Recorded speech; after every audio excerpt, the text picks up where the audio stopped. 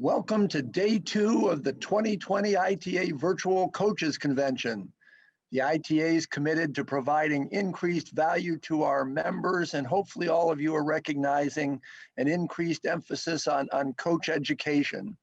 We're delighted that you're here with us today, and certainly I'm grateful to our hardworking staff. I think you'd enjoy seeing our socially distanced command central. Certainly grateful to the ITA board for their great work and oversight of our association and our sport. Want to offer thanks to our sponsors, our convention sponsor, Universal Tennis, as well as today's day 2 sponsor, Tennis Warehouse. We've got a great lineup for you today, 6 sessions. We've got some giveaways. We want you to enjoy the day, but also feel free to share what's going on social media. I was very excited that my first tweet of the day yesterday, I think, blew up social media. One of the running jokes about my tenure here has been, if you don't follow me at ITA CEO, you should. I think we're now at 1,250 followers. So let's tweet out, let's follow us on social today, but in all seriousness, let's get started.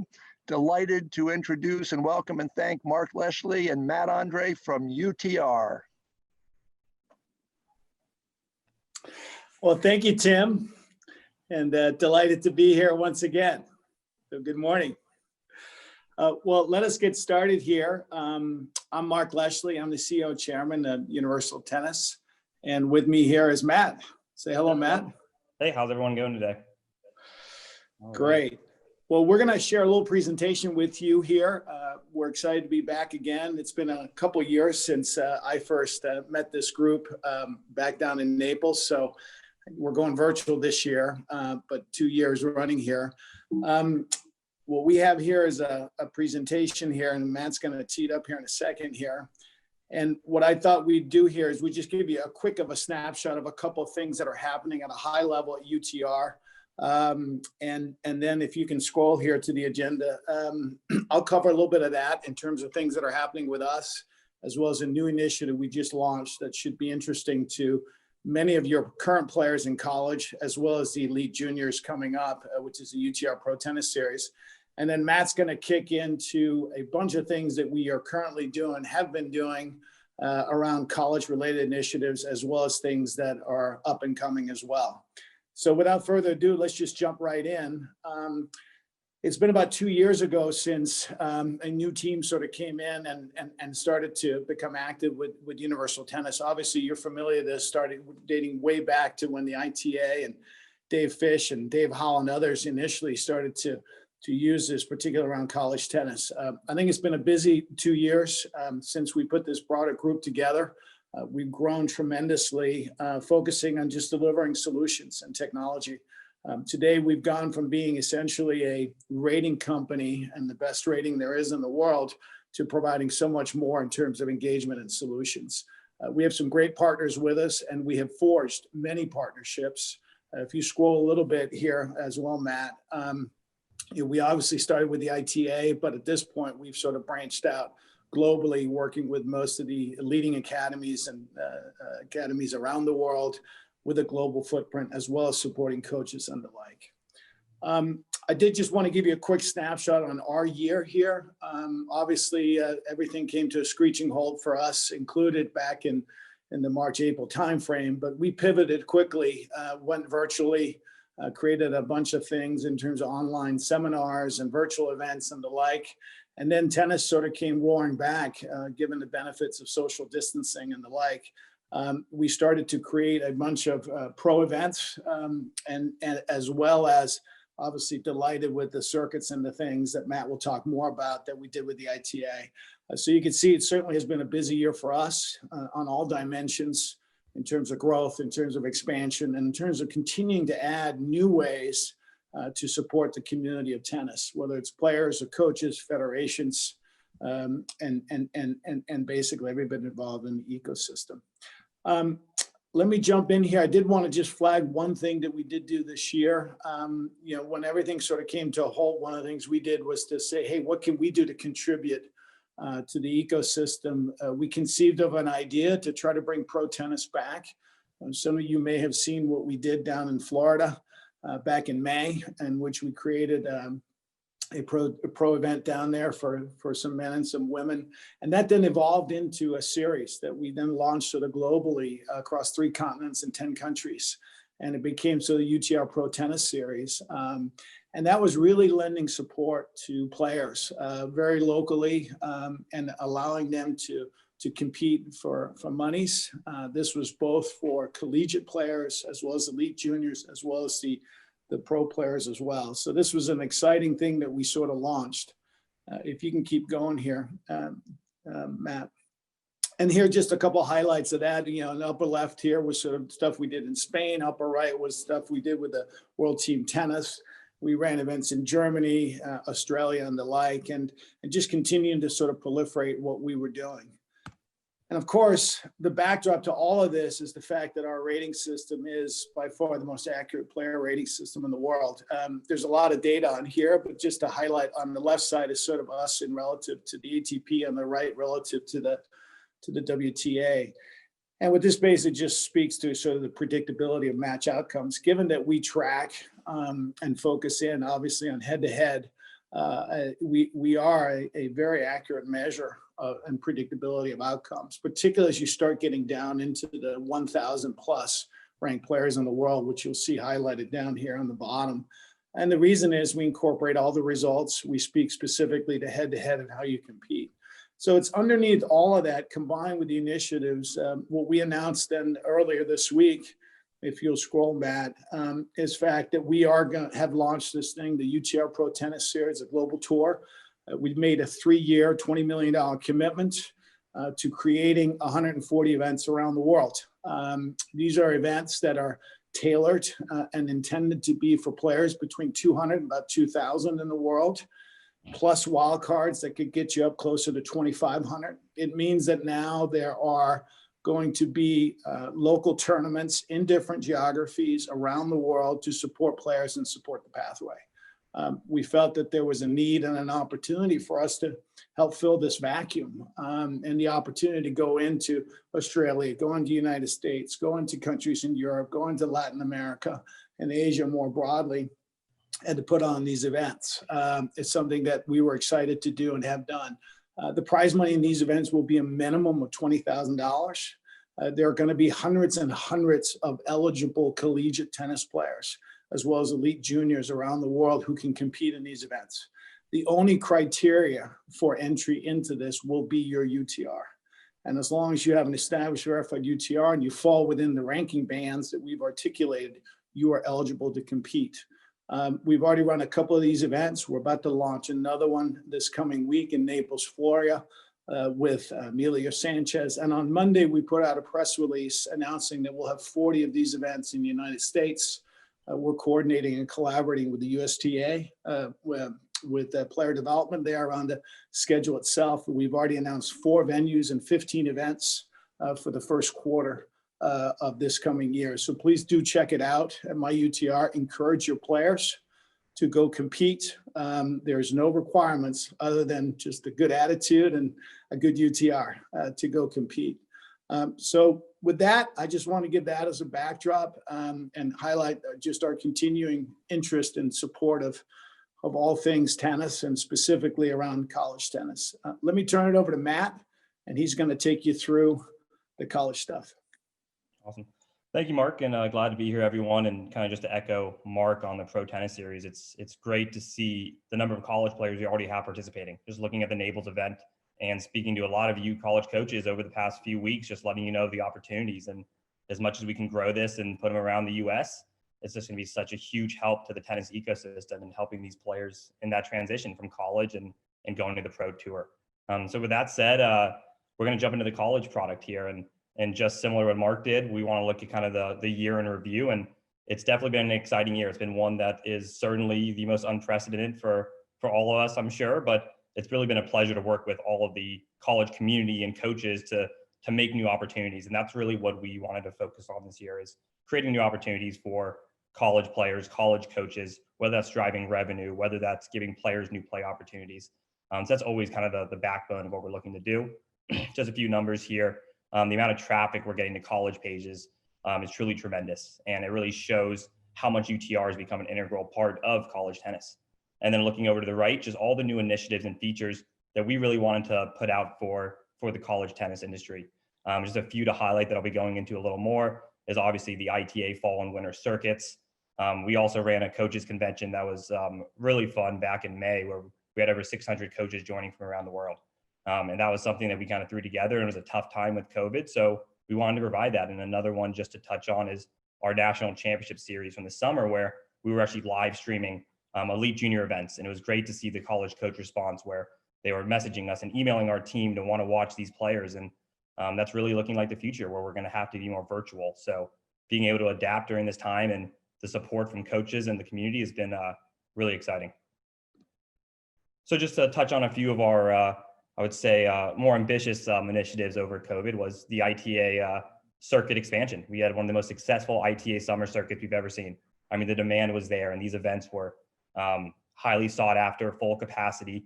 And it was really great to kind of find a new opportunity with our partners at the ITA and being able to work with Tim and Corey and their entire team and our team to put something together so quickly that can create safe regional play.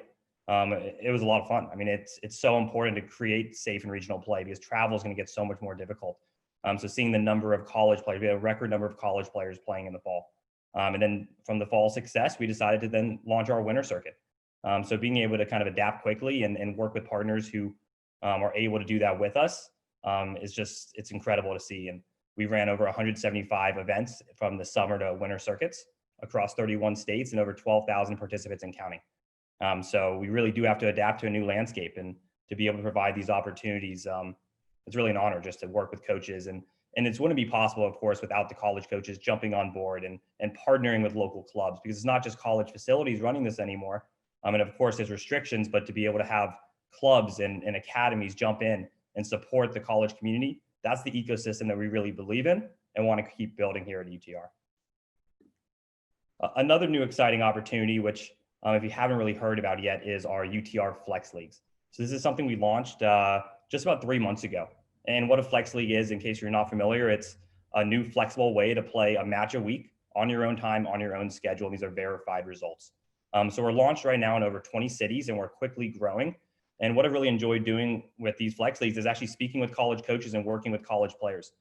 We've had college participants from over 40 college programs participating over the last 3 months. UTRs ranging from 3 to 14. And this is just so cool to see a new way to play, because the normal tournament isn't going to be as prevalent anymore. So being able to do a Flex League to kind of create these college divisions where college kids are competing, it's really fun to see. And not only that, we're also creating more opportunities for college coaches.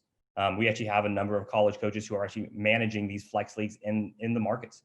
And this does have a revenue opportunity for them. So anyone out there that's not familiar with Flex Leagues yet, or want to have your players participate, if your city's over here on the right, we also have a few more cities that we couldn't fit in there, or you want to bring one to your city. I urge you guys go to that link there, myutr.com/Flex League, and inquire. And if there's a way that we can help you, we're happy to jump on a call anytime. And as we grow this initiative, it's also a fantastic opportunity for alumni, your ex-players that want to play and may not be able to do a tournament. So definitely urge you guys, reach out to us about Flex Leagues. If you want to help bring one to your market, your city, we're all on board. So moving on, I kind of want to now go into really what UTR College is. Mark and I presented this last year at Naples as kind of a first release, and we've seen a lot of amazing things this year. And just kind of looking at really what UTR has done for college tennis. College coaches and college programs have been the core of UTR. So what we really wanted to do is make a commitment to college coaches and see where we can take the rating, the algorithm, and build new products to do a couple of different things. Really, I mean, I always say is our goal is to provide tools and technology to college coaches that are going to help better your program, drive revenue, and engage your community. So within this new college product, we have the team engagement. You have your analytics, statistics, scouting, and recruiting, which I'll go into a few of those new features. And then also we actually do have a data session this afternoon that's going to really look at analytics and statistics at a different lens. And then the bottom 2 points here is the community build and events and revenue generation. And now more than ever, I think we can all see it now how important that is to focus on, and we need to be creative.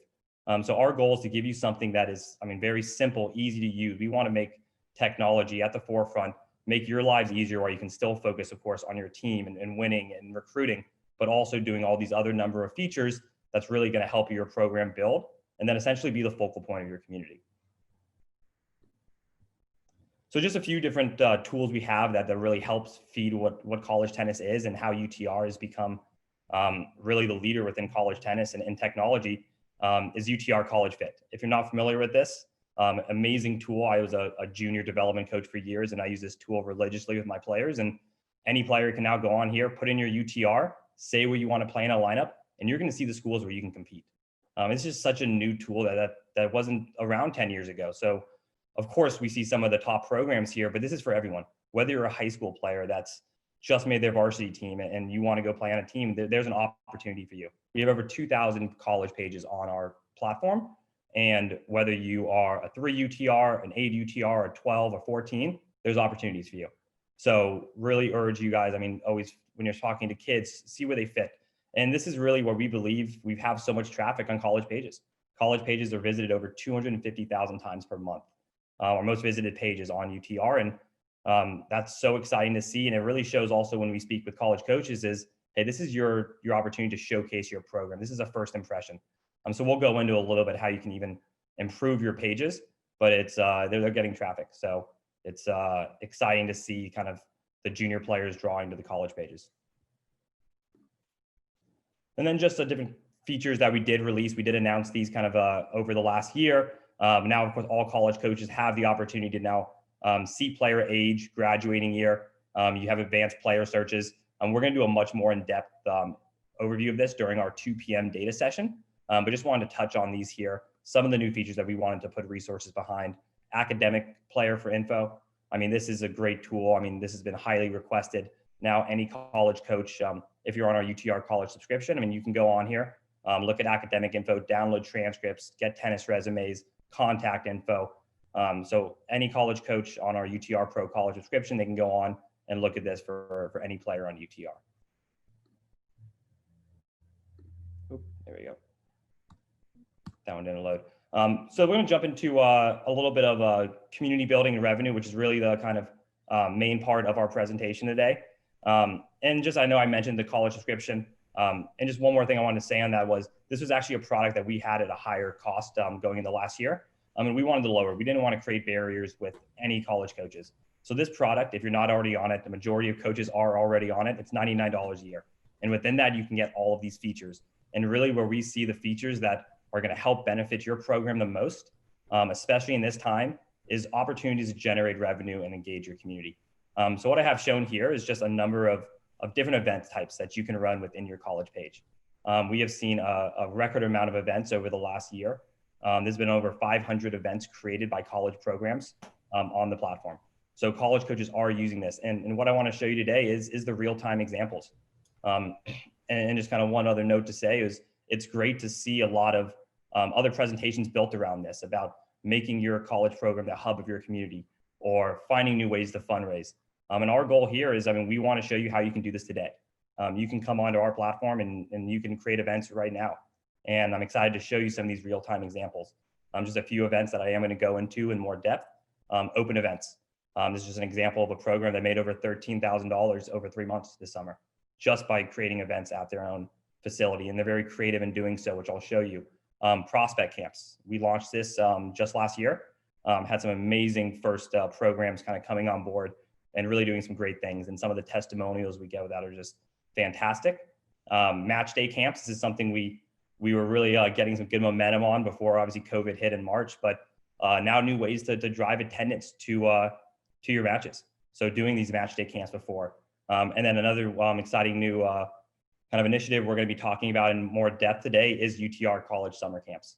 This has been something that we have had a lot of coaches inquire and did have some set up for the last summer, and something we are excited to offer to college programs going ahead to 2021 as we do see as campuses open up and new opportunities to kind of drive revenue for programs.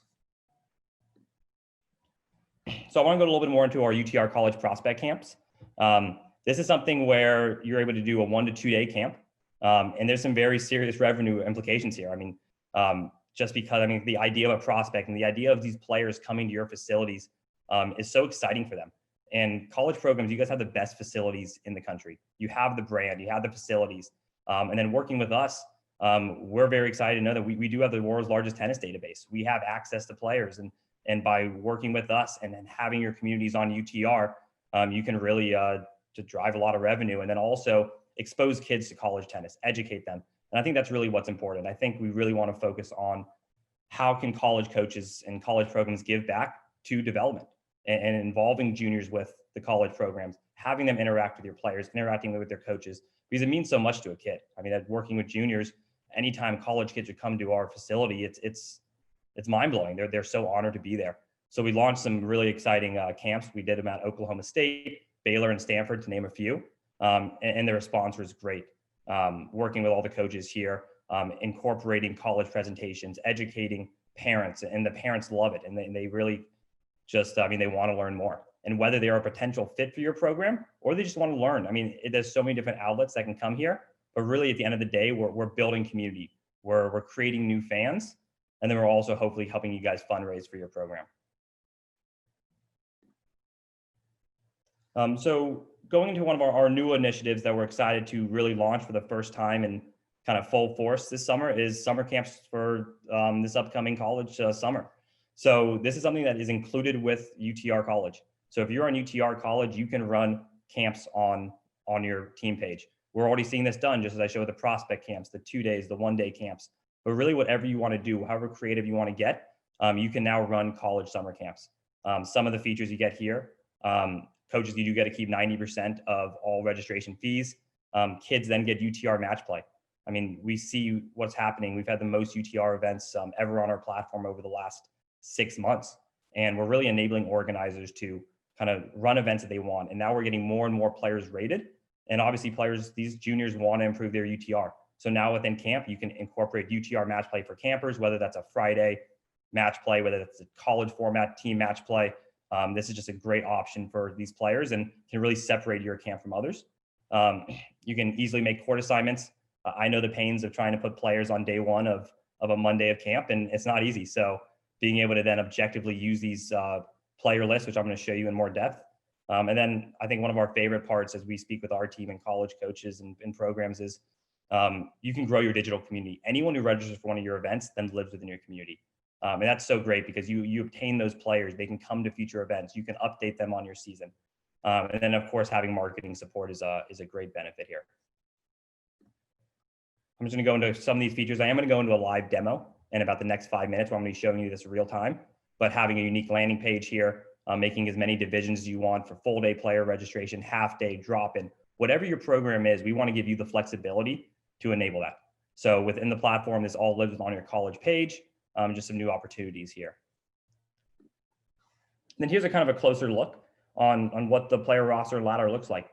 I said we have had a number of college events run on UTR, but for those who have not done that, anyone who signs up, you have the rating right next to them. So you can easily make court assignments. You can understand player levels before camps. And at the end of the day, this is really going to help better develop these players.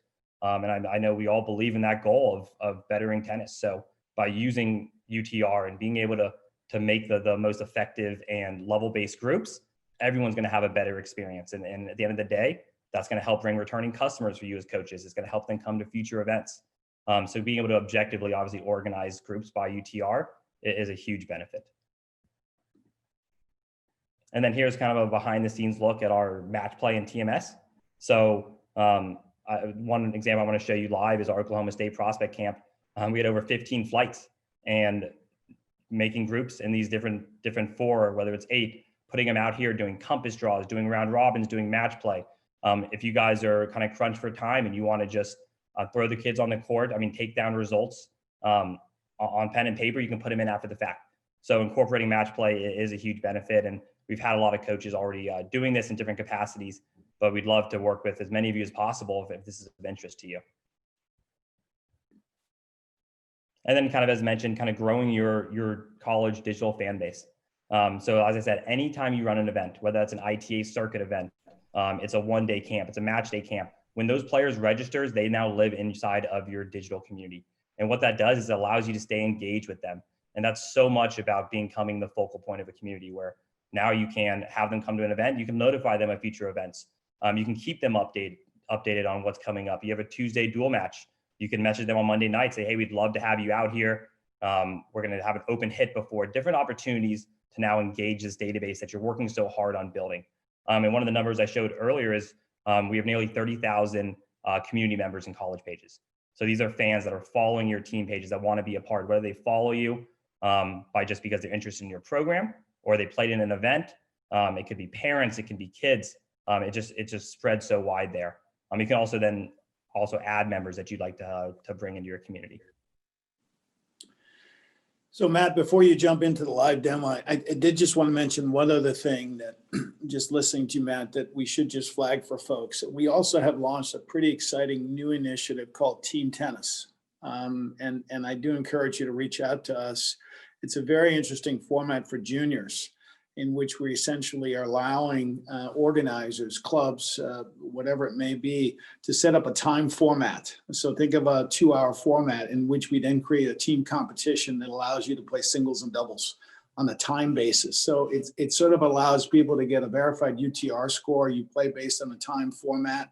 So it slots into a fixed 2 hours, which is good, particularly for places where it's hard to get the court time and you don't want the open-endedness of it.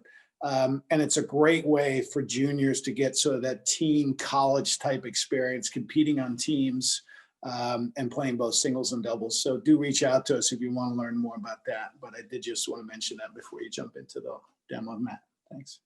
Yeah, absolutely. No, thanks, Mark. Yeah, that's another new initiative. And again, Team Tennis is something that we really want to start kind of at the grassroots, getting these kind of new intro level players playing competitive matches. And by using the rating, it does help matches be more competitive, which keeps players in the sport longer. So we really want to create that pathway. And of course, even as shown in the awesome presentation about the USTA yesterday with kind of how college is that focal point in the transition from juniors into the lifelong participation in the tennis industry. It all starts in the beginning. So another great initiative that we'd love to also work with college programs on. So I'm going to jump into a live demo here. And also, if anyone has any questions, be sure to chat them in on the chat box. Mark and I are happy to answer them at the end. We'll also have some more opportunities to ask questions throughout the next 2 days. But just kind of go into a live demo. What I want to do in the live demo is just really show you some of these events in real time. So not on slides here, show you that they are, really, they're happening, and coaches are doing some truly incredible things leveraging our platform, whether that's working with us or them being creative on their own. It's so cool to see. So it's kind of just starting off on our homepage.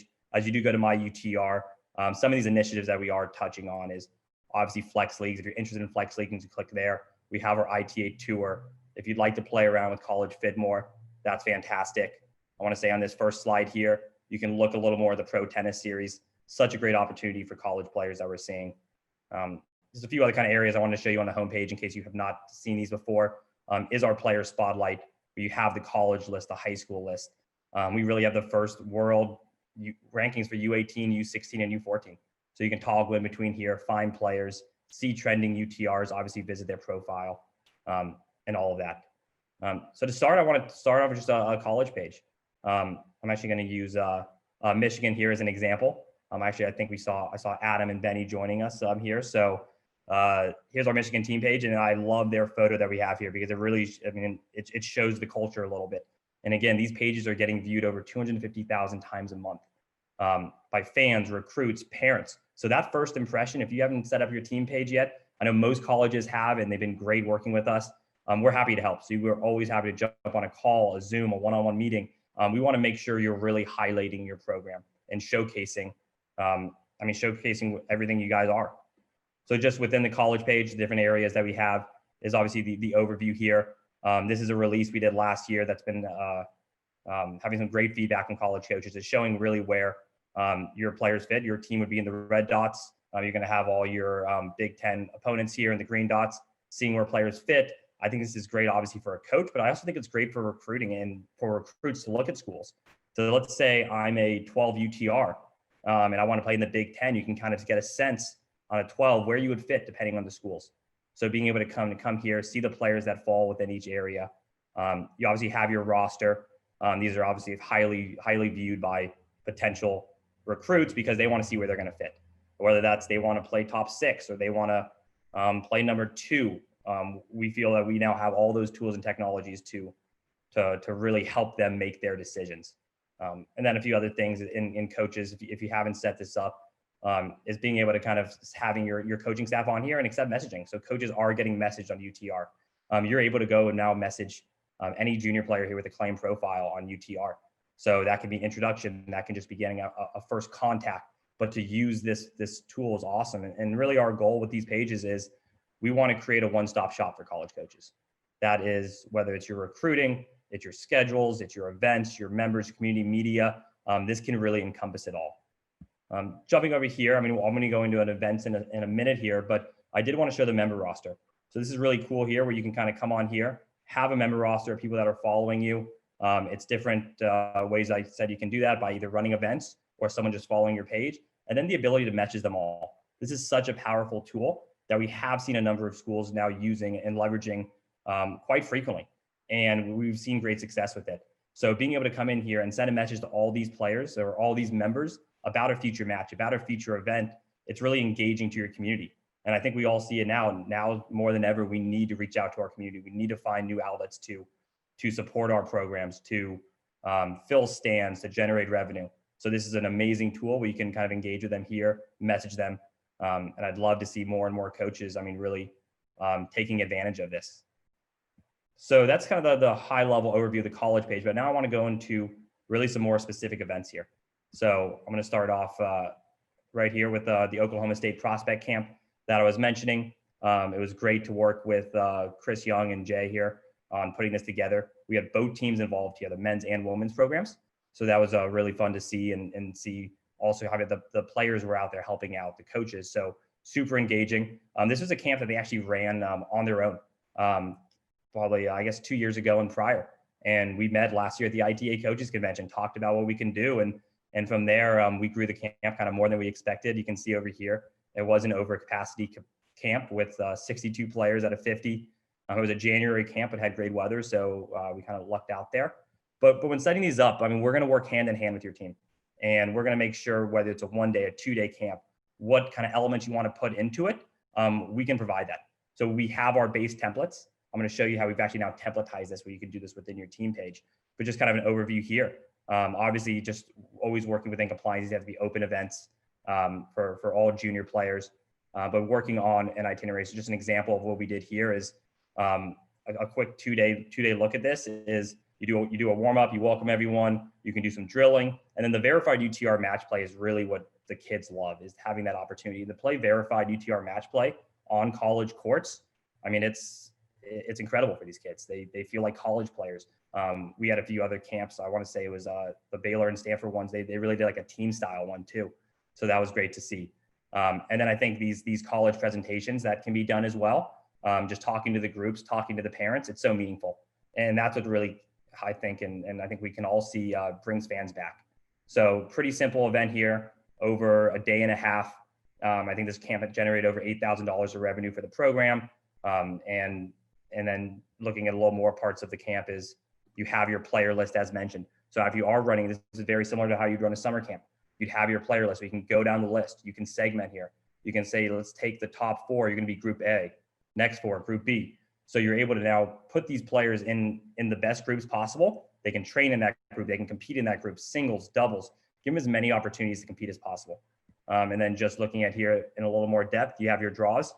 So obviously all the different flights, they had a lot of draws. They had a great turnout. I want to say all kids got 3 matches.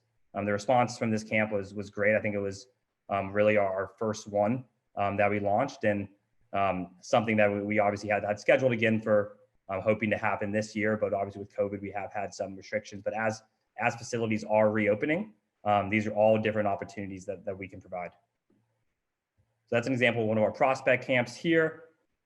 Next example I want to show that I touched on earlier is our match play, our match day camps. So having a dual match. So trying to find creative ways to drive attendance. So this is actually one done by North Texas before a Memphis match. I mean, actually, you know, this was actually a free event. Our number one goal was to drive attendance and to create new fans. And then they have an incredible facility that they wanted to use. So they ran this free event. It would happen before the match. Pretty straightforward. Players came in, You had the check-in, you had an on-court college style warm-up feeling just like a college match, parents presentation, and then just verified UTR match play. And what's great about that, and I'm sure coaches, you can see this the same way I do, is when you're doing match play, I mean, it's pretty self-run. I mean, you're monitoring courts. I mean, you're able to put kids out there, have them play verified matches, and then being able to engage with them, but also be able to kind of step back and let them compete and on the courts. It makes your life a whole lot easier too. So this is just another great example. We had another one scheduled for a match a few weeks later, which was right when March hit. So unfortunately, that one wasn't able to happen. We also ran a really good one here at Stanford before the Stanford UCLA match day. And this was a really cool one that I was actually on site for, because we are based in Palo Alto, and it was great to kind of be there and see the response. And I was a part of an awesome presentation to all the parents, and the engagement from the parents was just so amazing. How many questions they have, and the opportunity to get face-to-face with a coach in a group and ask questions. And as I mentioned, even if they're not a potential fit for your program, you're going to be educating them. What do they need to focus on? What do you look for in your players? You're going to have your players then speak with the kids.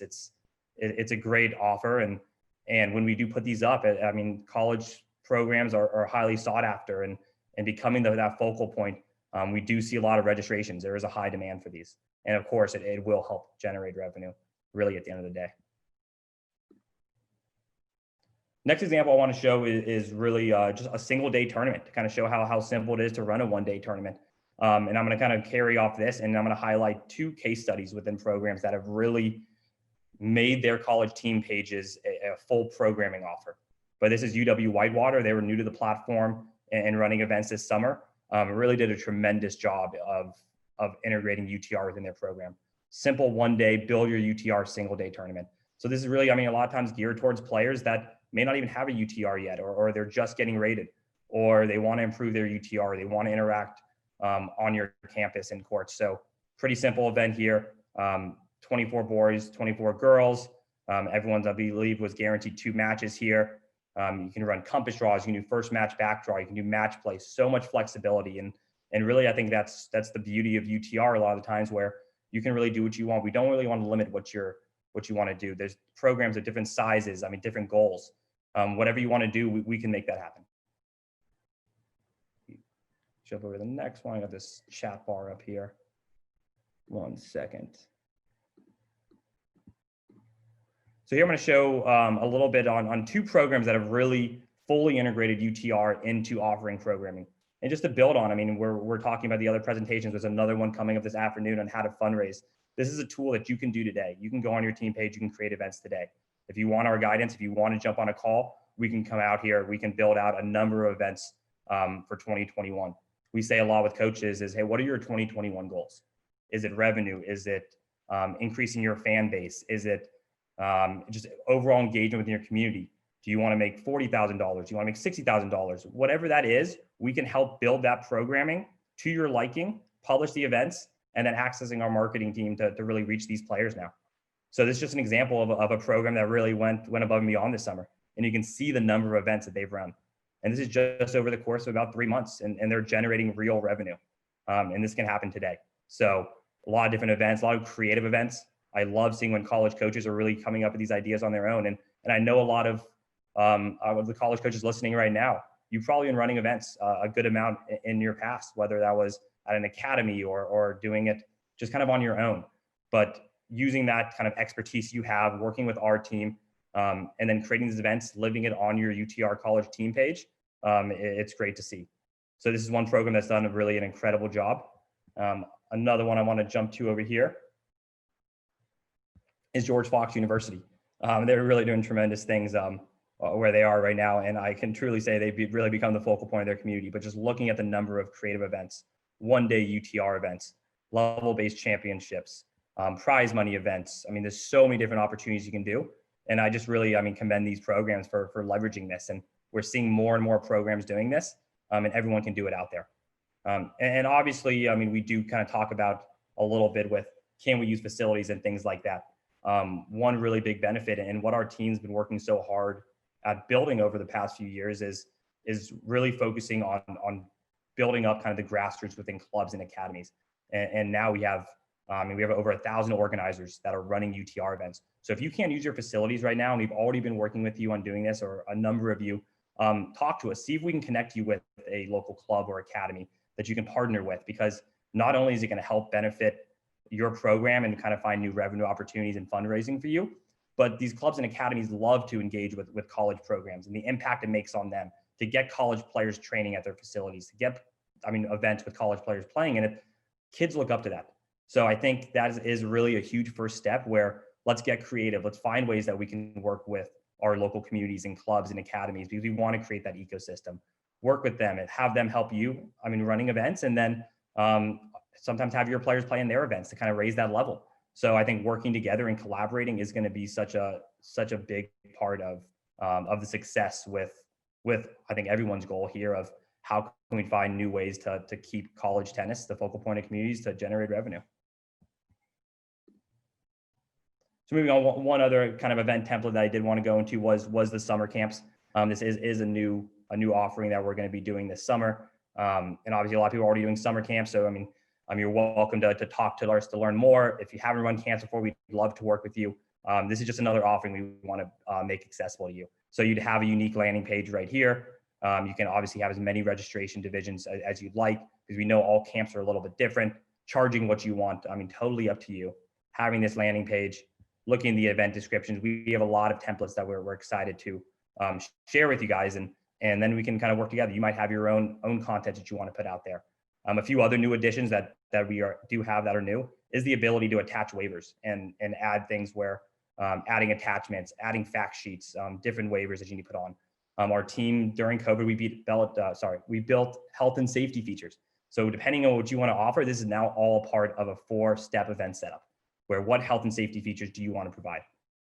So this is a great tool. And again, I think that the beauty of having events on UTR on your team page is being able to maintain these players. So all those campers you have can now live in your database. They can come to matches, they can come to future events. And that database becomes so powerful when we start doing these things. And then just kind of one other image I want to show here is just kind of what the back end looks like. So how, when we are setting up events, this is one of the steps here where you're putting in the event description, however you'd like. You can add additional event organizers. This is that member tool where players can become members. And then this is great. So, any of the information that you want to get from players, you can add in. You can create these questions for the players and parents registering. So whether it's you have food allergies, what's your t-shirt size, if you're unrated, what's your tennis background, date of birth. These are all part of the event setup. So once you do have your registrations, all that information that you need to run a successful event or camp, it lives right here. And then the last part of my demo that I'm going to show, and I think we're going to open it up to questions, is just how you can create an event. So here's an example college page here. You come on here. If you're on, again, UTR Pro College. If you're not on it, I know most coaches are on it. It's $99 a year.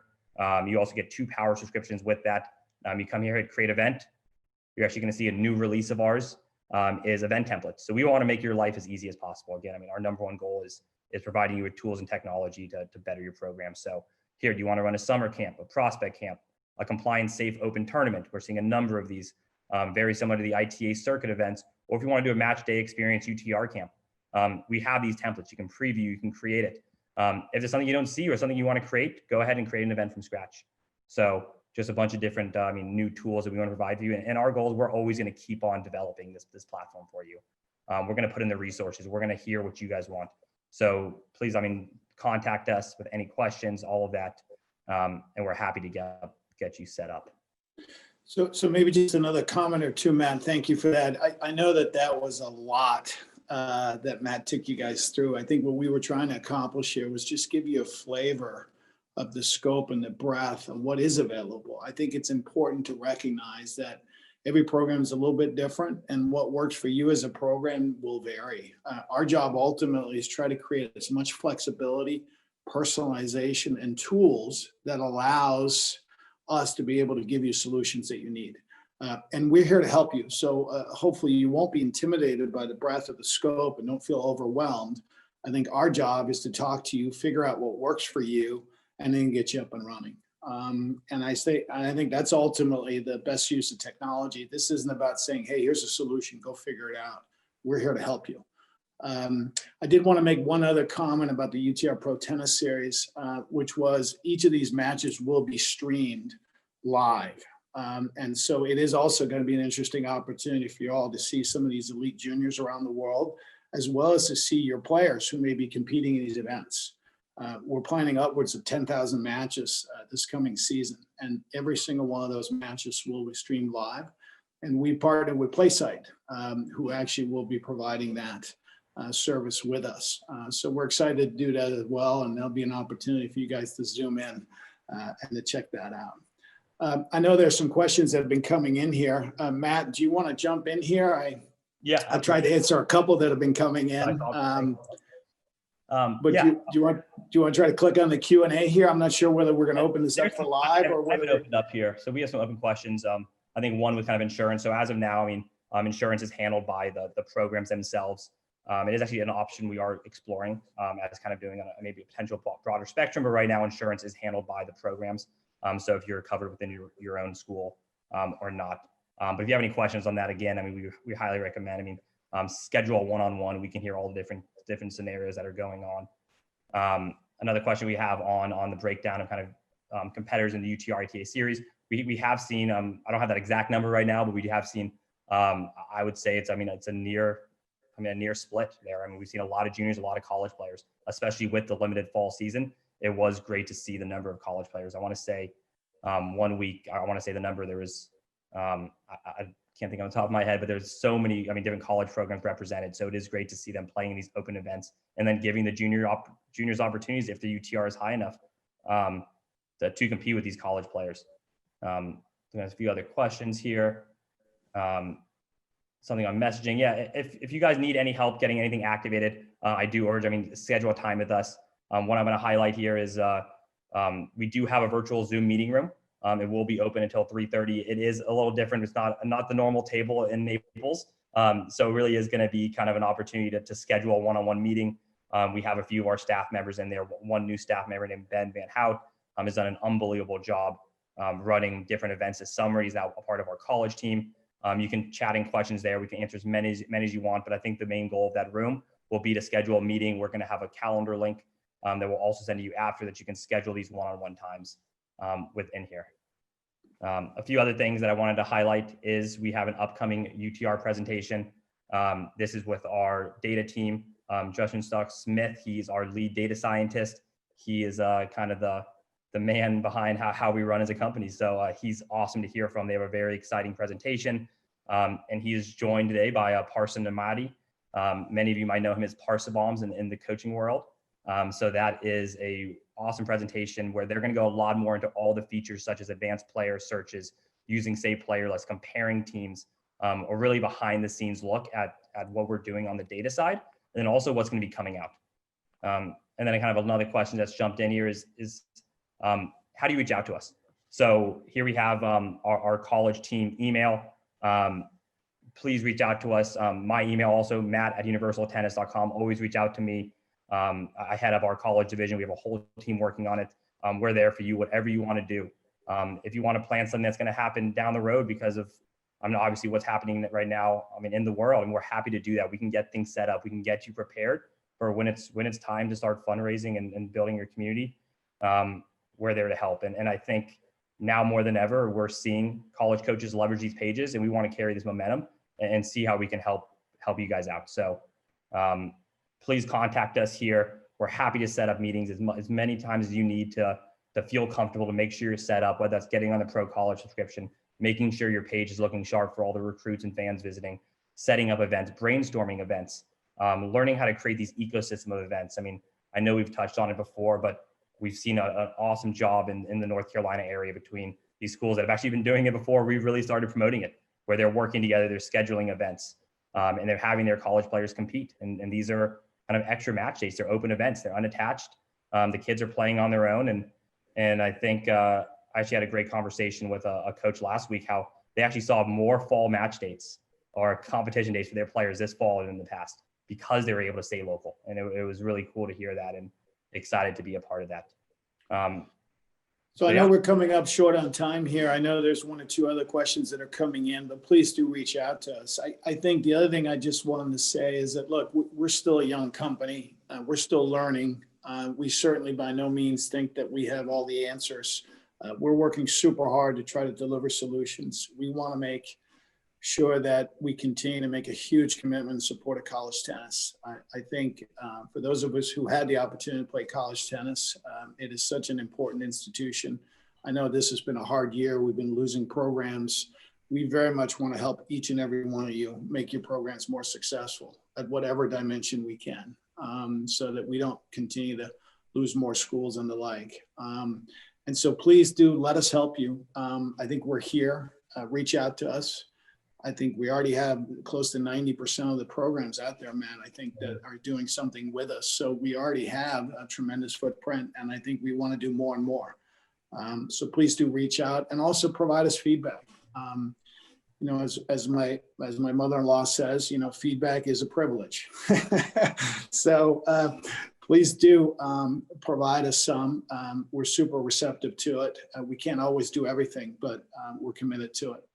So with that, I want to thank Matt. Matt is our all-star here, and he oversees everything and really continues to do a great job for us. So if somebody wants to reach out to me, by all means, I'm Mark at universaltennis.com. So feel free to reach out as well. And hope you guys can tune in to the session we have later today. So with that, I think we're right on the spot here at 9:50. We'll give you a 10-minute breather before the next session. Thank you. Awesome. Thanks, everyone.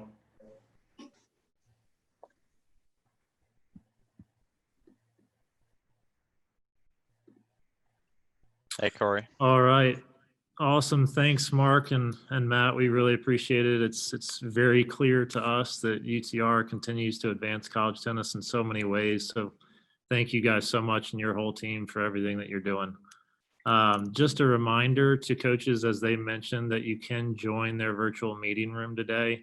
We just posted that link in the chat box, and you can learn more about the UTR College platform there by joining. So we definitely encourage you to do that. So up next, we are fortunate to be joined by Jan Schroeder from Tennis Ticker, who's actually coming to us from Germany. So thanks, Jan, for joining from so far away. Tennis Ticker is the preferred live scoring solution of the ITA.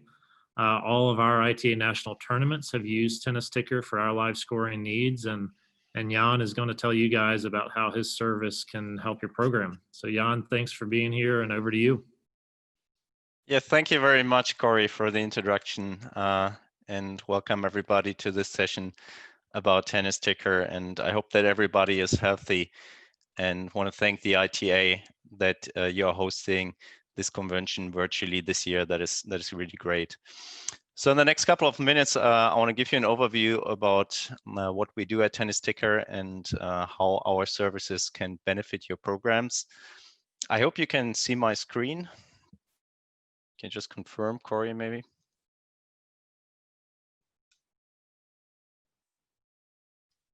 So I'm just guessing you can see my screen. So as you can see on the slide, our mission is to digitize your world of tennis.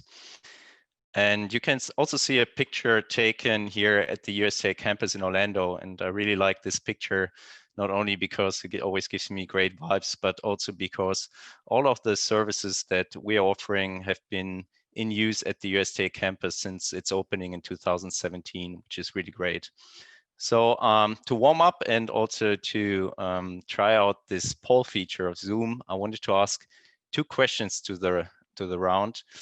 And first one was, do you use any kind of live scoring today at your program? And second one is, how much value would live scoring add to your program, with a grading of 1 to 5 and 5 being the best? So I give you 20 seconds to answer those.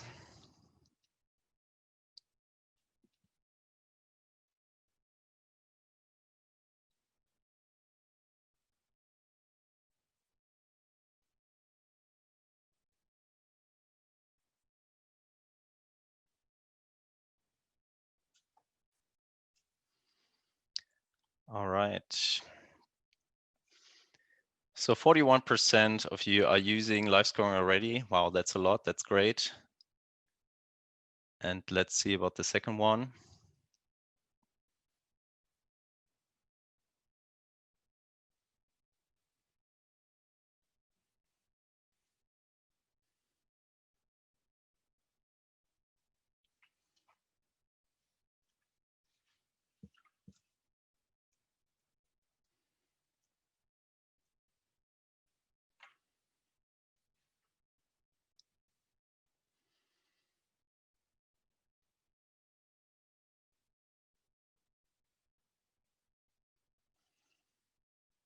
Okay, great. So it seems that live scoring, 34% of you are saying that 5, so the best, or bring a lot of value to you, 30% give it a 4, so that's also a result. So it seems that what we're doing seems to be out of interest for you guys. So let me quickly walk you through what our solutions are and yeah, what we do here. So basically, Tennis Ticker gives you live scoring for both dual matches and individual tournaments.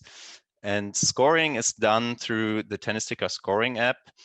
And here you have 2 modes. You can use game-by-game scoring and point-by-point scoring. And then you will see the live scores on a website that we will set up for you.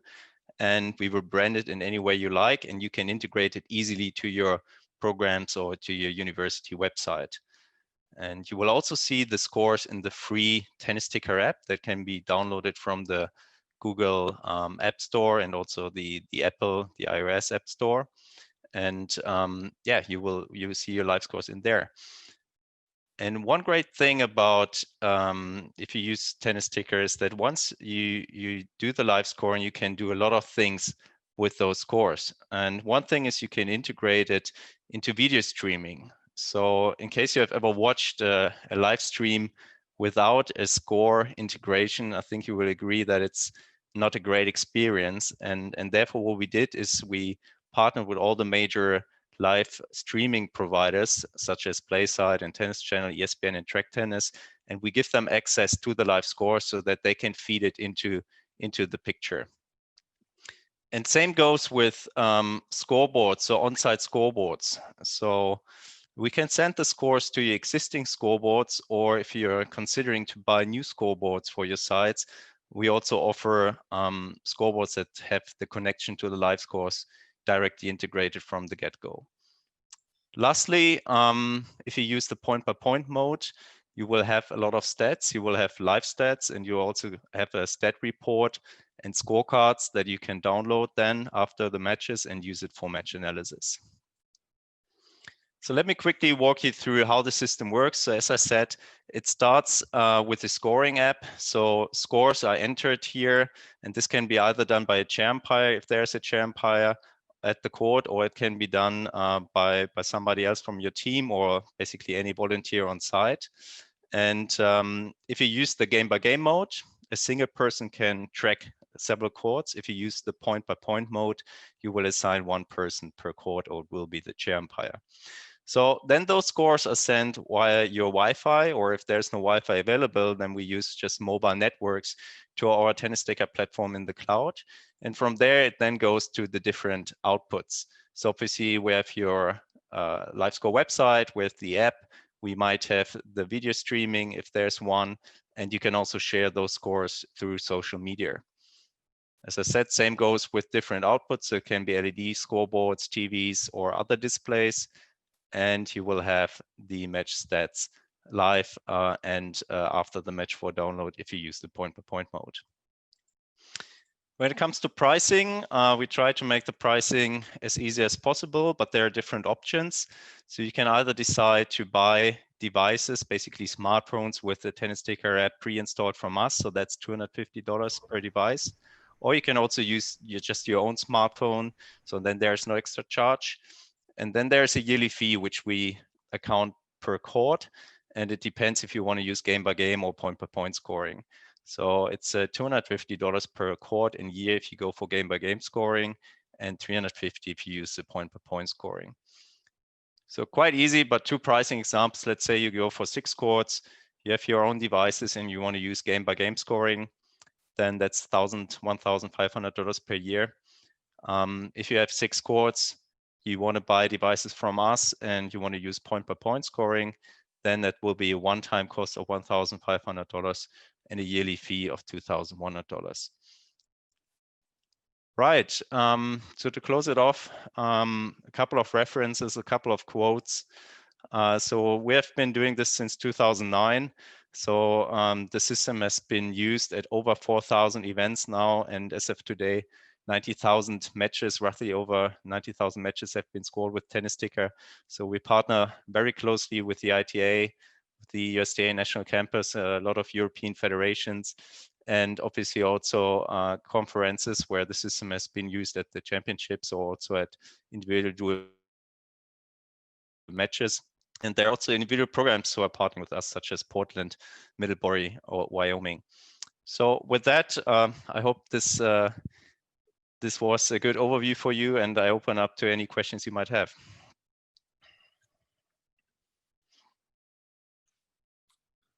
Awesome. Thanks, Jan. Well, we really appreciate it. Obviously, live scoring has become more and more important, and it's really exciting to see, too, what you guys have done with the integration with the live streaming providers. So I think that's a really important piece as well. So thanks so much again for joining us.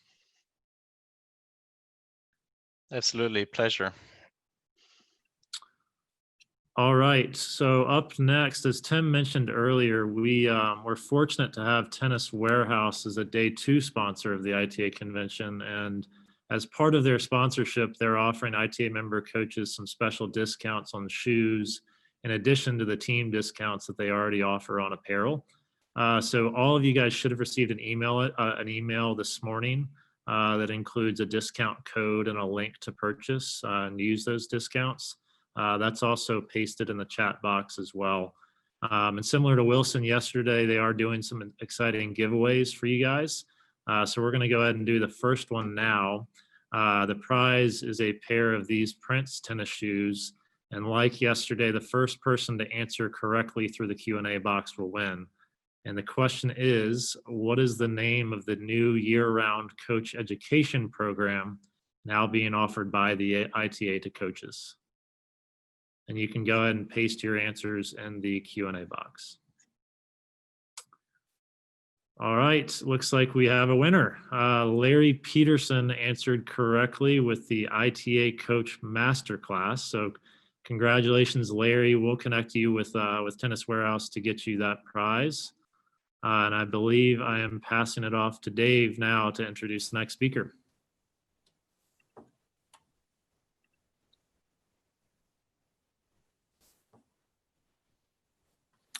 All right. Good morning, everybody. It's good to be back on with you for day 2 of our convention.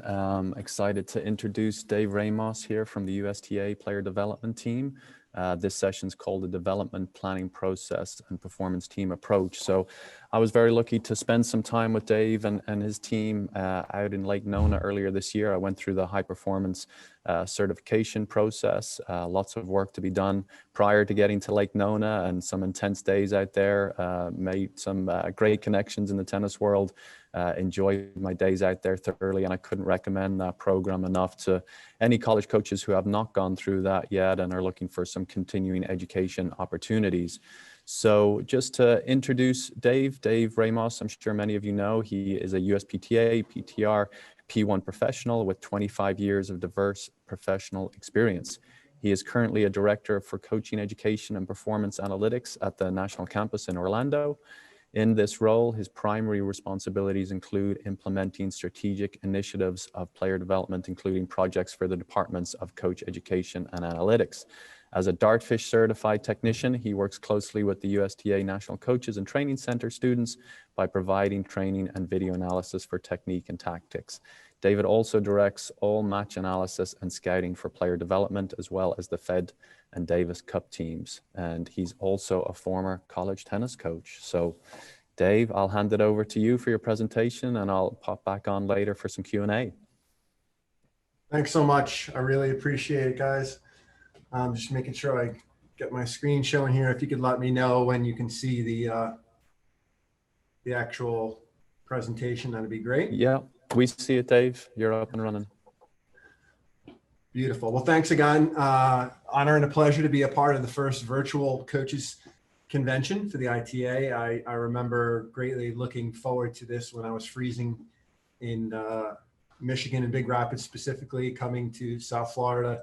Being able to come to this conference was a huge part of the year and allowed us to get some education, regenerate. So thanks to Dave Mullins and his staff for the opportunity and helping us to prepare.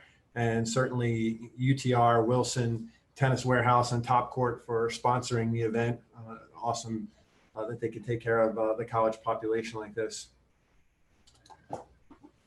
So I have just a couple of, here's a couple of old school pictures back from 2006 when I actually was a coach at Ferris State University. I played tennis at Ferris State, was a PTM student and an instructor, and had some relatively good success as a college coach. Coached 5 All-Americans from 2000 to 2006, including 2 of the first women in the history of the tennis program there. Went on to get a master's from Western Michigan in sports management, and I've been with the USTA in player development since 2009. So it's been a while, and we moved here to the Lake Nona home of American tennis in 2017, and that's really when the whole analytics piece took off. In 2019, we actually started a formal analytics department, but really my background was in coaching education, working with PTM and professional tennis management students. So the reason I'm here today is really on behalf of the high performance coaching program and player development. I figured what we would like to try to do is share some of our best practices and some information that I thought was important. We've had a ton of college coaches go through this coaching program. Myself, Paul Lovers, Jessica Battaglia, Caitlin Stokes, and Adam Snook are all part of this coaching education program. We've been restructured since then, so we're still sort of figuring out what that program looks like in the future. But since 1999, as the governing body of tennis, it's our responsibility to the USOC to train coaches to produce players at elite level. So we're saying elite level, junior, collegiate, professional, Olympic players. And it's a 5-day intensive program, full days, and only about 1,200 coaches have gone through this program, including many college coaches. And we typically do continuing education. Once you've been through the full program, then you can go to continuing education programs. We offer those at the NCAAs. We offer small sessions at the ITA. We offer them at the USPTA and PTR conventions as well. Probably some of the most sought after ones are the programs we offer at Indian Wells, the US Open, and Fed Cup and Davis Cups as well. So we're kind of in the midst right now of reimagining what the high performance coaching program will be in the future and how it will more closely align with the new certification pathway. And as I said, only 1,200 coaches have gone through that program. We would like to reach a greater number of coaches with this information. And so certainly we'll be looking forward to re-engaging with the population that have gone through those programs and announcing how we're going to continue to move forward with this in terms of the USTAU approach. So the concepts we'll discuss today are from the coaching program. And in preparation for this talk, I reached out to some of the college coaches that I was familiar with that went through the high performance coaching program and had some phone calls. Special thanks to Bruce Burke, Claire Pollard, Peter Smith, Darnisha Moore, and Christoph Noblet for getting on a call with me in particular. And as we talk about these concepts as they're delivered in the high performance coaching program, the real question is, how do we develop them? Or the task is to say, how do we look at it from a concept of the college coach specifically? And at any point in time, if anybody has comments, questions, etc., you can feel free to give us some feedback or put a question in the chat if that's available as well. So player development, teaching and coaching philosophy. And that was something that we sort of developed when I started at the USTA in 2009. And I think it's pretty critical because before we developed a philosophy in a way of doing business within the organization, it was sort of each man or woman on their own. We would hire national coaches or strength and conditioning staff, and they were very knowledgeable. We would just hope that they were doing their best in terms of impacting athletes, but there really wasn't anything in place to kind of guide our core tenets, nothing that really was there as the backbone of what we would call our philosophy. So we have 5 core tenets in our philosophy: patience, parameters, progressions, planning, and problem solving. And the ones that we're going to talk about today pretty specifically are planning and also the performance team approach, which is a big part of our PD mission. And if you look at any of the great teams around the top players right now, you see there's a wide variety of talent. Usually 7 to 10 people might be a part of a player's performance team. We'll talk a little bit about how that applies to college tennis. So one of the very first activities, and I can remember doing this on my own, that we bring the coaches through when they come in is talking about your coaching philosophy. And it's the first discussion. It's one of the homework assignments that we give to the coaches. And we talk about your coaching philosophy, essentially why you coach. And your philosophy drives everything you do and is really at the core of your coaching.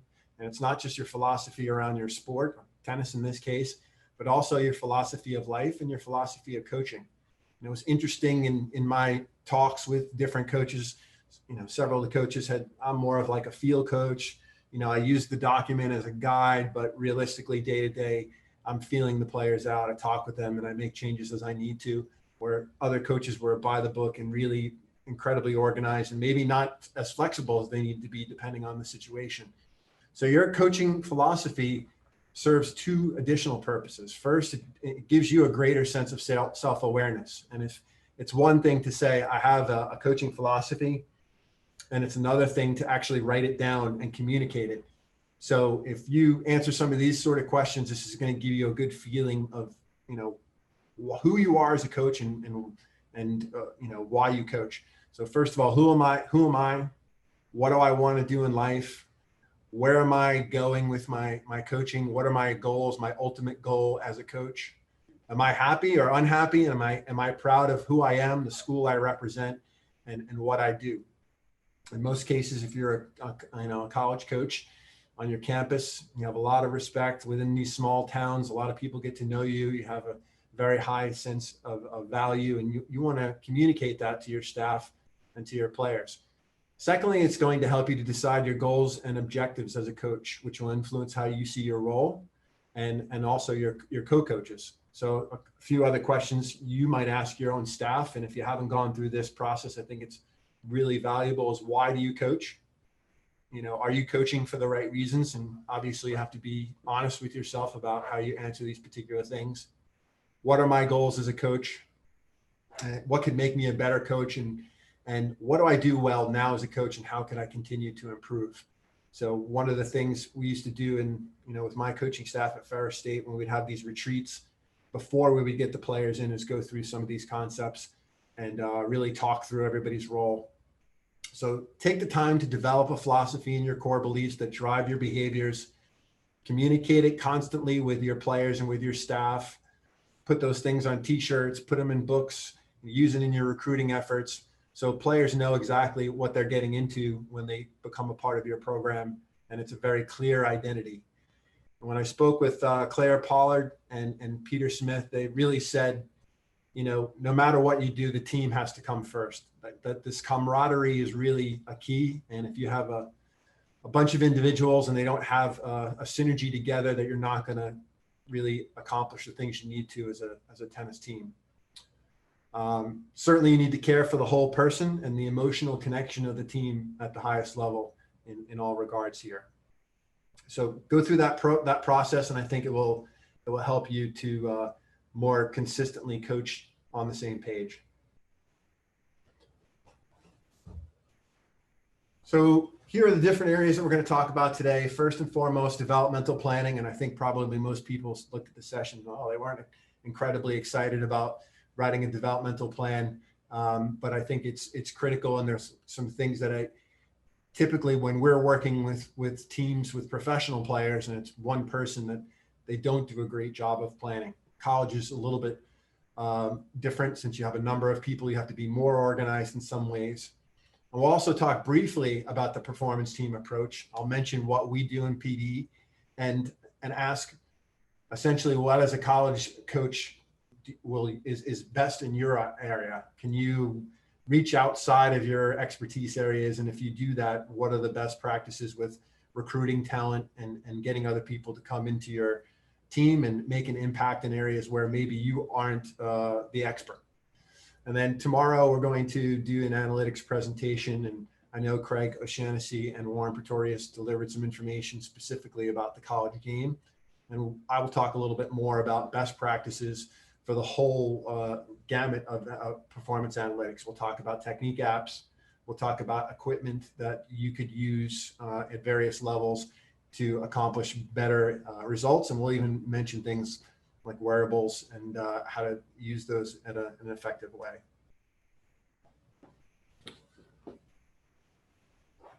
Perhaps the number one problem that we see with professionals trying to make a living in tennis is a lack of a plan, or probably more often is they set a plan, they have a course of action, and then they abandon the plan too quickly when things don't go as planned.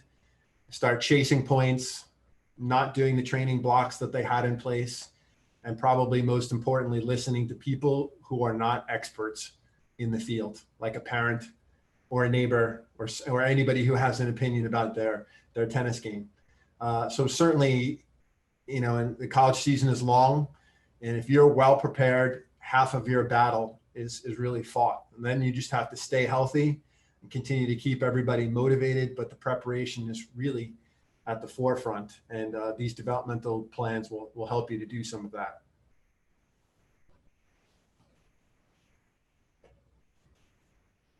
So again, if you have any questions, you can put those in. If there's a chat box for Zoom, I haven't used it in a bit, we can ask questions, and we can also take questions at the end as well. So we'll save some time there. I have a number of things that I'm going to share with you guys in terms of a Google document. We'll show examples of some of the things that I talk about pretty quickly. So we're going to talk about the actual planning documents that we use in player development. We'll talk a little bit about the process in terms of how do you go about delivering the outcomes of a developmental plan. And then we'll talk about the tools that most folks have used to get these documents in place and what's the best approach there.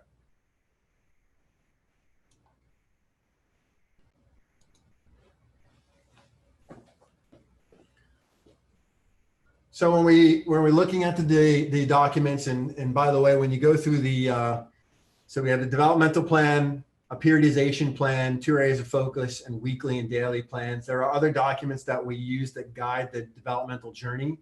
The other ones that I instantly think of are match evaluations and scouting opponent information. But these are the ones that I'll talk about today. Pretty straightforward: development plans, periodization, 2 areas of focus, and then weekly and daily plans. So we'll talk first about the development plan. And I can remember in 2004, when I was at Ferris State University as a coach, I went through the high performance coaching program. And again, 5 full days at that point in time. It was in Key Biscayne. Paul Levers was running the program at that point. Bobby Bernstein was a part of it. I think I went through the program with several other national coaches, David Nankin, Richard Ashby, Dave DeLucia, and I was so impressed with the program because it was so well-rounded and had so much more information. And in order to pass the program, you had to do this development plan. And essentially, it was a pretty long document. I think might wind up being 20 or 30 pages by the time I was done with it.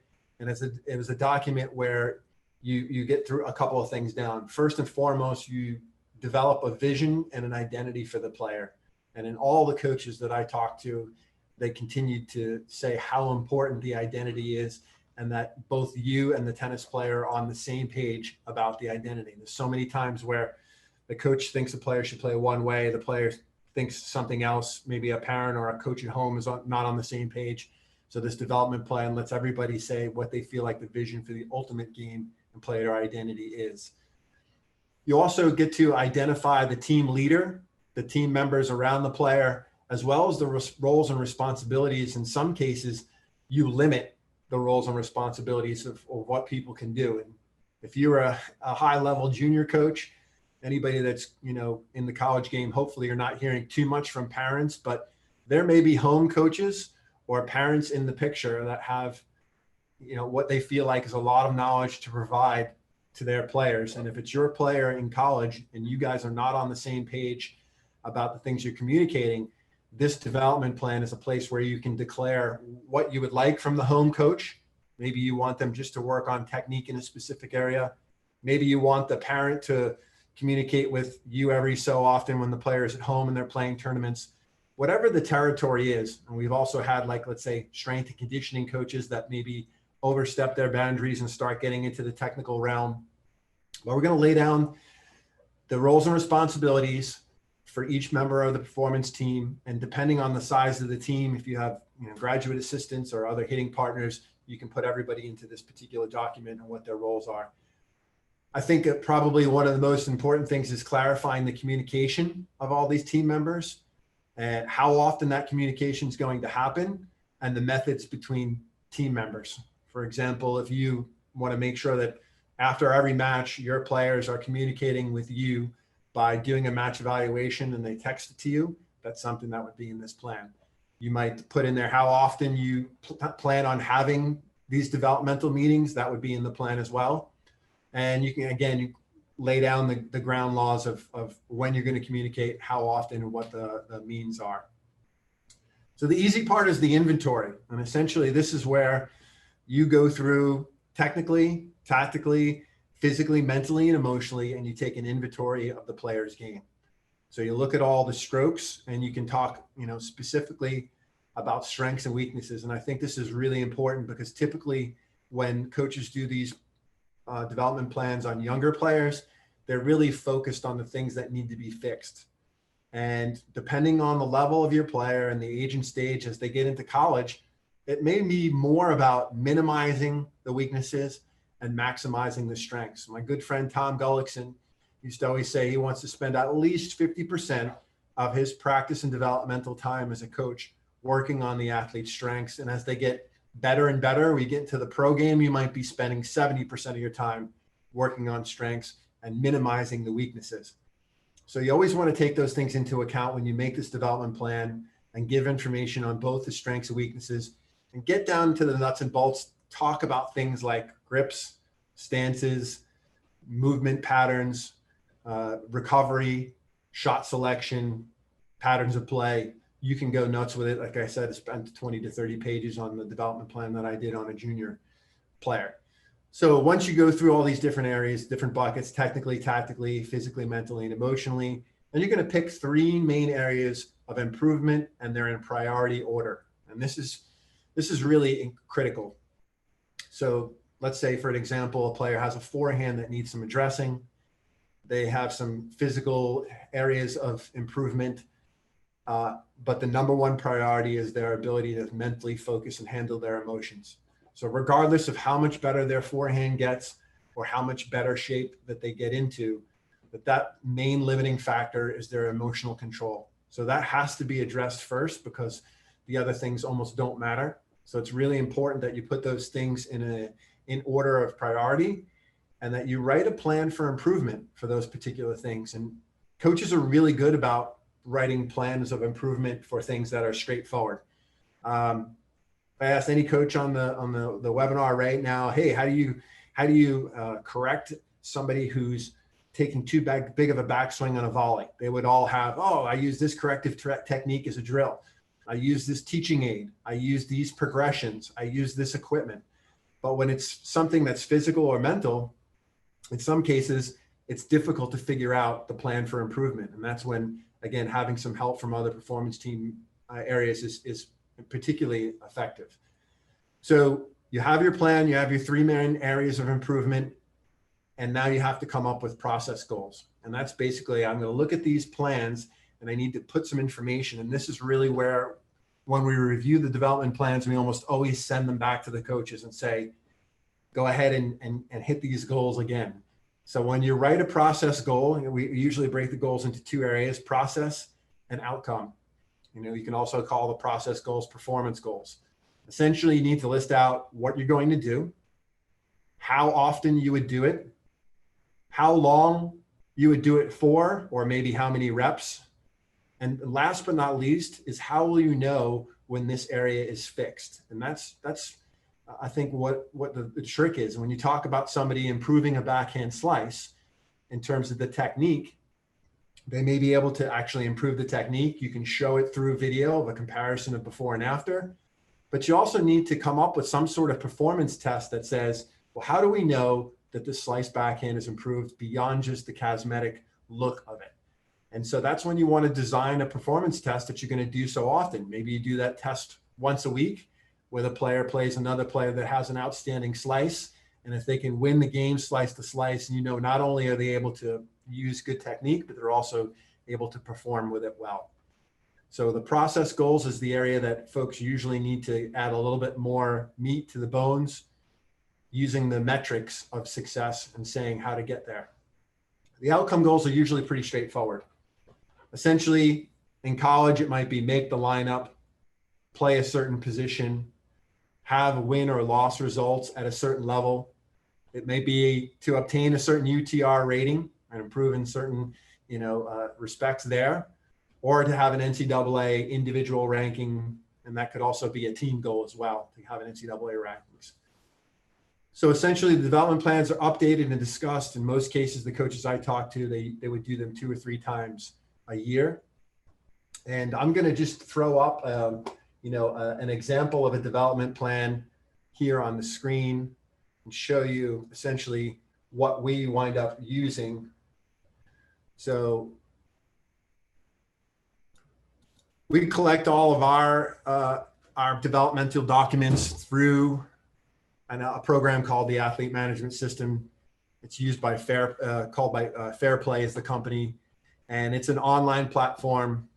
I'll talk a little bit more about that in the future, but as you can see here, the development plan has a long-term vision, a general, which is basically what we would like to see in the future. What is this person at the ultimate level of their tennis? Then we talk about a general performance overview that talks about how they're playing right now in the current state. And in this version of our development plan, then we go through the actual technical inventory, looking at the serve, the overall technique, and then we get into the nuts and bolts, the first serve on the deuce side, as well as the ad. And you can see this coach actually went in and put what the best target was, whether or not the toss tends to drift, the wide serve being, the most important serve in this player's game. We do the same thing with the second serve, rating it independently on both deuce and ad sides. The return technique overall, as well as the first return on deuce and ad side and second returns on deuce and ad side. And certainly if you have some analytics or video to be able to look at, that's going to help you to specifically address these areas a little bit more closely. It'd be difficult to, if you ask a player whether or not their second serve return is better on the deuce or ad side, a lot of times they wouldn't know. Ground strokes, addressing the forehand and backhand. We actually make comments within the plan that says comment on the drive and slice backhands.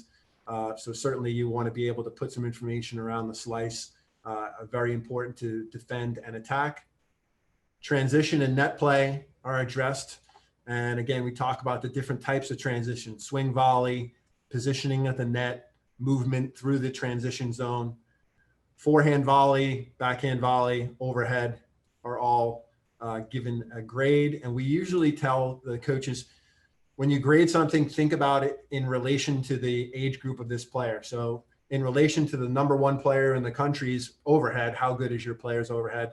An 8 out of 10.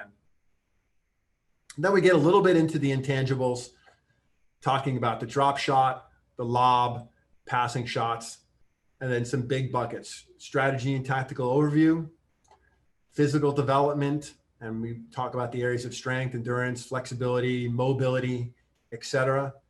And then emotional, psychological development. And that's pretty much this version of our plan. And again, we've taken the names and the information out of this plan, and I'll include this in our Google link if you'd like to refer to it for a plan on your own. So hopefully it gives you an example of something that's pretty in depth. This does not have goal setting within this form. We typically use another form to go over the goals as well. The plan that you have to do in the high performance coaching program includes the 3 areas of main improvement, as well as the process and outcome goals. You can also use something that's a little bit shorter, is this concept around the 2 areas of focus. And some coaches just really work with the 2 areas of focus. They don't do a developmental plan as a full inventory before they get into this. And essentially it's a short-term goal setting for the 2 areas of focus in each area. And we do the goal setting in tennis, strength and conditioning, mental, and other. And other can be a lot of different areas. For example, if a player is returning from injury, the injury rehab might be critical. Things like schoolwork and staying eligible might be really important. Factors such as sleep, nutrition, and hydration have all been other areas that might be more important to tennis performance than actual strokes. So again, these are things to consider. And really the key to good goal setting is providing the plan, the drills, progressions, as we mentioned, and having those, how often, how many reps, how much time do you spend, and what success looks like. The interesting part here is also in this 2 areas of focus, and I'll throw another example up here in a second, is to talk a little bit about who's accountable for what. In a lot of these goal setting sessions, the S&C coach might actually have some accountability to helping the player to improve. So not only do we put in this document what the player is responsible for in terms of maybe doing things on their own, but also what the coach in that specific area is responsible for. They might have to generate some information on a weekly basis and get it back to the head coach. But typically we would like to spell out all those different things. So again, I'll throw up a little example of 2 areas of focus. And this one's pretty straightforward. This coach did a pretty good job. So we always start off with the 2 areas of improvement needed for the tennis, and priority 1 was a forehand. Talks about quite a bit of time on exactly what they're looking for in terms of modifying the spacing, just having a stronger unit turn, video being a part of this evaluation and put into the player's collection, exaggerating the finish, etc. And this is really the key, is how we will accomplish this goal. Start off with some hand feeding, spend 15 to 30 minutes working on racket feeding, and again, then progressing onto live ball, using controls, etc. And then getting into full actual match play or progressive, in a progressive mode. So I think it's important that coaches understand one of our parameters for teaching and coaching at PD is using progressions. Certainly allowing a player, when you're introducing a change, it's important to start simple and then expand or shrink the drills and progressions as you need to. So area number 2 is the slice. And again, a number of areas, things to work on, racket feeding and some live ball drills, as well as progressive match play. I think, if we think about open to close, the most closed drills are going to be your hand feeding drills and your racket feeding drills, where the player is really trying to get a feel for the technical skill. Then as we get into cooperative drills, now it's starting to open up a little bit more. Then we get into modified point situations, and then finally match play that can have some parameters around it to help you to get to some of these particular areas. So the physical areas of improvement needed in this particular document were diagonals, and that was working with diagonal movement again, and then some linear movement, the concept of being able to move up and back in the court, as well as the drills that would be needed there. Mental areas of improvement, finding confidence in preparation and enjoying competition. And lastly, athletic medicine, nutrition were needed as in the other area for this particular player.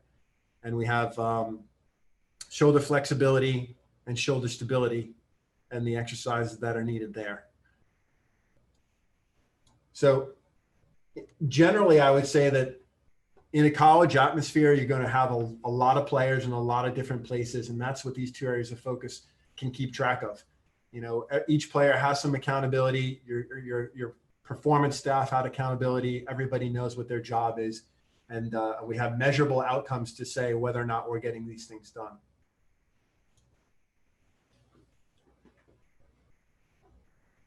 So everybody's seen the old concept of specific, measurable, achievable results and time bound. And I think the key there is always trying to get the metrics in. So an example we always use is, if coach says, I like to get the serve better, and, a SMART goal to improve the serve, we want it to be specific. So we say, we want you to hit 100 serves 3 times a week, practicing 50 wide serves to the deuce with slice and 50 kick to the ad, using ropes to define the target zone with the goal of making 35 out of 50 in the target zone within 3 months. Another example, to play 5 practice sets per week against players of varying abilities on clay, so that I play a total of 60 sets in the next 3 months. We actually have what it is that's specific, talks about what types of serves we want to hit.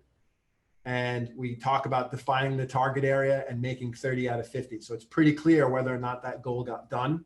And that's an example of having specific, measurable, achievable results that have a time constraint to them.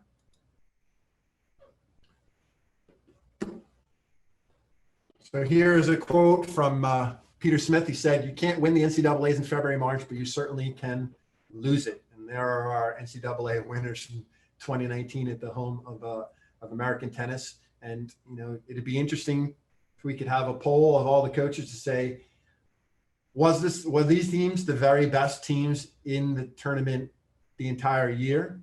Or were they the teams that maintained momentum, stayed healthy, and had the best performance at the NCAA championships? And typically it's the latter, right? You can be the best team and not win the NCAA championships if you don't keep your players healthy and you don't do a good job of using periodization and planning. And I think that what I've heard from the coaches who I talked to in this segment is they said it's very difficult to periodize in college tennis because of the schedule. So when we look at the typical periodization, it looks like this for an individual player, right? You have your key summer tournaments in the summer, you have your key holiday tournaments during the middle of the year.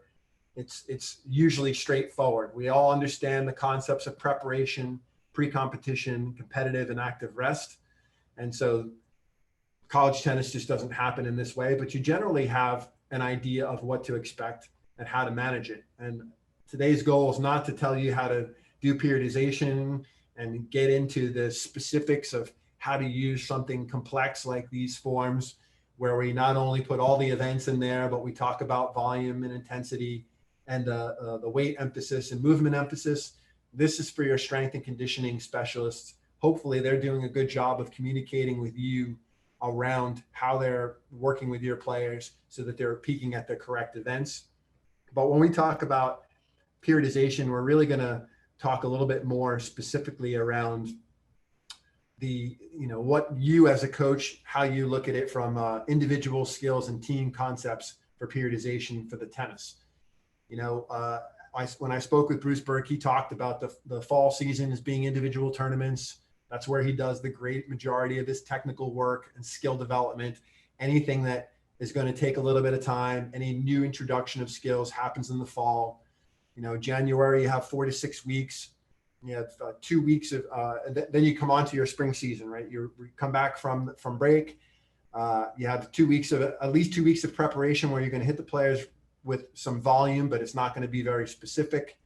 Then 2 to 3 weeks of pre-competition prior to you starting the majority of your important competitions. And then depending on the schedule, how difficult it is, how early you play the biggest teams in your conference, you cycle in and out of pre-comp and competition for the rest of the year. And certainly trying to find time for active rest during the active part of your spring season is very difficult. But certainly something you have to do with your lineups according to the number of matches you're playing in your competition.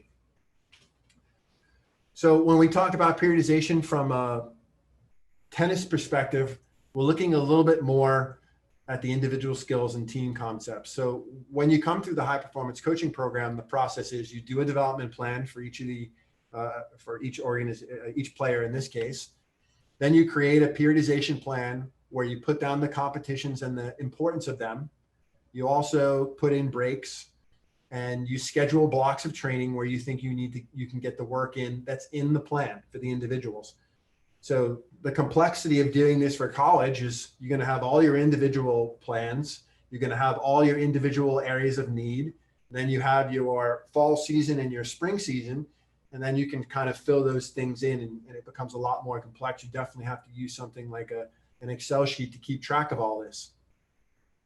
So planning for the individual needs, planning for the team, and specifically how you handle the developmental areas within that plan and how they get into the schedule. Maybe that will help you to put players in and out of the lineup in order to keep them fresh and give people opportunities to continue to play, but be able to compete at your best. Areas that I remember accounting for or not accounting for initially as a college coach, number one was school, and the fact that a lot of players on your team are in very difficult programs that make them focus for specific amounts of time. You have tests that they have to account for. In some cases, they may have professional development that they have to do in school that may interfere. And so understanding those dynamics for all your players coming into the season is incredibly important in your periodization plan. So taking in tennis into account, physical S&C perspective, but also life and things like family vacations, school are critically important. So one of the most important things I remember discovering with Mark Kovacs, he also talked about, giving players programs for when they go away on their holiday breaks. And he did a study, and I'll actually just pull it up quickly so you can see the study as we talk about it.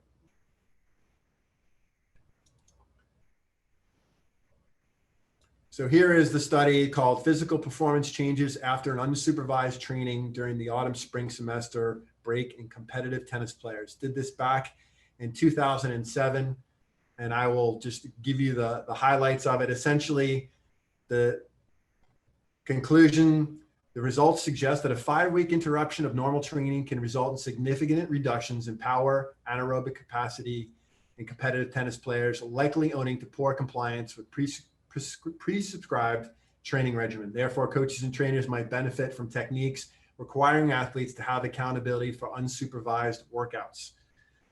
So the results of this study highlight the need for coaches and trainers to analyze their players' pre and post physiological variables to ensure that players do not intentionally or unintentionally detrain during this important period.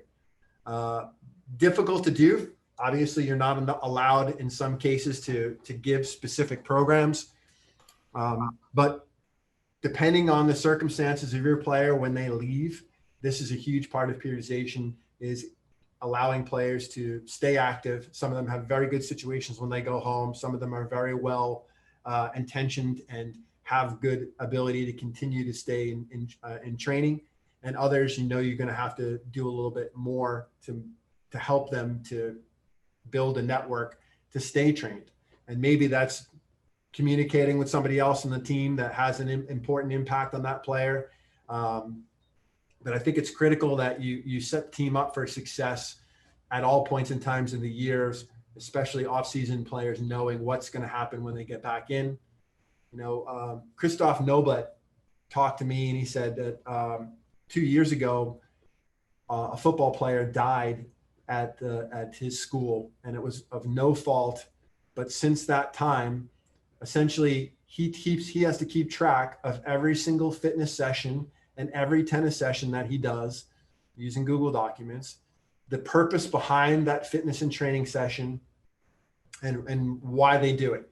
And he said it's really been a great part of his coaching and learning, is that he has to put the justification for everything, and that now that tennis and other sports are really looked at as a liability. So the better of a job you can do with keeping track of all the strength and conditioning, all the conditioning efforts, all the tennis specific drills, anything that you do and you can show your players the reason behind why you do it, you're going to protect yourself in the situation where there is a liability. And when you can show these things to the school, depending on the school, he actually has to do that. It might be something that you can show to your recruits and other folks that show the value of your program and your organization. So one of the ways that we do some really good organization around our players is using a calendar feature in our athlete management system. So I'll throw this up here and just show you a little bit about what this looks like. Obviously, it's a little bit more in tune or a little bit more advanced than your typical Google training session. We have different filters where we can show to the player warm-up, strength conditioning, rehab, preparation phases, etc., tournaments. And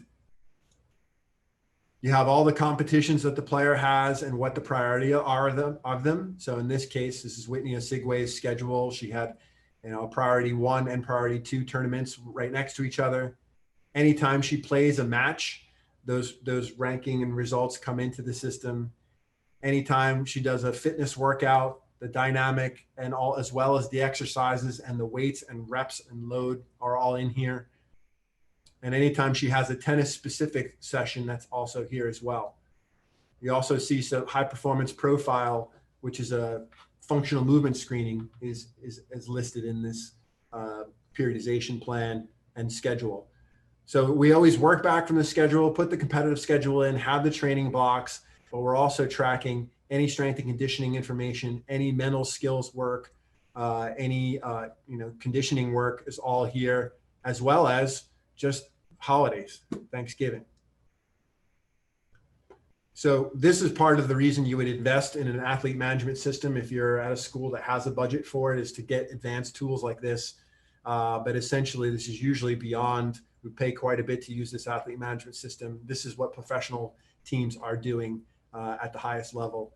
And probably the biggest thing they are going to use an athlete management system with is wearables and camera systems that give you information about the status of an athlete automatically. So you're not always having to have people put information in for those athletes into your system. So the quick takeaways on the periodization, obviously being organized, having a spot for the tennis skills that you get out of the development plan. But all the coaches said listening to the team, building in active rest, and planning to build team camaraderie and chemistry are at the utmost important when you're coaching college tennis. Move just a little bit more quickly here. So generally, I think college coaches do a good job of weekly and daily planning, do the NCAA regulations. How you plan for the week, Claire told me she usually has a weekly theme that she's trying to focus on. Peter talked about having themes based on common needs from recent competitions, where you had everybody second serve or number of players were second serves that weren't performing particularly well. I think the other thing that Claire mentioned to me is that she started doing the practices. She started doing two things. One is reflecting on practice, how it went. And then two, giving herself a lot of time to think about practice and doing the practice plans the night before, because she felt like she was getting rushed during the day and there would be interruptions. But in the evening, she really had time to reflect on how did practice go yesterday? What are the things that we need to do to move forward? And felt like she was doing a much better job. She said practice to her is the highlight of her day. And if you're our coach and you don't look forward to practice, that something's really wrong. She said that's the reason that I coach, is to get on the court during the course of practice. And it's what she looks forward to most. So the process for this developmental plan process, again, typically 2 or 3 times a year. What the player role is, when I did this process, I would give the player a plan and I would do one myself. And maybe you have an assistant coach do one. You take all those plans, you bring them together, and then you triangulate between the number of folks that are going to be working with this player. And then if everybody's on the same page, then you know that you're on track. But if the player is different from the assistant coach, it's different from the head coach, and you can moderate and do a much smaller version of this plan and make it a 1-page summary. But certainly everybody should have a role in doing some of this developmental planning. So how do you get this accomplished? You know, some coaches actually really like paper. They're still writing things down on paper. But I think the key to a good system for managing a developmental process is the tools and the ability to collaborate online with the entire team. When I say team, I say not only individuals that play tennis, but also the folks that are helping you to get things done, your strength and conditioning, your physio. And again, it all depends on how many people you have. But Google Documents is amazing for several reasons. It works across all platforms, Mac, PC, iPads, phones. There's no specific software needed. So you're able to get into those documents, do your work, and you can see them very easily. Multiple people can collaborate on the same document. It's simple and straightforward. Athlete management systems that we use are pretty expensive. There is usually a learning curve to get used to them. It's great because of the security. They store all forms of data and video. And have advanced periodization tools like I showed, as well as notifications and dashboards that really can be next level, but they're complicated, expensive, and take a long time to learn. And if anybody has used Tennis Locker, that's an example of a consumer level AMS for tennis. So I just have, Dave, a quick video I'm going to show here on the performance team approach and basically talk about that for just a bit, and then we can take some questions here. So here's a short video. Hopefully this comes through on the performance team approach.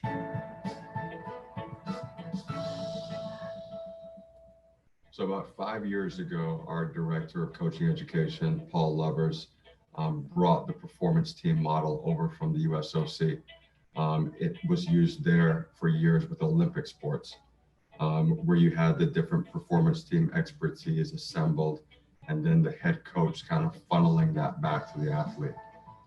We saw that as a very effective way to impact the development of the players that we work with.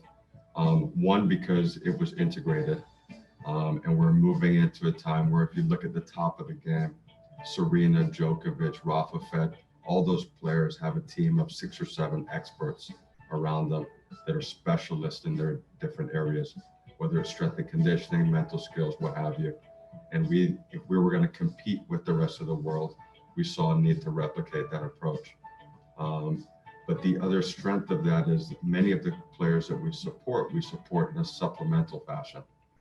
So they don't train with us. We don't work directly with them, national coaches, one-on-one, but we provide this supplemental support in the form of a performance team where we can say, hey, Rich, you're doing a great job. You've got to 20 in the world this year.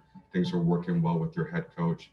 Is there anything else we can do to help you? Do you need help with strength and conditioning? Do you need a nutritionist? Would you like us to do some oppositional scouting reports for you? So we have the ability to really build an impactful relationship, even with the players that we work with supplementally. So that's very important. Well, I think that's what USTA player development is for me. That's what it's really all about, is how do we raise the bar for all of our players so everyone is getting the best chance they can to maximize, right? How do we provide assistance to them? How do we give them the resources if they want it? Some players are lone wolves and want to go their own way, but for them to know that it's there for them, that they'll have the ability to get strength and conditioning or mental help or great coaching, any kind of support that this national body can do, similar to what you're doing, which is providing that information and that assistance and guidance on how to let that tide lift all the boats. That's what player development is all about. We have such a great team here at the USTA. We have the best coaches. We have the support staff with the analytics and our strength and conditioning and mental skills and nutritionists. I mean, everything you could want is in this building. So I think it's really important that we reach out and we create that team performance atmosphere for our players. So I think that, at the end of the day, when we have those performance team meetings, that's where we can listen to the players. They run the meeting, but also give our feedback and our honest feedback. And I think as long as they know it's coming from the heart and it's coming from a good place, they will trust you.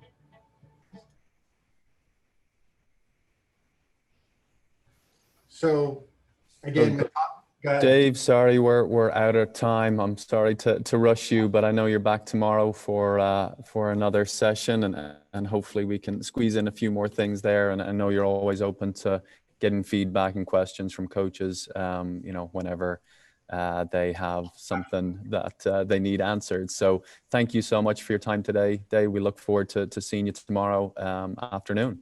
Well, I appreciate it. We'll be back in action tomorrow. Brilliant. See you then, Dave. Thank you. Bye-bye. Awesome. Thanks, Dave. So up next, we've got our day 2 sponsor. Tennis Warehouse is a longtime supporter of the ITA and college tennis, and they actually serve as the official online tennis retailer of the ITA. Coaches, just as a reminder, do check your email inbox this morning for some special discounts on footwear. And you also have access to up to 30% off on team apparel, as the slide that's showing now mentions. So joining us from Tennis Warehouse is Michelle. She is the host of the Talk Tennis podcast, and she'll run you guys through some of their new footwear offerings in addition to another prize giveaway. So Michelle, thanks so much for your team's support, and we are passing it off over to you. Awesome. Thank you so much for having me, guys. I'm Michelle with Tennis Warehouse. I've actually been here for 8 years, but before that, I was a college tennis coach as well. And before that, I was a high school tennis coach as well. So I know how hard it is to order shoes for a team of players that have different width feet, have different requirements. Some people have injuries and all of that. So today we thought the best idea was to run through some of our favorite shoes and some great options for you guys. Now, before I get started, I do want to mention that if you are registered with Tennis Warehouse as a team, you do get 30% off MSRP on apparel and shoes. So it's such a great deal. Big orders usually come with an awesome gift card for the coaches.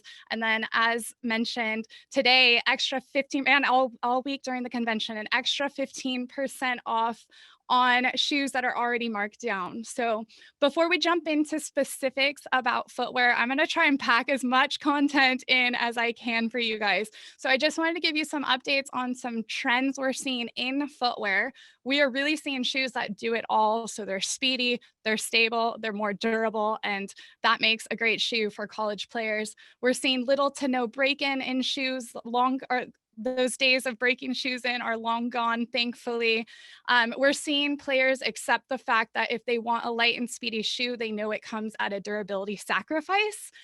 We're seeing more options for wider feet, which is always important. And I do also want to let you guys know that shoes are usually updated every 2 to 3 years. The updates aren't always super significant. Sometimes it can just be a new upper, but the fits definitely can change. So it's kind of one of those things, if you have a player or you know a shoe is super reliable, it's kind of good to stock up on the ones that you know are going to be there for you year after year. So with all that being said, let's jump into some footwear. We like to classify tennis shoes into 2 categories, mainly the durable, stable, supportive option and those light, speedy shoes. This can also be considered a practice shoe, like your meat and potatoes, and a game day shoe, your speedy match play shoe. So I'm going to start with our absolute favorites on the durable, stable side of things. And an absolute favorite at Tennis Warehouse is the ASICS Gel Resolution. We're in the 8th iteration. This shoe really is so ideal for college players. It fits almost every foot really well. It does come with the outsole guarantee. So within 6 months, it's worn out, send it back, get a new one coming at you. And it's a favorite for us for sure, because it's always tried and true and so supportive for the aggressive movers. Now, a cult favorite around here also is the ASICS Court FF2. This is worn by Novak Djokovic, and it's got the booty construction. It does not have the outsole durability guarantee, but the performance is worth it with this shoe. Every single one of our play testers loves it, and we all have different styles of feet, so that can tell you something. It's awesome. I've actually helped a bunch of WTA and ATP players get into some shoes, and a bunch of them are wearing that shoe this year. Then from Nike, they updated the Cage line this year. This is the Vapor Cage 4, and I am obsessed with this update because they took elements from the Cage of the past, which is that durable, stable, supportive feeling, and they blended it with the Vapor, which many of you I'm sure know the Vapor is super light and comfortable, and this is what came out of it. Really fun styling. a 6-month outsole guarantee. Great option from Nike.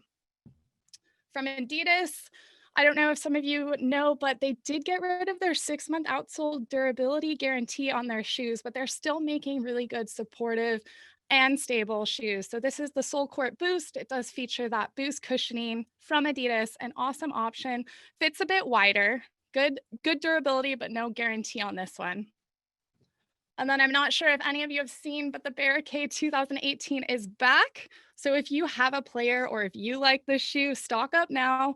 Unfortunately, no outsole guarantee on this, but this is the same as the one from a couple years ago. So if it is something that you liked, definitely get some ordered ASAP.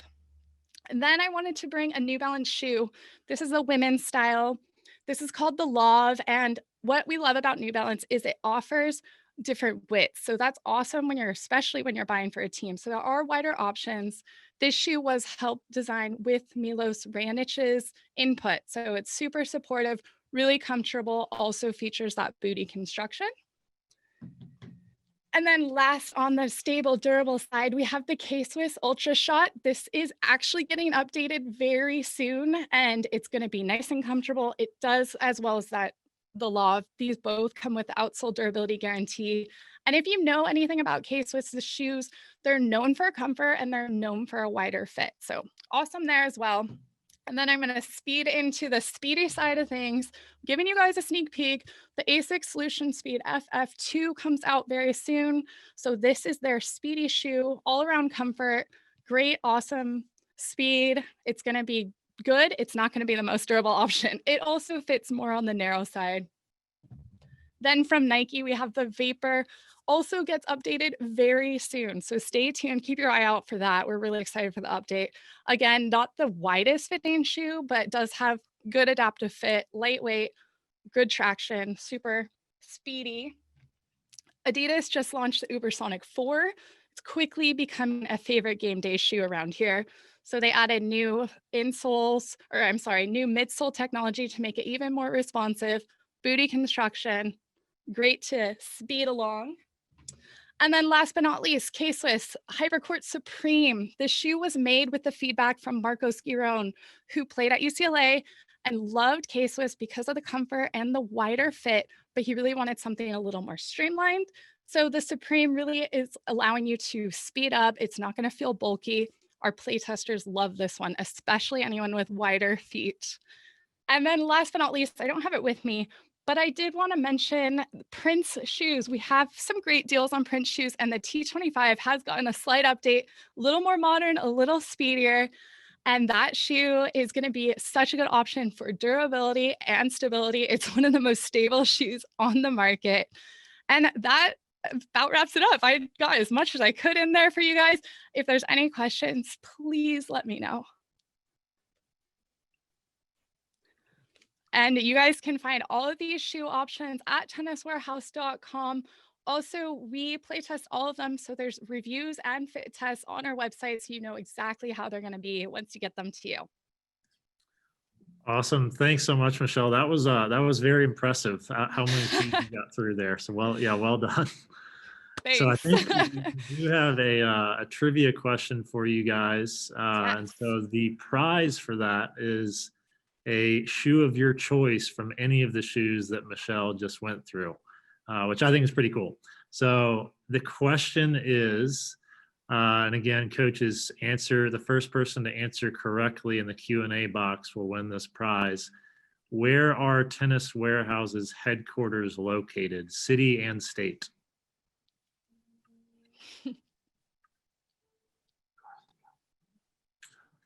All right, we've got a winner. The answer is San Luis Obispo in California. And the winner is Marco, and I apologize, Marco, I'm going to butcher your last name, Matucci, Marco Matucci. So congratulations. We will connect you with Michelle and the Tennis Warehouse team so you can select your shoe there. So Michelle, thanks so much again for being here. That was awesome. And thanks again for y'all's support. Of course. Any questions, feel free to reach out to us, tenniswarehouse.com. You can reach me at michelle@tenniswarehouse.com. Awesome. Thanks. Thank you. And I think we're passing it off to Tim. With a pun intended, those are pretty big shoes to fill, Michelle. You were amazing. So thanks for not only providing so much information, but for doing it with great energy and joy. What a great morning it's been. Wonderful sessions to date and learning a lot about our terrific sponsors. We have so many incredible coaches within the ITA, and one of them is Tommy Valentini, who has served our association in sports so well, including now as Division III Operating Committee Chair and as a terrific member of our ITA board. When Dave Mullins and I were really working on our strategic plan and focusing on how to lift up women and women coaches in our sport, Tommy introduced us to Nicole Lavoie, who's going to be our next presenter. And it's a great joy to introduce and welcome Nicole, who's a senior lecturer in the area of social and behavioral sciences in the School of Kinesiology at the University of Minnesota, where she's also the director of the Tucker Center for Research on Girls and Women in Sports. An incredibly impressive background and rich experience.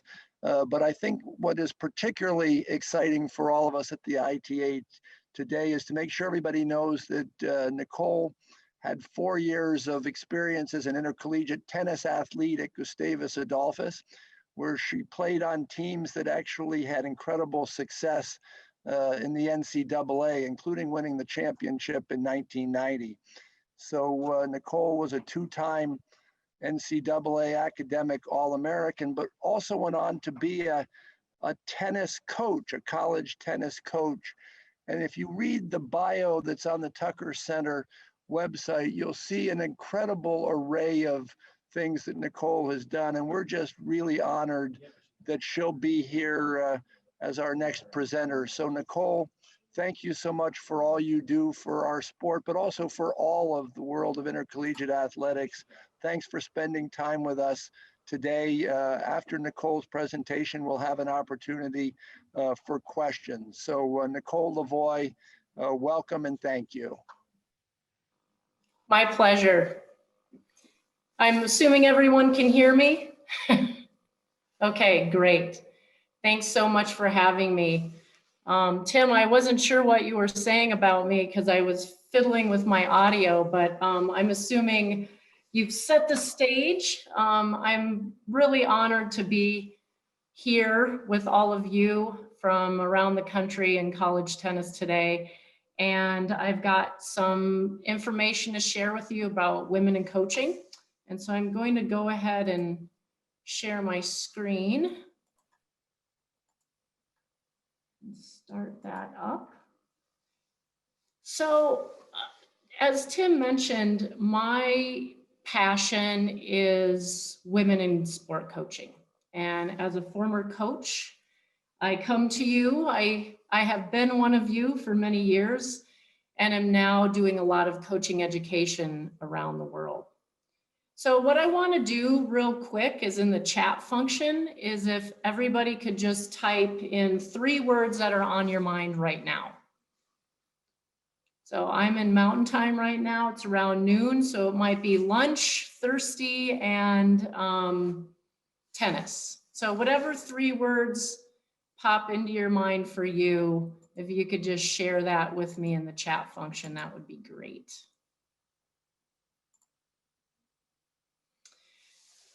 So what we're going to do today is I am going to lay the foundation for some data around women in coaching, and then we'll open it up for Q&A. So here's a little bit of a pictorial representation of me as a young tennis player, youth tennis player, USTA. Then I went on to play tennis at Gustavus Adolphus College. I know that some of you coaches and are at Gustavus and know of Gustavus. Was lucky enough to win a national championship there with Coach John Carlson. You can see I've always hit off my back foot, and that remains true today.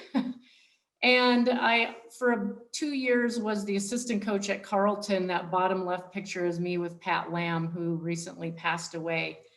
I went on to coach tennis at Wellesley College, where it really influenced a lot of the work that I'm doing now around women in coaching and gender and sport. And now I've been the director at the Tucker Center for, I've been at the Tucker Center since 2005.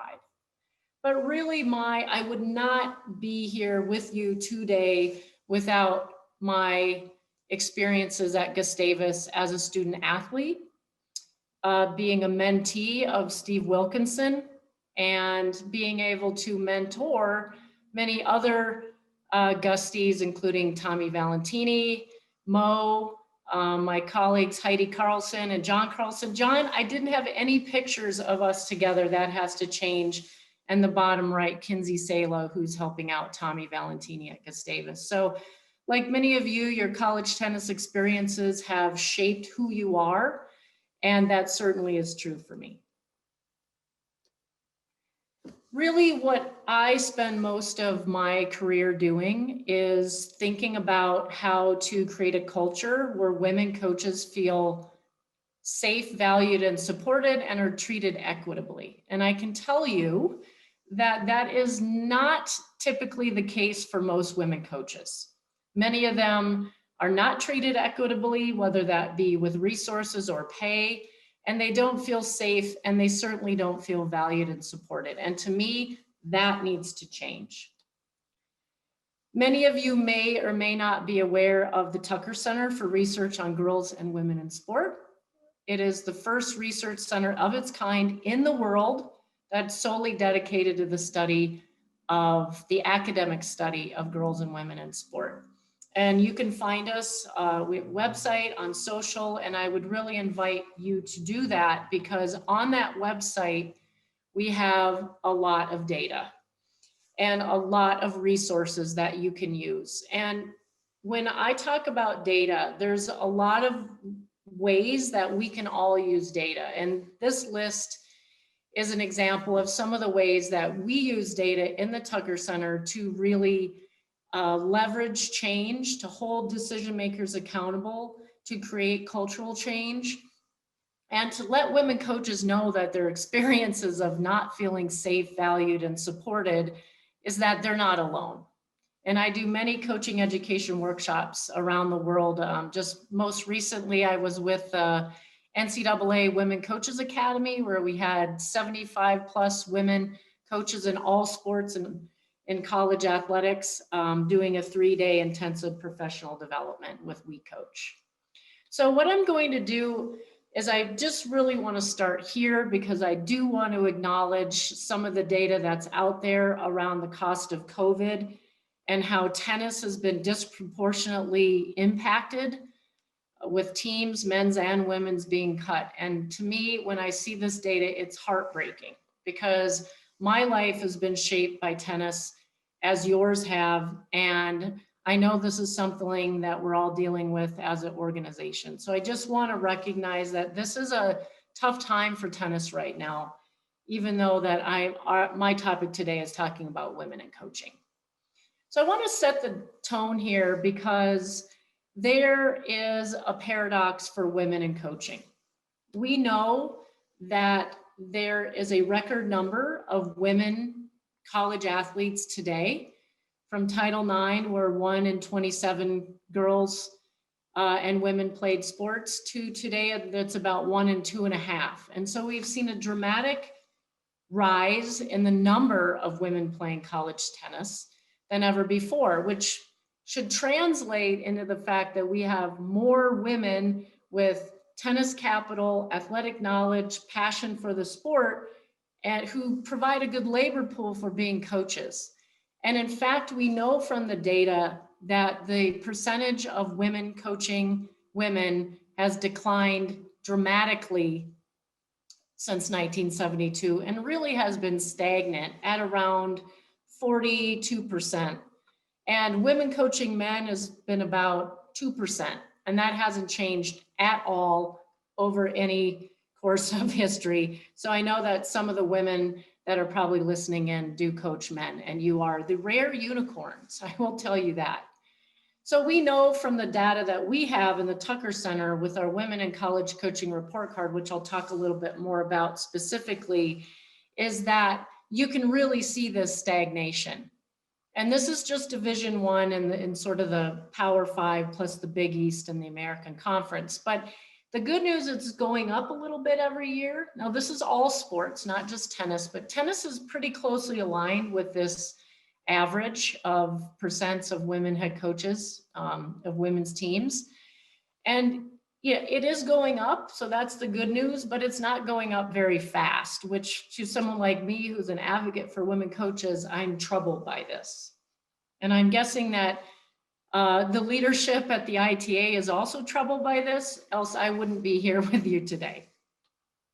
And the percentage of women coaches of color in all sports is that peach line there. And you can see that there are just not very many women coaches of color in any sports, tennis in particular.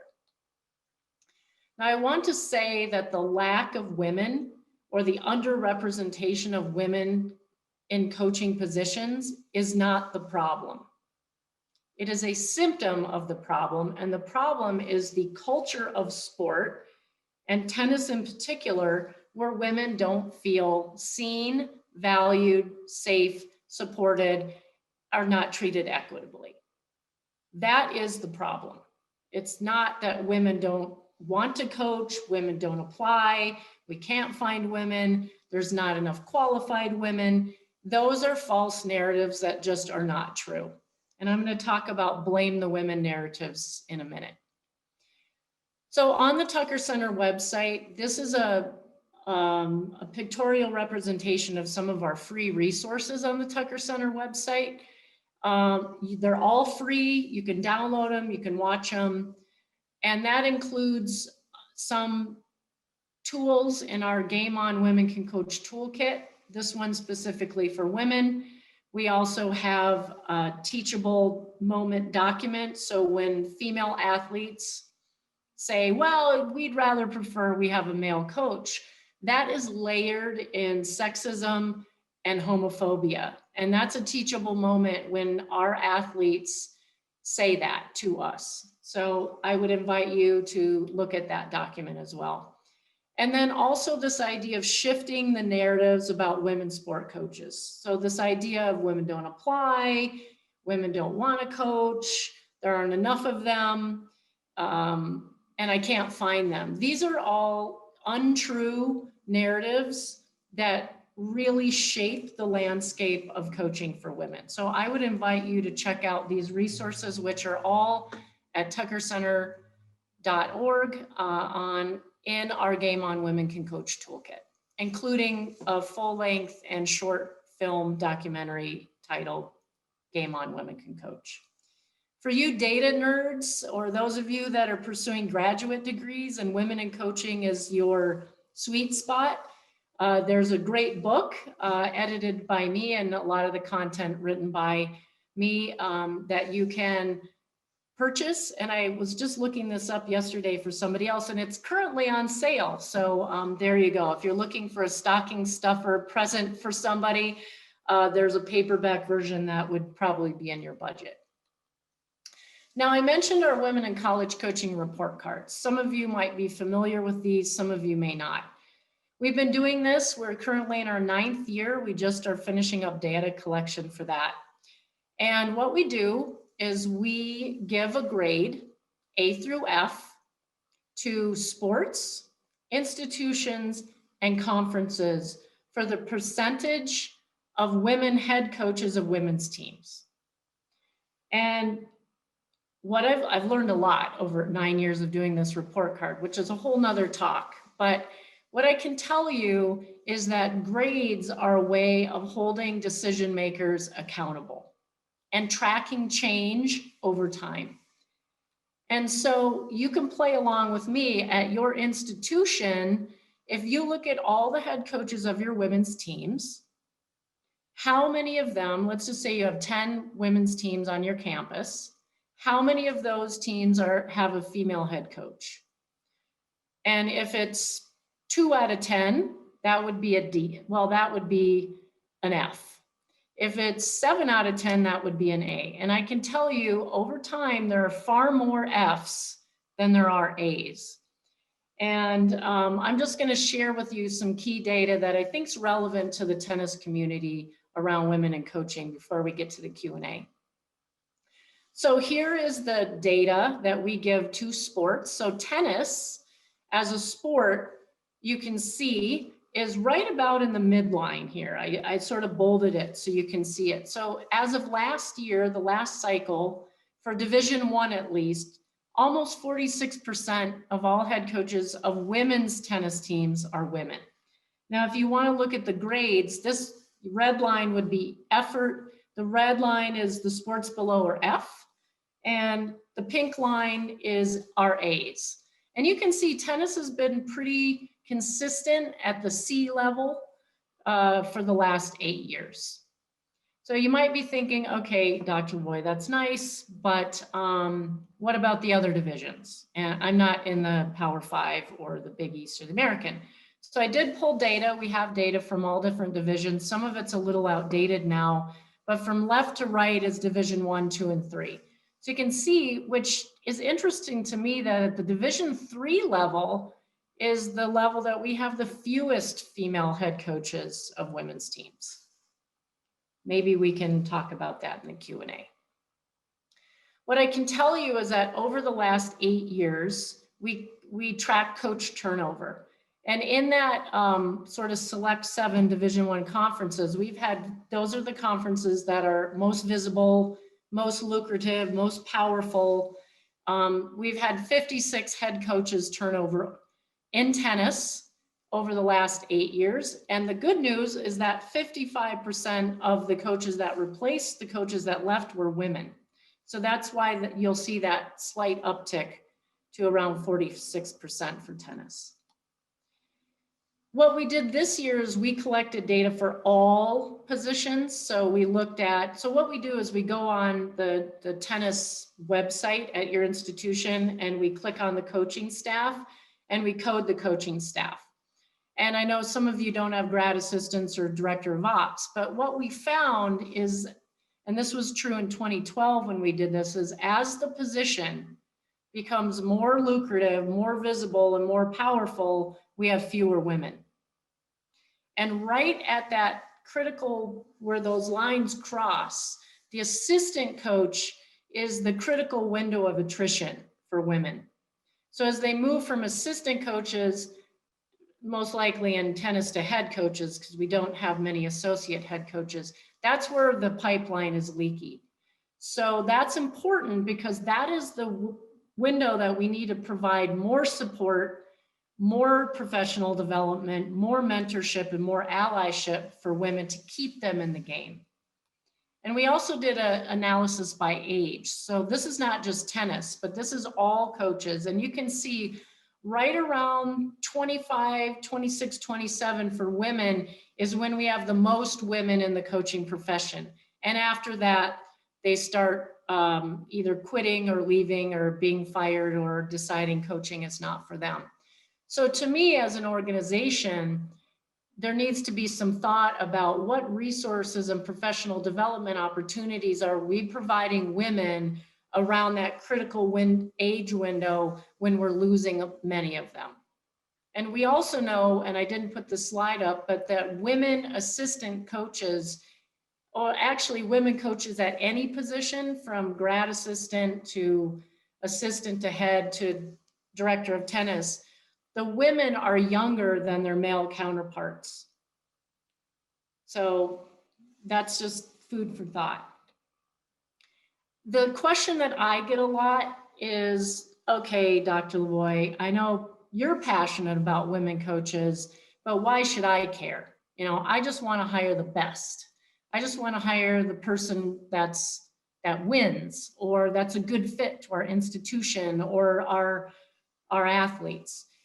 What I want you to know is that when we say that gender doesn't matter and we become gender blind and I just want to hire the best, that privileges men because of gender bias. When the characteristics that we associate with the best and coaching are leadership, confidence, being assertive, command and control. These are characteristics that are associated with men and masculinity. So we have to think about that when we're doing recruiting and hiring of our staff. We know that women coaches matter. So I hope that we can erase that question as why should I hire women? Women matter because women and young women need same-sex, same identity role models, just like young men. 100% of young men get a male coaching role model at some point in their career. Many of our women do not, and that needs to change for all the reasons on this list. And more importantly, for the coaching pipeline, is women coached by women are more likely to go into coaching. And I have a picture here of Muffet McGraw at Notre Dame, who's now retired. But I love this picture because she has an all-female coaching staff. And the woman behind her in the black blazer, Niele Ivey, is now the head coach at Notre Dame, and Muffet planned for her to take over. So women matter for a lot of reasons, and this has to become the narrative. When people push back, well, why should I want to hire women? You should want to hire women because the data shows why that matters.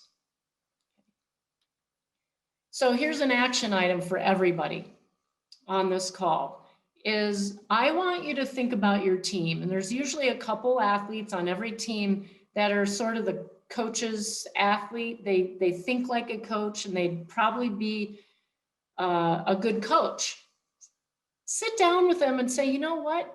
I think you should think about coaching. Because what I know from the data is that probably over half of the women coaches that I talked to, they got into coaching because their coach said, hey, why don't you come and help me? Hey, why don't you think about coaching? And just the idea of asking our young women to think about coaching is going to increase the pipeline. So that is something I want all of you to put on your action item list. It's free, doesn't cost any money, and it costs about 2 or 3 minutes of your time. All right, so this is a model that I use a lot, and I give a whole talk just on this model. I'm not going to do that today, but I want you to realize that women coaches, they're at that center there, come with different identities. Some are parents, some are not. Women face age bias. Either you're too young and you're incompetent, or you're too old or you're irrelevant. We have race and ethnicity, different physical abilities, different sexual identities that women bring into a system. And what I know from the data is that women coaches face a lot of barriers from societal level to organizational to interpersonal, a lack of a network, having to bear the burden of domestic labor in the household above and beyond their male counterparts if they're in a heterosexual relationship. So these are the barriers that women coaches face. And the women on this call, if you're looking at this graph, you're probably nodding your head going, yep, yep, yep. And the men on the call, you might be thinking, well, some of these I'm aware of, some of them I'm not, some of them I experience. Yes, I'm not saying that men don't experience barriers in the system, but your female counterparts experience many more of them a lot more often, including double standards, gender bias, dealing with pay inequities, and not feeling safe, valued, and supported. And this is why they don't feel safe, valued, and supported, is because of the system. So what I don't want us to do is blame the women for the lack of women. There are a lot of blame the women narratives out there. And this is a list. I've been keeping track of them over the last 10 to 15 years. And sometimes women repeat these narratives too.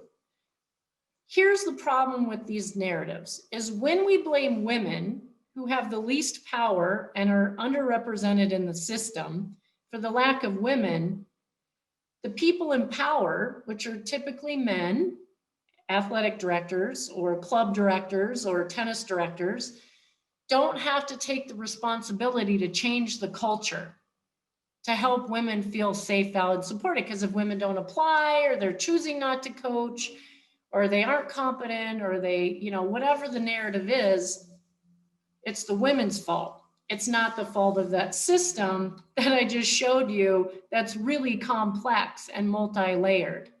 So I want everyone to commit to stop blaming women for the lack of women and think about what can you do to be part of the solution rather than the problem. So I'm going to give that a yuck face. Okay, just let's stop. I hear these all the time and I'm tired of it, and the women should be tired of it. We need to change the culture and stop blaming women. Okay.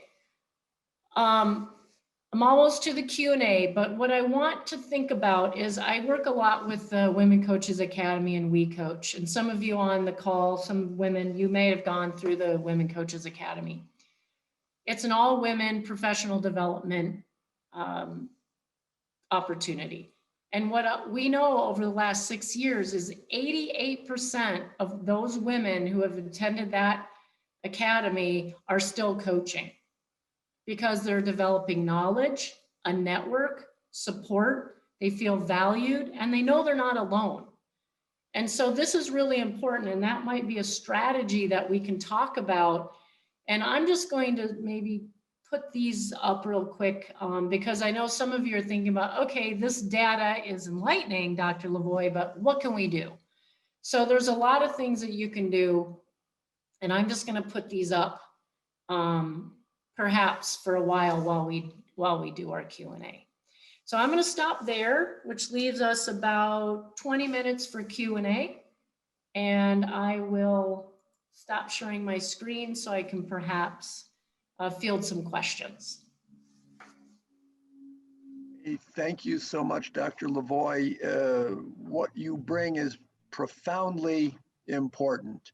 Important insights, important narratives, but I so appreciate also the calls to action. And to one of your early comments, yes, the ITA leadership is concerned, and your presence here is so much appreciated. You know, as someone who has a PhD myself, I love the fact that your presentation is data driven. And I also appreciate that you and your research colleagues are asking great questions and are being not only direct, but solutions based. I remember when Dave Mullins and I first called you, you really made a comment that resonated with us, which was how important it was for men to not only share in this journey, but how we participate in the conversation. So I really do want to also thank so many men for staying on the session. When Dave and I were putting this session together, we were hoping that that would be the case. So what I'd like to do is kind of moderate a little bit, and we want to encourage as many questions as possible. Not all of our presenters are really allocating as much time as Dr. Lavoie is. The first question, which comes from Lauren Conching, one of our great coaches, serves on our board. What can female coaches do to gain more equality within their departments? This could be pay or treatment and the like. Yeah, that's a great question, Lauren. A lot of these strategies that I have here are not specifically, you know, what can women do? That's a whole different slide. But my advice to the women to get more equality or equity in your department is what I've learned in working with decision makers and athletic directors is they speak the language of data. So come armed with data. Here's what my peers make that are similar to me in my career pathway, the number of years I've been in. Here's what our peer institutions are paying people like me. Here's the resources my peers get, and go in with data. Don't just say, you know, I think my team needs X because I feel that way. go in with data to back it up. And you can work with your HR, you can work with the EADA data set. I can put that in the chat for you, and go armed with as much data as you can. And then go in and be professional and be calm and just present the facts. And as I always like to say, which is the title of this presentation, is let the data tell the story. Well, wonderful. I do want to make sure that everybody on the call does remember that the ITA did conduct our first ever compensation survey last year that went across divisions, but it also went across genders. So that is a study that I think can be used for those kind of conversations, and we were really proud of that. Next question was, can you talk a bit about why talking about gender bias is not only important with our female identified student athletes, but also our male student athletes? Absolutely, great question. I'm always remiss because I talk about female coaches of women's teams, and I know in tennis, it's actually one of the few sports, aside from swimming and diving and track and field, where we have the greatest percentage of women coaching men. And talking about gender bias, and gender bias is the idea that impacts how we perceive, interpret, and evaluate women's behaviors. That leads to a lot of double standards. And it's important that we educate our female athletes, but also our male athletes, so they're not consciously or unconsciously recreating gender bias in how they think about their female peers and female leaders and or coaches in their lives, because all our young people are going to enter the workforce where they will have to work with one another. And in the world we're in, where diversity and inclusion is becoming more and more important, it's important that young men treat their female colleagues with respect and equity and equality and support. So educating our young men about gender bias that their female peers experience is really important to creating systems change. Wonderful observation, and I think a great point for conversation comes from Claire Pollard. So grateful for Claire's leadership on so many fronts, chairing our Division I operating committee, but also throughout the COVID pandemic has held a whole series of calls, Nicole, for women coaches that have had many people attending on a regular basis. And Claire writes, I think one issue we have as college coaches is that young players have never had a female coach, and then they're therefore kind of, quote, reluctant to look at female head coaches for their careers. And this might be frustrating. Would you like to speak to that observation? I would. Claire, what you're pointing out here is precisely gender bias in action. And of course, the female athletes or young men are reluctant to have a female coach because they've never had one.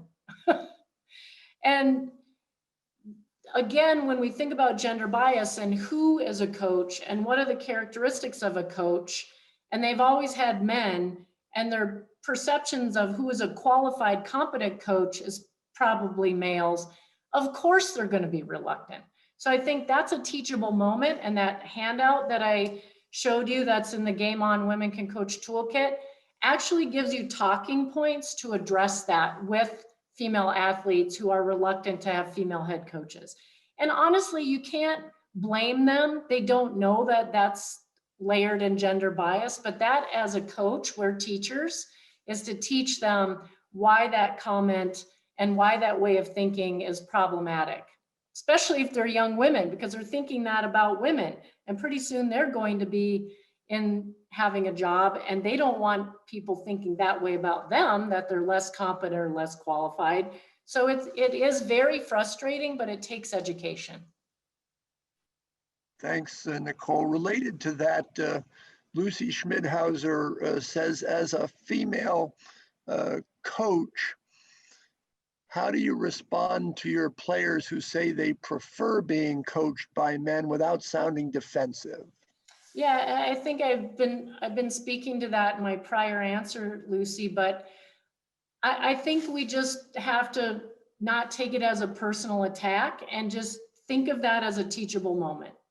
Like, I understand that you probably prefer being coached by men.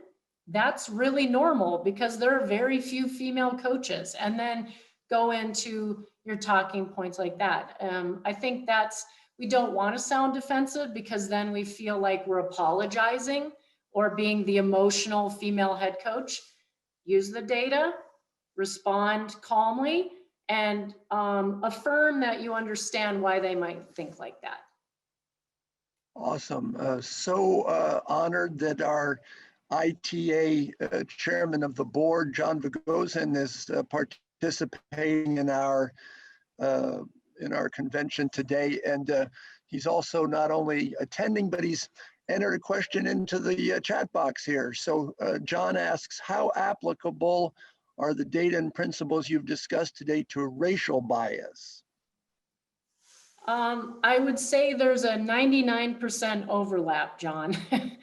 I mean, my lens and my expertise is gender, but all the things that I'm talking about with gender bias, women of color experience kind of a dual oppression of gender and racial bias overlaid. So I know a lot of our dialogue in society right now with racial injustice is focused on racial bias, but I could almost insert race into every slide that I showed you, and it would be exactly similarly applicable.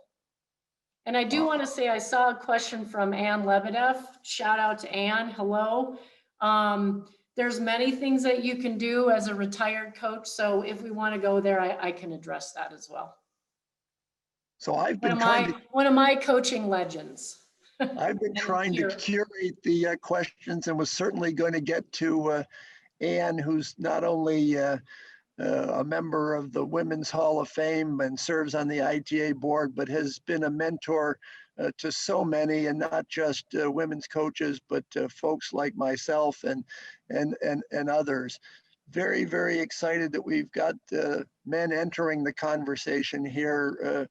Nicole, is there anything, this comes from Chase Johnson, is there anything male assistant coaches can do to be allies to women coaches that are different than their head coaches? Thanks for that question, Chase. I think by asking that question already shows that you're seeking to try to be an ally, or that you are an ally. And as Tim mentioned, we need, look, the culture of tennis for women is not going to change unless men help, period. Okay. Change cannot happen when half of the population cares about this. So to be a male ally, also in the Game On Women Can Coach Toolkit, there's a handout there on what men can do. But I think as a male assistant coach, what you can do is talk up your female peers.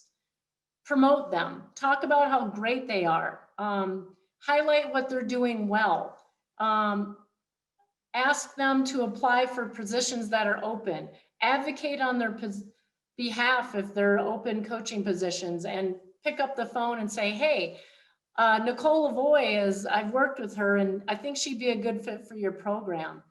You can also call out, and this is one of the things that I had on my slide, is when you hear sexist or gender bias or discriminatory talk from your male colleagues or female or male athletes talking about the women, have their back. Say, you know what, that's just not appropriate, and use that as a teachable moment. So there's so many things that men can do. And I really appreciate you asking that question.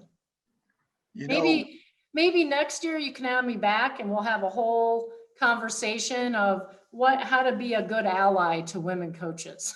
That's a whole different session.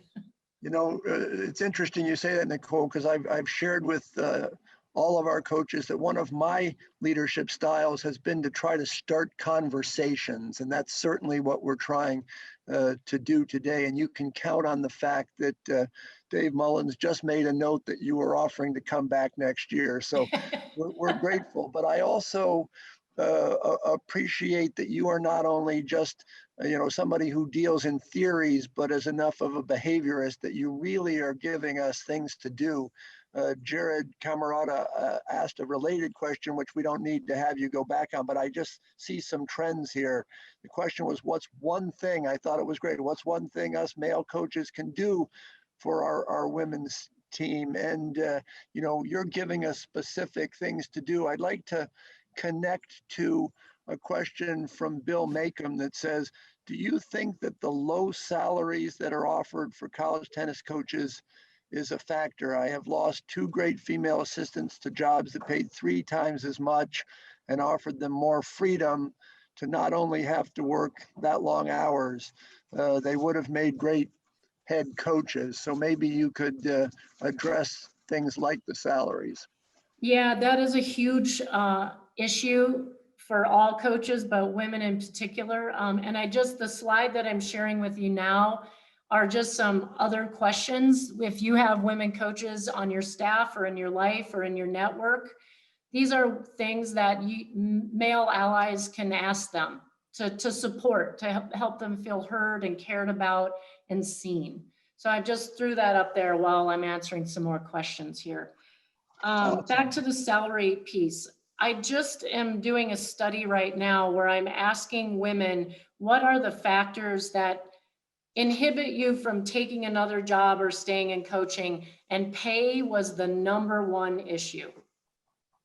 It's really hard because early on in your career, and this was true for me as an assistant coach, going to grad school, working as a barista and, a fitness trainer, holding down 3 jobs and making $8,000. I mean, it's hard. And you got to stick with it in order to get to a point where you actually can make some real money or teach tennis on the side. So yes, pay is definitely an issue and not something, I don't know if I have any concrete strategies to help do that, especially now when programs are being cut and revenue and budgets are even more under scrutiny. So building on that with the issue of programs being cut, I'm going to expand the question that Karina Ono asked. The question was, what advice would you give to young female coaches who would love the opportunity to follow a college coaching career? I'd like to expand it just a little bit because I know we've had some conversations within the association about just advice, and I know we might have a session coming up on this later in the convention, but advice you might have about how women can best apply for jobs, go through the process, prepare for that, be on the process. So whether programs are being shut down or not, I think if you have any thoughts on just getting into the pipeline of the whole process, it would be helpful to hear. Yeah. So what I know from our data is getting that next job or taking that next step, you need 2 things. Well, 3. 1, you need to stay in the game and seek professional development, attend things like this, keep current and relevant. Second is you need to find an ally. It could be male or female. And an ally is different than a mentor. Mentor gives advice and listens and helps. An ally leverages their power and their network and their capital, social, athletic, professional capital to help you get to the next step. So you need an ally to help you. Because one thing that I know about college athletics is this, I talked to you about the narrative of, well, women don't apply. It's getting a job in college athletics is not about applying. It's about who you know and who your network is. So you can, in this time, you can build your network. Set up informational interviews, get your face in front of people, be seen, be heard. You can join We Coach, which is a network of women coach professionals in college athletics. and develop your female network, but you also need male allies in that. So those are three things that young women can do to stay in the game and advance their careers. Develop, network, and find an ally who will help advocate for you. Absolutely fantastic. We're running a little short on time. We'll try to get in 3 more questions, maybe. And this one is from Ian Crookenden that says, how does collegiate data compared to high school data, with the premise maybe being that gender bias can be established even before students arrive at college? Absolutely. I didn't show the slide because I didn't want to inundate you with too much data, but what I can tell you is that we have fewer female coaches at the high school and youth levels. So this idea of who is a leader and who is seen and who is visible as a tennis coach starts way before they get to college. So this is where I started this line of inquiry, is at the youth level, because I believe that the more women we see at younger levels, it becomes normalized as they move through the career trajectory. All right. And then Katie Doherty, a wonderful leader in our association, has asked, have you done any research looking at what feels like an excess of women coaches being accused of mistreatment across the country?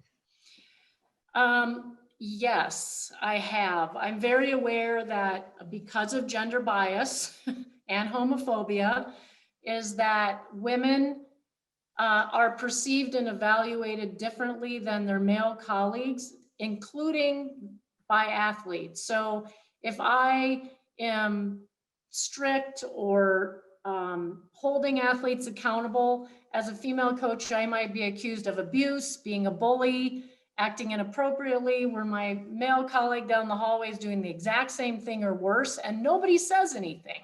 So yes, this is a real problem in college athletics right now because of gender bias, that women coaches are disproportionately being accused of abuse and bullying. Now, I'm not saying that abuse and bullying is okay, all right? But because of gender bias, women are facing this far more than their male counterparts and being fired because of it. And even more importantly, rarely re-enter the coaching carousel. If they get fired, they're done. Where their male colleagues, before the door hits them in the backside, they have a new job offer. So as we wrap up, one, I just want to reiterate what keeps occurring in the box here, which is great session, and thank you, Dr. Lavoie. But I also am going to give the chair of the Women's D1 Operating Committee the opportunity to pose a second question. So Claire Pollard has suggested it might appear to be a very sexist question, but she asks, do you think it is true that females are not as supportive to one another as perhaps men are? Is there what she quoted as a good old women's club, and how do we develop this idea? So maybe that'll be your final question to answer, and then I think we're going to have to move on to keep on schedule. Absolutely. So Claire, great question. I get this one a lot, and this is part of our blame the women narratives, is that women don't support other women. Really common. Now that's on us as women to stop that. As a female who's sort of in a senior position now, I'm always looking behind me. How can I support other women? It's not a competition. How can I support and mentor other women and develop our network and bring them up and help them succeed in the system? But because there's so few women in the system, when we do succeed, sometimes we're like, well, I had it really hard, and so I'm not helping anybody because I had to fight to get where I'm at. That is the wrong way to think. We as women have to take accountability to not make it hard for the next gen. We want to help them feel valued and supported, and that's on us. So Nicole, Dr. Lavoie, we were just deeply honored to have you here. You've made many, many fans. You had instantly made a fan of Tommy Valentini when he introduced Dave and I. You got 2 other fan. So I thank you not only as the CEO of the ITA, but a man participating in this conversation. You will definitely get invitations back, and we so appreciate the thoughtful preparation and your incredible willingness to share so much today. So I think we're going to move on with great gratitude to the next part of the day. So be well. Thanks for having me. Take care, all.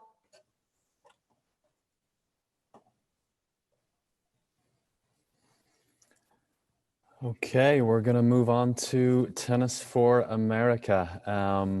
Hello, Gabby. Hello. How are you? Good. Thank you for having me. Oh, it's great to see you. So, coaches, if you haven't heard about Tennis for America by now, I just want to take a few minutes to kind of share exactly what it is. It's a year service program for college tennis players, and we are I currently have 8 Tennis for America Vista Fellows. All of them have played either Division I, Division II, or Division III tennis. And they're spread out across 4 cities across this nation, giving 365 days of service to make this country just a little bit better. And they're doing it through tennis, they're doing it through education. Gabby's one of our Vista Fellows out at the JTCC in Maryland, which I'm sure you're all very familiar with the work they're doing out there, and the great tennis center and the players that they've produced on the high performance side of things as well. But Gabby is recently graduated from Florida Southern last May with a degree in communications, a minor in political science, I think 3.95 GPA, wonderful student, wonderful athlete, also MVP of her team in 2018, 2019. So really the model student athlete and exactly the type of individual we're looking for to represent the first year of Tennis for America. So just wanted to give a former student athlete, the platform to kind of talk about this program. And also I'm hoping that in turn, all the coaches on the call right now will share Tennis for America with their student athletes and share the link. Really, we've made it as simple as possible. There's not a whole lot you need to do. Just share www.tennisforamerica.com with your seniors, with your recently graduated student athletes, and I'll talk a little bit about that in a few minutes. But Gabby, thanks again for joining us. Your first ITA convention. I think there's many more ahead of you. I know you have a very bright future in the tennis industry. So welcome, and just want to share with the coaches how you found out about Tennis for America. Yeah, thank you so much for having me. I originally found out about Tennis for America in the email you sent out to college coaches. My college coach from Florida Southern, Trish Riddell, emailed it to me, and I looked into the opportunity and was beyond thrilled to have something like that available to me as a college graduate. So I would definitely recommend emailing it out to students you think would be interested. Mm-hmm. And what was it about the program that interested you, and why did you apply? So I wasn't 100% sure what I wanted to do after the sport or after college, and I knew I wanted to stay in the sport. And the year of service through tennis is so special to this program, and something that I hope will be replicated within other sports throughout, and have this be a model for all sports. But I wanted to give back to the sport that really has given me so much and so many opportunities through it. Yeah, and that's a great point, Gabby. The goal with this program is to extend it to other NCAA sports. What the ITA is trying to do, a very ambitious program, is to try and demonstrate that a year of service program is an option for NCAA athletes. They have so much experience. They're great role models for kids growing up, and have that experience that we would love for them to share around the country. So it's obviously been a strange year. This program hung in the balance a little bit in March and April with everything going on, but somehow we pulled it off, and we had 3 Vistas start out at Sloane Stephens Foundation in June, and another one at XS Tennis, and then yourself and Ava start in July. But can you share a little bit about some of the things that you've been working on and how you've been adapting to the changes? Yeah, it's definitely been a lot of adaptation, but I think, this program is needed more now more than ever. And we've been involved in literally put our hands in everything from being on the marketing side, doing graphic design and video editing, to helping out with grant proposals. And the two big projects that Ava and I have been involved in, number one was adopting the JTCC neighborhood impact model. So where they go out to schools and introduce tennis to elementary age students, we've adapted that into a virtual model. So we've just completed a 10-week virtual Zoom session of teaching elementary age kids tennis over Zoom. We provided them with rackets and tennis balls, and it was extremely successful. We're moving forward with inviting the top 15 athletes from the program to actually come and train in person and try out tennis. So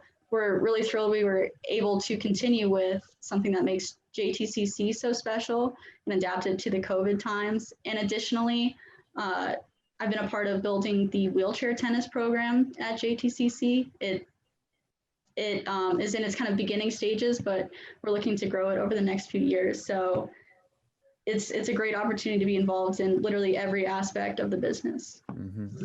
And what do you think makes this program unique, and would you recommend it to other college tennis players? I would absolutely recommend it to other players. It's a nice opportunity when you're not 100% what you want to do out of college, to have a year and really gain that experience in all these different areas and learn. So I think, and what makes it so unique is that aspect, and also allow you to work with such high level companies and institutions and nonprofits. So that's the most exciting part, I think. Yeah, and what kind of traits do you think a Tennis for America Vista Fellow possesses? You know, as coaches are thinking about which of their players or former players might be interested in this, what are some of those traits or interests you think they might possess? Definitely. I think players that are interested in staying in the tennis world, but also who are looking to gain business or marketing experience, this is a great opportunity. Also, players that are, very self-driven, very team-minded, and very adaptable. I think those are the three main qualities I would say have really come into play in this time. Yeah, well, Gabby, you definitely demonstrate those qualities, and we're very lucky to have you part of this program, as we are all the Vistas this year. Just an outstanding group of college tennis players, and I know you're all working extremely hard and adapting and taking a lot of initiative, during this time, and the organizations that you're involved in are very appreciative for all the work that you're doing. So yes, coaches, again, we are looking to grow this program in year 2. We're looking to have 12 college tennis players in 8 cities around the country. So we've actually extended the number of cities this year. So all I'm asking is that you share this with your current and former student athletes. Just share tennisforamerica.com. I'll keep banging this drum. Hopefully we'll start having lots of applicants here over the next couple of months. But I know anybody who has questions can reach out to me, dmullins@itatennis.com. I know that Gabby and the other Vistas would also be happy to chat with any student athletes that want to learn more about it. So Gabby, thank you so much for your time today, and look forward to being on a call with you and the rest of the Vistas on Friday. Thank you, Dave. Thanks, Gabby. Bye-bye. Bye. Awesome. Thanks, Dave, and thanks, Gabby. I think it's pretty incredible what what Gabby and the other 7 Tennis for America fellows have accomplished this year despite COVID. And the link that Dave sent to also includes some stories in their own words that they talked about, which have been really fun to read. So up next, we've got another giveaway, courtesy of Tennis Warehouse. So this one is not one, but 2 $100 Tennis Warehouse gift cards that can be used on anything.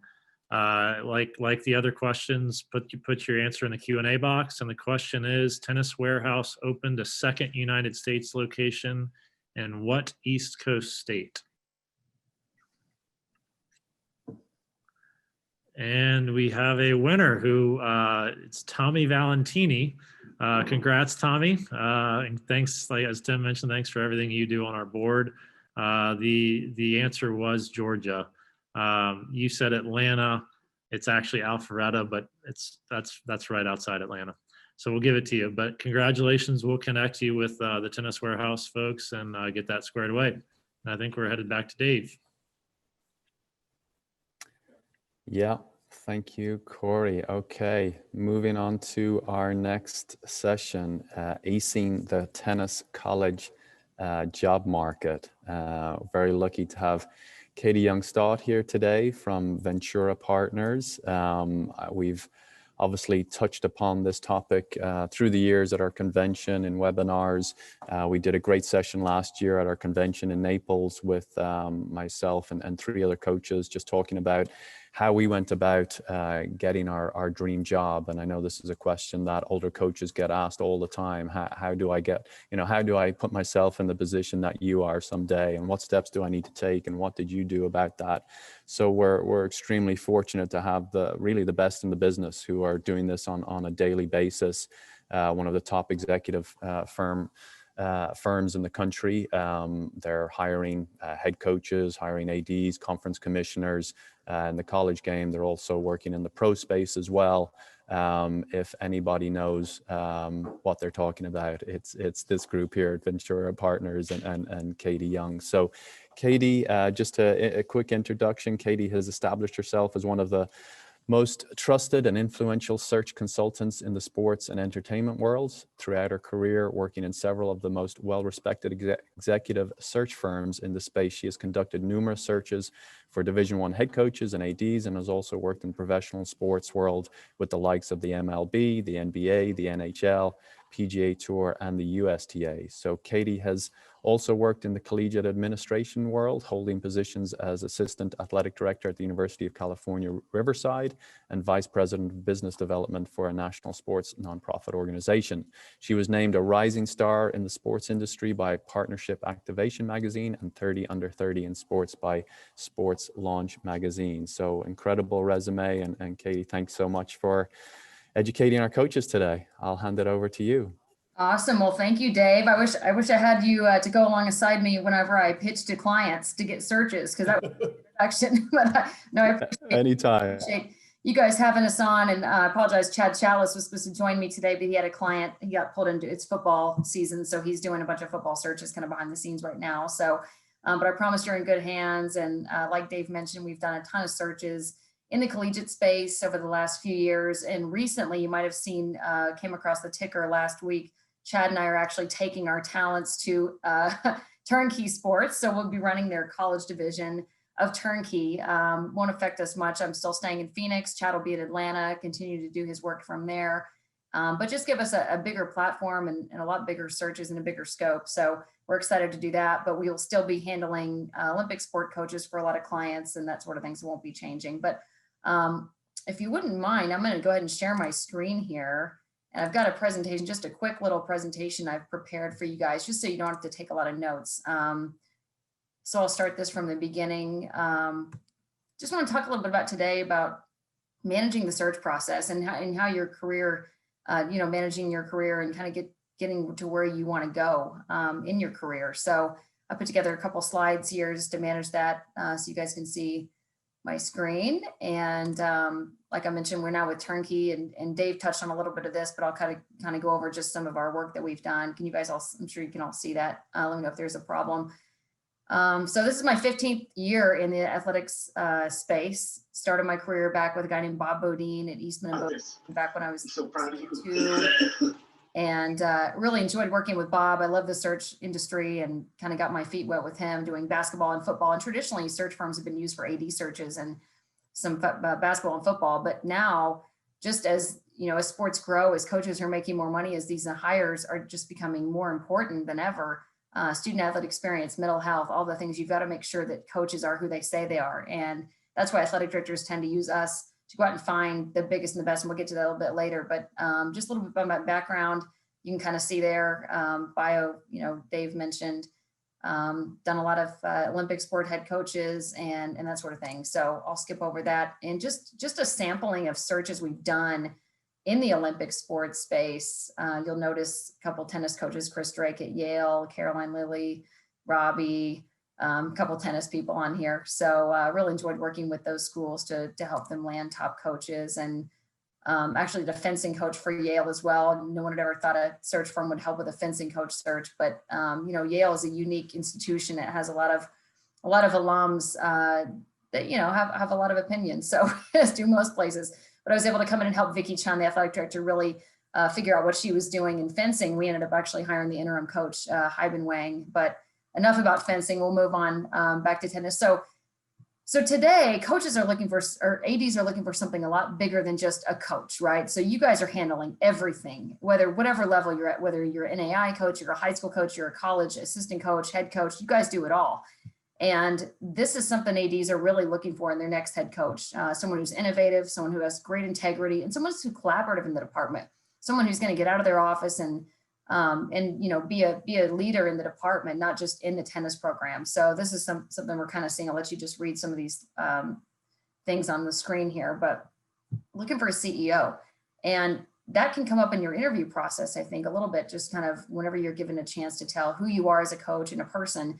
That's a chance to really, especially if you're an assistant coach right now looking to be a head coach, you have that ability to say, look, I've had great mentors. I've done every single thing that a CEO does, you know, except for maybe have the head coach title. And I know in tennis, you guys are working with student athletes individually, and you're essentially head coaches of your own unit, right? So just be prepared to talk about a little bit about that. So talking about professional development today, who are you? You know, who are your mentors?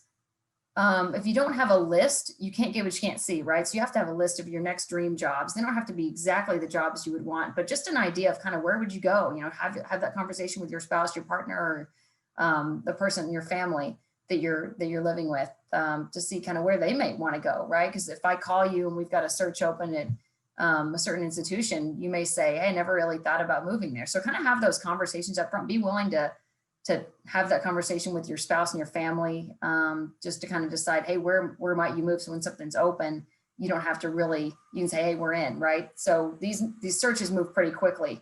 And whether a search firm is doing the search or not, or if it's just an athletic director or a sport administrator, you know, they move pretty quickly. They want to get someone in there. You guys have got recruits. You guys have got practice going on, assuming we're not in a pandemic.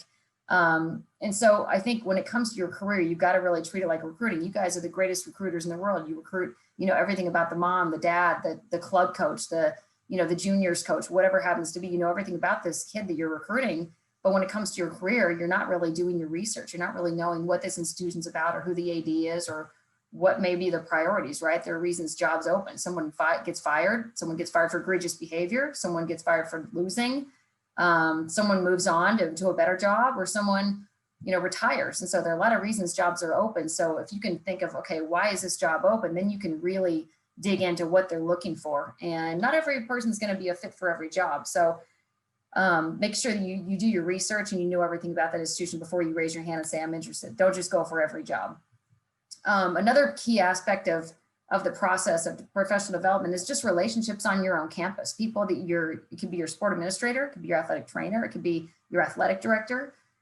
Get to know those people, go to lunch with them, go kind of build your career from the inside of your campus out. So of course there's some internal constituents, like I mentioned, the athletic director, or there's your conference commissioner. Who's over tennis championships for your conference? Do you know that person?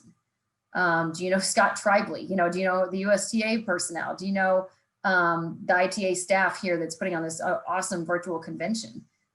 Because chances are someone in that athletic department might have worked with them in another place, and they're going to call them about you, or they're going to call and get names. Because let's be honest, ADs don't really know, unless they're tennis people, they don't really know anything about tennis coaches and how to, you know, where to look and who's who and who's the hot coach up and coming or whatever. So you got to have some good allies that you can kind of rely on during your search process, and just to help you get better. Mentioned your administration and referencing. So they know other administrators just like you know the coaches. You guys can sit and name 50 other tennis coaches, but you might name your own AD or maybe an AD you worked with at the previous school you were at.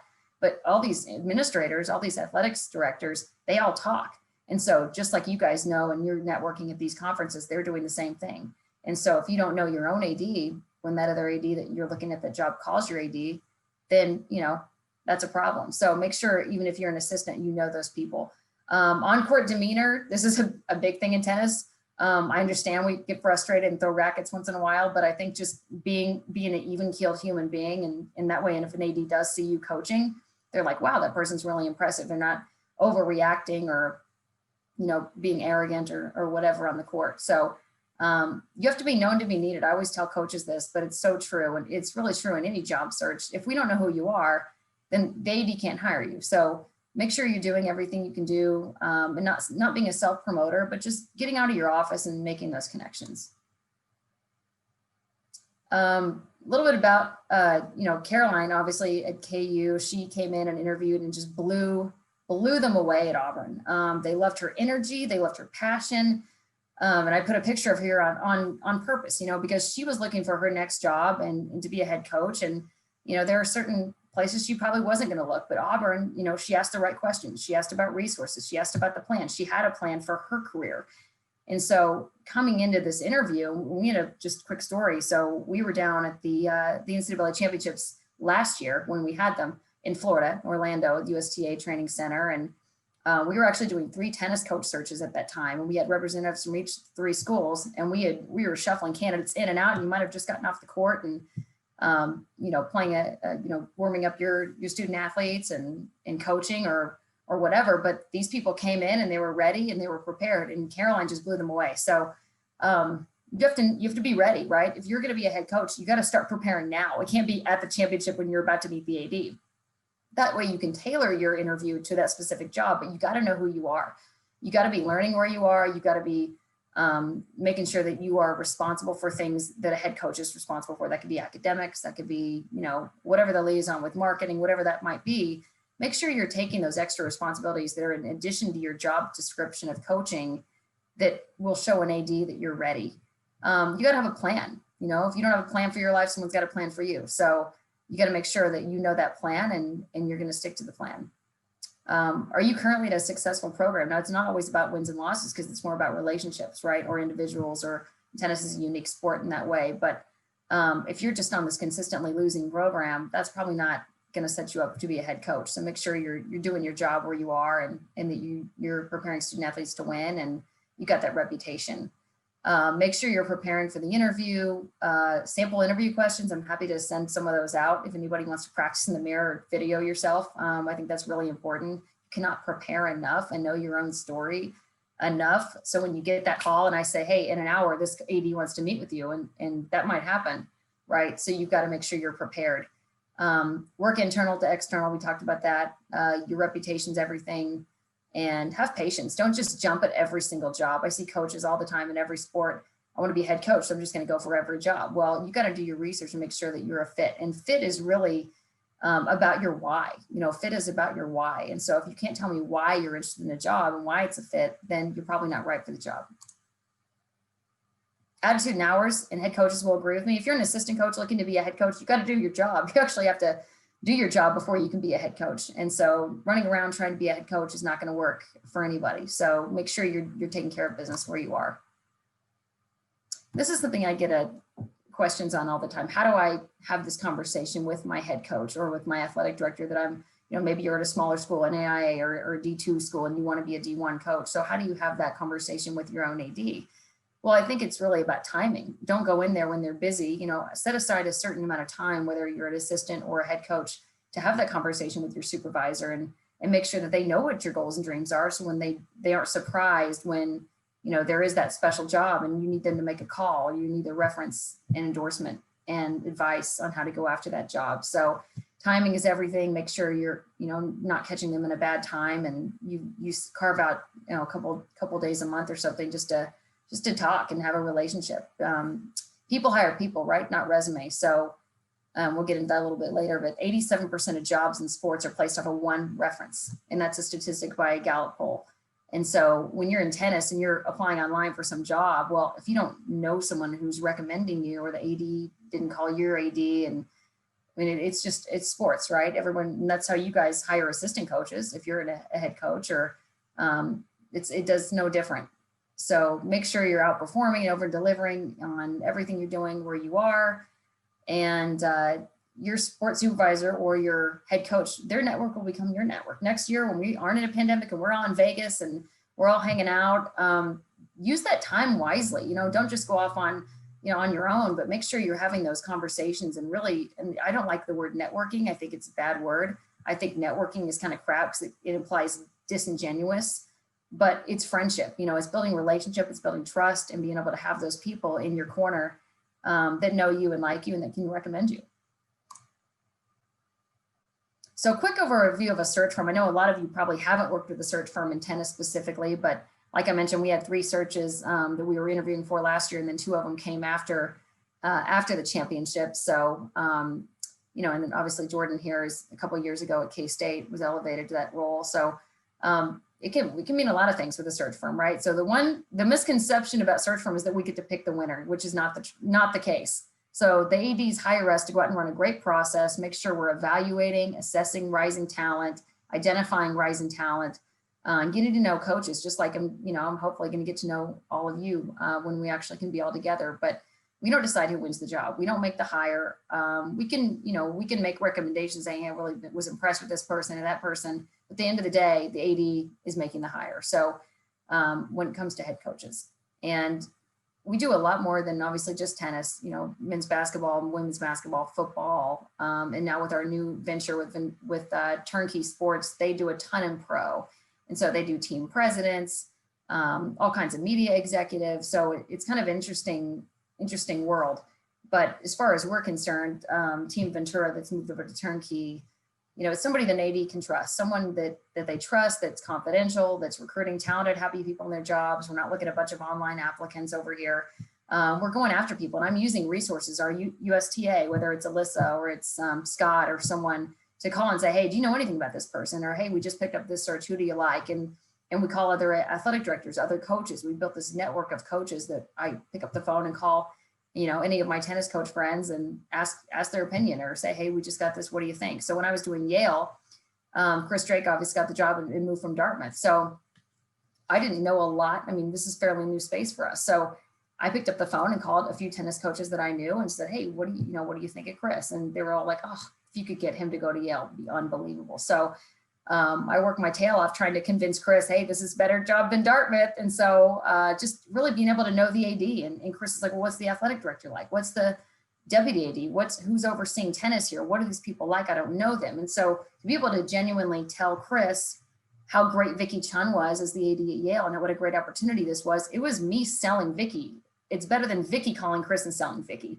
So we can be used as a middleman. We're used to reference. We're used to seamlessly run a process and make sure coaches have that resource to ask questions, because sometimes you won't know the AD. And so I think it's beneficial to have someone like us to be able to help you along. And we're not agents. We don't get paid if you get the job or not. We get paid to run the search. We don't get paid based on who gets the job at all. So it's, you know, background referencing, that sort of thing, really important. So there are 4 reasons really you should be looking at in a job. Four things you should be looking at. First is the people. Make sure the athletic director is going to be supportive of tennis, right? We've seen a lot of programs cut. We've seen a lot of things going on, and making sure that athletic director is a great person. It's a great, you know, go where you're celebrated, not tolerated. They should be recruiting you, you know, making sure that you're a good fit. And the next thing is really the tools. Does this job give you the tools to be successful? What's the facility like? What's the budget like? What's, you know, are they going to allow you, if you're an assistant, to do more than your job description? Opportunity. It's about fit. It's about, why is this a great job for me? Not just personally, but professionally. Is it a setback or a setup? And some people may take lateral jobs because it is a, you know, traditionally been a great tennis program, or for whatever reason, they have that affinity for that school, or they've got like a like-minded, you know, situation where, like when Chris moved over to Yale, he already knew the academic index of the Ivy. He didn't, it was a very easy learning curve, just a little bit bigger, you know, bigger platform being Yale. So what is that opportunity? And then it's about growth. Are they going to allow you to leave a legacy here? Is this a situation where you're going to be able to come in and do something special and be able to leave a legacy, whether you're there for 5 years or 50 years? That's something you should definitely consider when you're looking at a new opportunity. So how do you get involved in the search? You see this job, so-and-so left, this is open. Well, first you have to ask, what are they looking for, right? What are they looking for? Why did the person leave? We mentioned that before. Understanding the role of your current boss and mentors. You guys seeing a recurring theme here? It's relationships. It's who you're working for. That matters. Your mentors, your advocates, your allies. Someone who knows the AD or a tennis sport administrator. Someone who knows if it's a search firm involved, which it might not be. But if that's a thing, then know someone, you know, that can recommend you to the search firm. Be willing to move. I know this is a tough one when families, you know, come about, and it's just be willing to take that move. And if it's not a good move for you, it's probably not a good move for the university to hire you. So make sure that it's a great place and you want to be there and your family's going to be happy. So references, endorsements, testimonials. Like I mentioned, if you don't know your conference commissioner, if you don't know over tennis, if you don't know the people at the NCAA and people at USTA, who are these people that are going to vouch for you? And you can't have 10 people call, you get 1 or 2. Don't pick 10, pick 1 or 2 really important ones that really know you. And don't just pick an influencer to call. I do men's basketball and I say, don't have Coach K call and pronounce your name wrong, right? So really important that they know who you are as a coach, know who you are as a person, and can speak to your abilities as it pertains to that particular role.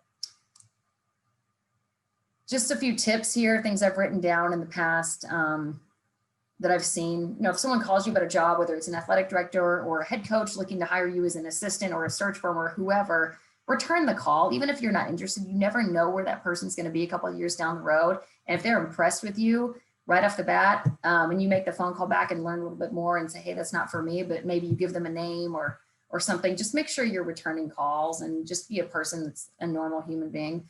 If you don't move forward in the search process after the phone interview, either it's an AD or whatever, write them a note. Thanks for the consideration. Really appreciate best of luck with your search, that sort of thing. Because again, you never know where that AD might land and that you were impressive to them in that process. And maybe you're on their list next time, right? So, and this kind of goes back, can you interview tomorrow? This happens.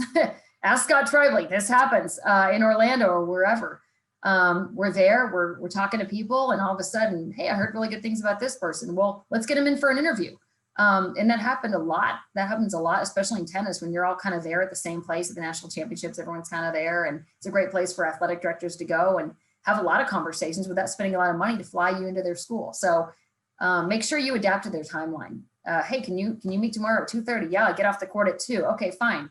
Brush your hair, take your hat off, maybe put on a blazer over your t-shirt and walk in.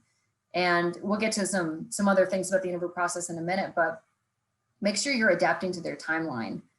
And the proof of desire is pursuit. And you guys see this all the time with your student athletes. And you've got to know the difference between desperate and interested. People don't hire people hire people that want the job. Playing hard to get in the first date isn't going to end well. So if you're this elitist, you're not going to be interested in the job. The AD can sense that, and they're probably not going to interview you next or get you to the next round.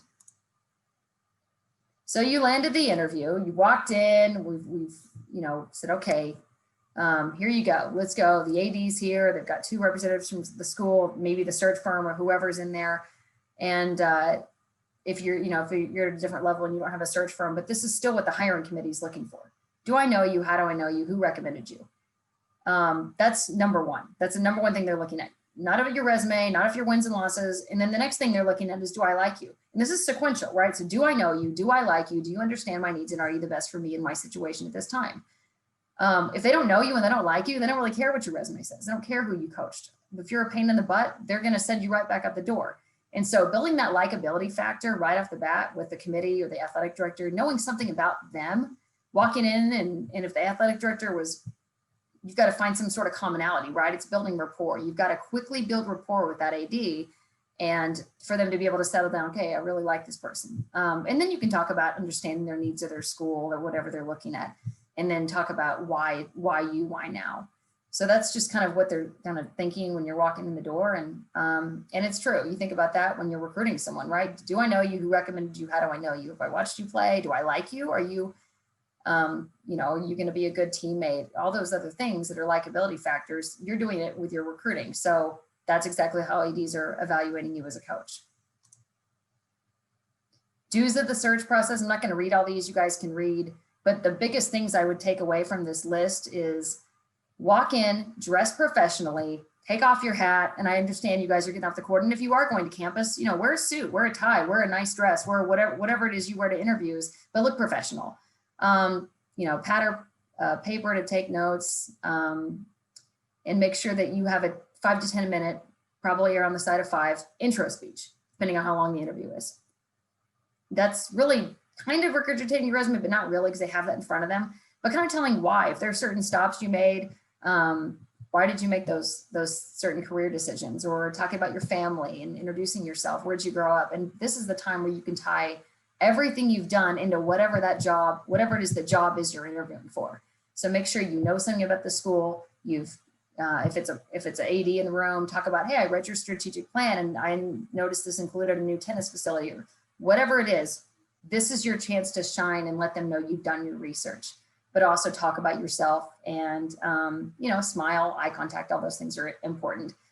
But you have to bring energy and enthusiasm. I've done so many coach searches where the coach walks in and they're just very, you know, just not really that energetic about being there. They've got other stuff going on. And no, you got to bring energy. You got to be enthusiastic, show humility, don't come in like a know-it-all.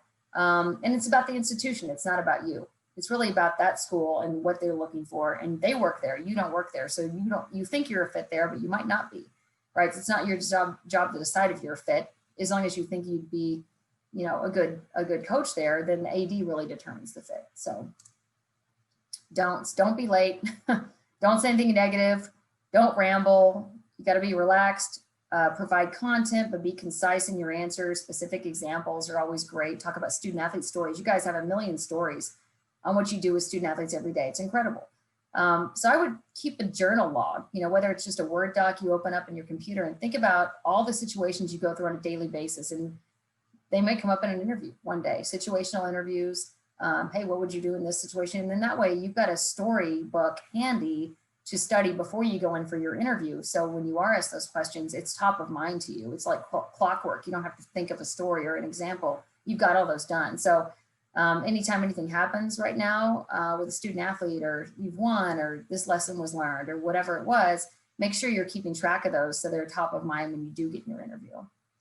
Don't interrupt the AD, let them talk. Those committee people are so excited to ask their questions. They're probably not really listening to a lot of your answers anyway. They're just listening to how you say it and how you answer your questions. And if you answer the question, they're so excited and nervous to ask their question. You know, make sure that you're, make sure that you're in there and you're going to be nervous, but don't fidget. I've seen a lot of people on Zoom. This is something you may catch a Zoom interview this spring if you guys are interviewing for a job. People are rocking in their chairs. They're like doing this, and just have a nice background. Make sure that you're poised and you're speaking and you're looking at the camera. That's my Zoom interview tip of the day. And a golden rule: if you're a jerk as an assistant coach, that's going to come out. Whether the AD makes a call about you, or a search firm makes a call, or another coach makes a call, that's all going to come out. So make sure you're treating people right. You know, sports medicine staff, you never know when a former student athlete might have a relationship with an AD and you didn't know it. They might call that person about you, or someone that used to work 5 schools ago. So make sure you're being a good person and understand that, you know, you're referencing off lists might come from an academic advisor or a strength and conditioning coach. That was long, kind of a long-winded presentation, but I want to make sure we have time for questions. I want you guys to screenshot. I don't know if you can see on the side here with these boxes, but my email, katieyoungstout@turnkeyse.com. I'm in Phoenix. If you guys through the pandemic are you know, out and about, love to see you, love to have coffee anytime. So shoot me an email, follow me on Twitter. And I want to open it up for questions now. I'm just going to go ahead and stop sharing my screen. And back to Dave here. So I went through that quickly, but I want to make sure we have time for questions. So yeah, thank you for that, Kate. That was great. And we do have plenty of time for questions. So please start putting them in the Q&A box here, and I'll moderate. Kate, as they're thinking about their questions, just one thing that's come up a few times, and I'm a former college coach myself, so I was involved in some searches, whether it's for tennis coaches or other college coaches. But you know, this question of how aggressive to be, right? If you don't hear back from the sports supervisor or the SWA or the athletic director, you know, some coaches will talk about, hey, I just charged into the office there and gave them my resume, and others will, you know, maybe be too standoffish. So what is that balance, and how can coaches figure out what that balance is in terms of how aggressive to be with trying to get a job? Sure. Well, I think that's a little situational. The number one thing you can do is really find someone who knows that AD. And that's where coming back to your own campus really, really gives you a leg up on your competition. So if you know your own sport administrator, chances are they're going to know the sport administrator at that other school, especially if you're an assistant coach or something and, you know, you're trying to get your foot in the door. And a lot of head coaches, if you're interested in a job, they're going to see your record. They're going to know who you are. You're Googleable, right? You've got kind of a track record out there of achievement. And that's a little easier to have, you know, if you have a good relationship with your AD and your dream job comes open, if you're a head coach, we'll have that conversation with your AD or your SWA or your senior administrator overseeing your sport. But the best way to get in door to an AD is by having someone else introduce you to that AD and say, hey, look, you know, so-and-so, I've got this guy, Dave Mullins, he's unbelievable. I think he'd be really good for your job. And the AD's like, well, I didn't even know who Dave Mullins was, so let's just call him. And so that's how these ADs operate in their own little silo of the AD world. And so if you can get to one AD, which should be your own AD, or a previous AD at your old school or whatever, they've got to at least, that's kind of an AD code, right? Like an AD can call an AD. But if you're having a bunch of coaches call the AD, that's really not effective. So find your 1 or 2 administrators that are really in your corner that can make those calls for you, and make sure you use the calls wisely. Don't just have them call 20 schools a year. Pick the 2 or 3 that you think really you have a shot and have them make that call and that introduction. Very good. So questions coming in here. How many pages should the resume be? Oh, that's a good one. I like probably just a front page, which is like a bio, you know, a picture, maybe something kind of cool with your bio. And then I would say 1 or 2 pages for the resume. I don't like going any much more than that. I mean, you guys are coaches. You're not writing CVs for, you know, getting a physician job or something. It's not like you've got to have all this research on there. So I think 2 pages is probably good. 1 sometimes isn't enough because you don't get enough content. The biggest thing about resumes is results. So if you can talk about how you turn something around, or you produce certain amount of national champions, or I think results are really important, but don't forget about the campus piece of the results. You've got to think about tennis results. Obviously that's the given, right? But what have you done on campus? What have you done for life skills, community service, things that you've done with your team, special events, those sorts of things that you can do that the AD might not know that you're in charge of. And so make sure you put those on there. And I think just making a resume results oriented is really key. Mm-hmm. And do you have any other advice around cover pages or resumes? I'm sure you've seen some brilliant ones and some that aren't not so good. I mean, I think I would have an expert look at my resume. If I were you, you guys are coaches, you're not resume experts by any means, and you're probably not interviewing experts. So have someone train you. Find a person that can kind of help you prep for your interview. It could be an administrator, could be another tennis coach. It could be someone who's you've just admired in your athletic department. Have them mock interview you. I would have that relationship with my sports supervisor that they're kind of the go-to person to help you. And everyone's willing to help people, I think. And if they're not, then you need to find somebody else that is. Mm-hmm. I mean, I would say just find an expert. Have someone who's a grammatical expert look at your resume, make sure there's no obvious errors or spelling errors, things like that. If that's not your forte, find someone that is. Mm-hmm. Yeah, and there's plenty of options online, right? And that's the funny thing. Even there's these services on campus. I mean, coaches will tell their student athletes to go get the resume checked out, but then won't do it for their own resume. So take advantage of that. So another question here: if I go for a job interview, when do I tell my sports administration or sports supervisor? Are you a head coach?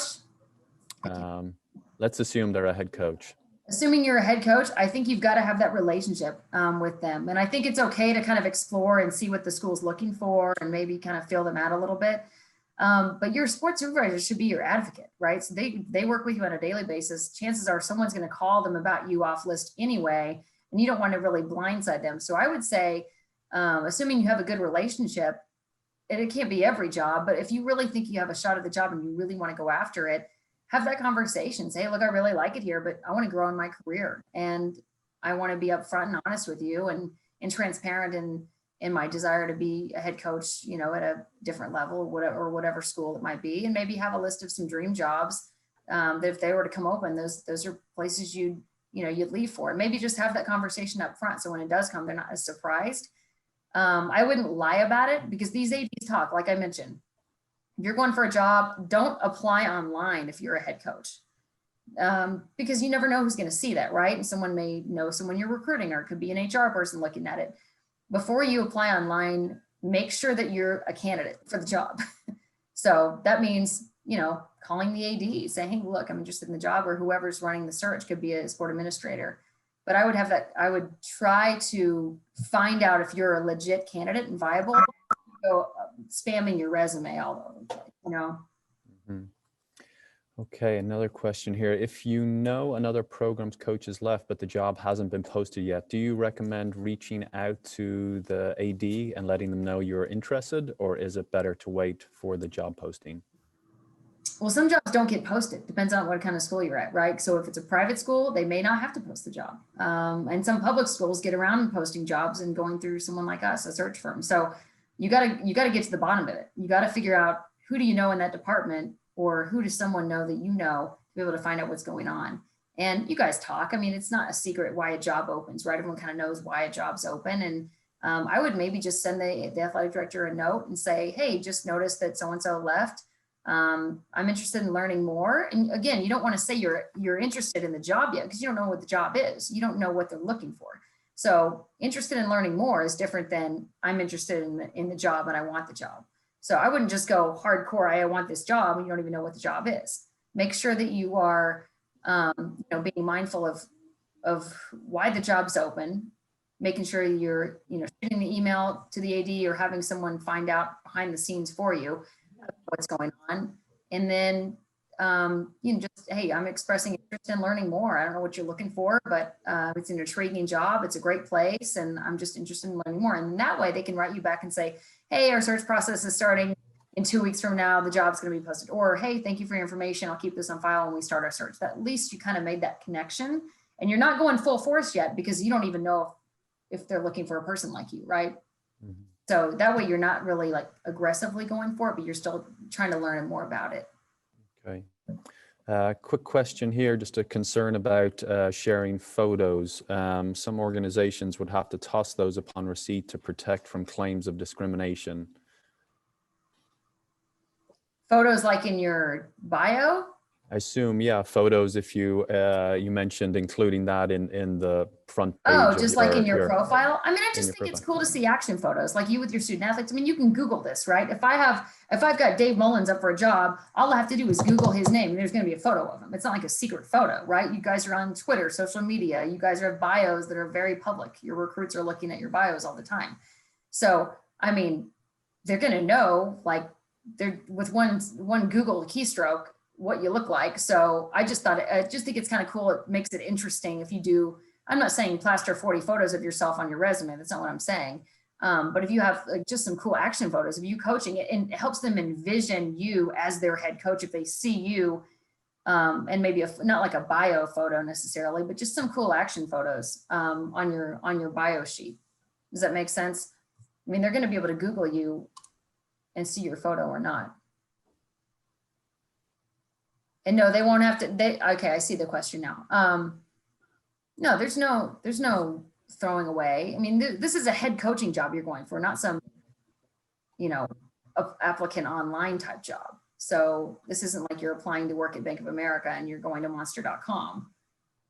So I think once you submit your materials, I mean, happens every single coaching search. Football coaches have these, 90-page tab portfolios with 100 glossy photos of themselves as they're sending the AD. And so I'm not suggesting that, but I think just something that differentiates you and lets an AD kind of see your personality and see, you're just kind of cool, action photos of you coaching. I think that's kind of differentiating. Okay, thanks for clearing that up. Another question, at the D1 level, do ADs prefer head coaching experience or a Power 5? I assume they mean head coaching experience maybe at a different division or mid-major, or being a Power 5 assistant coach. That's a great question. I think it depends on the school and the success. So if you're looking at a big time Power 5 head coaching job, well, they're probably going to want some sort of either head coaching experience at the Division I level or, a top assistant coach at the Division I level. But if you're at a school, maybe it's a Ohio Valley Conference school, or it's a Patriot League school or something, to that effect, I think that they would consider a D3 coach or a D2 coach, head coach, not an assistant coach. So I think it just varies depending on the level and the type of school you're looking at working at and that sort of thing. Yeah, I think sometimes coaches are conflicted, right? Should they take that Power 5 assistant coach job or should they go and try and get that head coaching experience? But like you said, it's just case by case and it's really case by case, Dave. And I think that some people, if you've already been a head coach and you've been successful at any level, that record's not going away, right? You still have that track record. You still got those student athletes that were successful, that you've been mentoring and coaching. You've built a great program at whatever level. So in the AD's mind, that's a validation that you can lead. You're a CEO, you can lead whatever division that is. You can still lead people and you've been successful at it.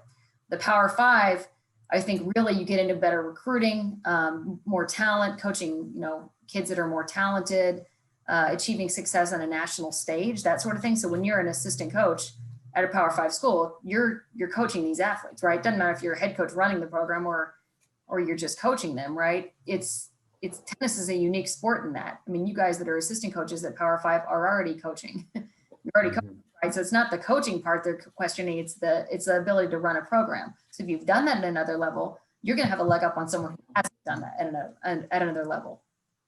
Right.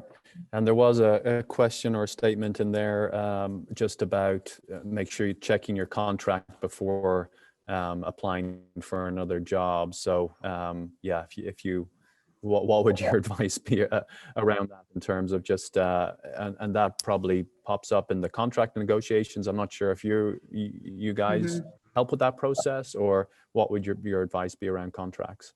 Yeah, we do. And typically if we pick up a search, for a head tennis coach, the athletic director is going to say, okay, here's kind of my short list. Maybe I'll say, here are 5 people I really like for the job. And then of course you get other people referring you along the way. So if I reach out to you or an AD reaches out to you and you've got something in your contract that says, I cannot talk to another school without maybe getting the permission of your athletic director, and I'm reaching out to you, it's not like you're applying for the job. You can talk to me. You maybe not talk to the other AD, but you can talk to a search firm. I'm a third party. I don't work for a school.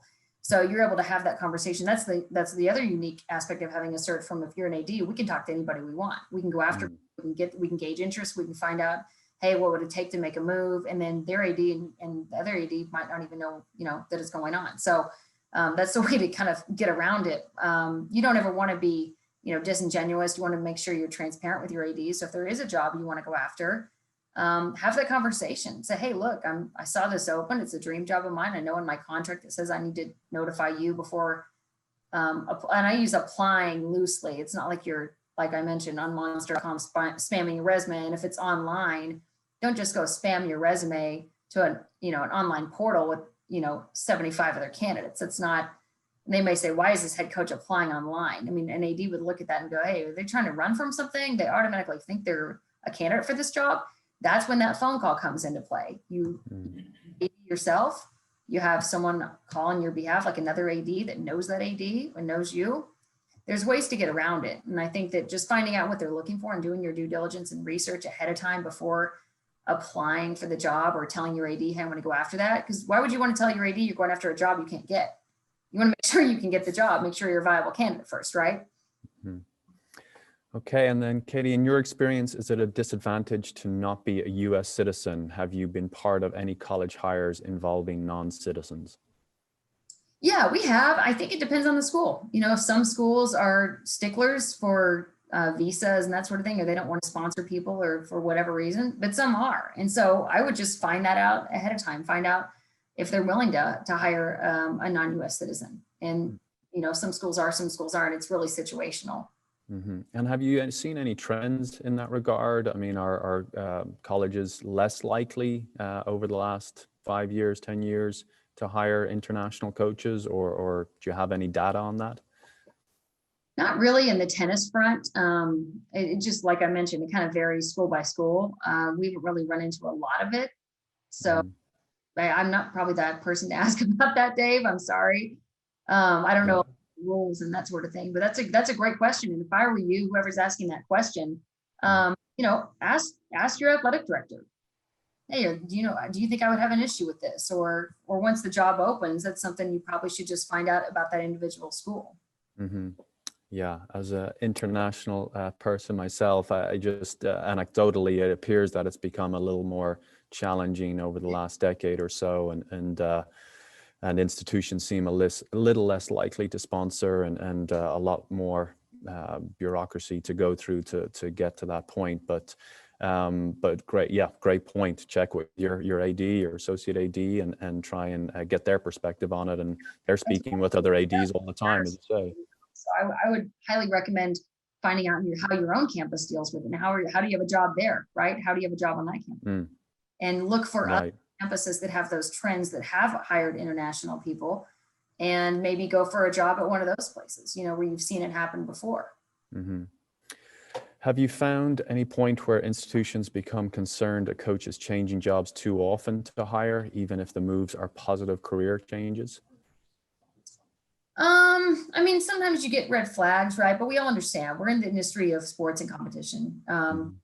If you get a chance to move up, like, it just depends on your job. If you're jumping from, a low major to a mid major and then to a high major and then back to a low major, that's a red flag to me. Like, why would you do that, right? Would you have a story behind that? So I always want to give the benefit of the doubt and ask what their stories are. It could have been their aging mother was in Boise and they had to take a job back wherever, right? You don't know what someone's life is like. And so I think being able to dig into those situations, but if you're just all over the place and one year you're assistant here, and then you're here, and then you're here and here, that's a red flag. But it's just something I would try to have my story and explain. If I'm a coach that's kind of jumped around a little bit, I would make sure that I have my why behind those moves, and have those ready and be honest about it.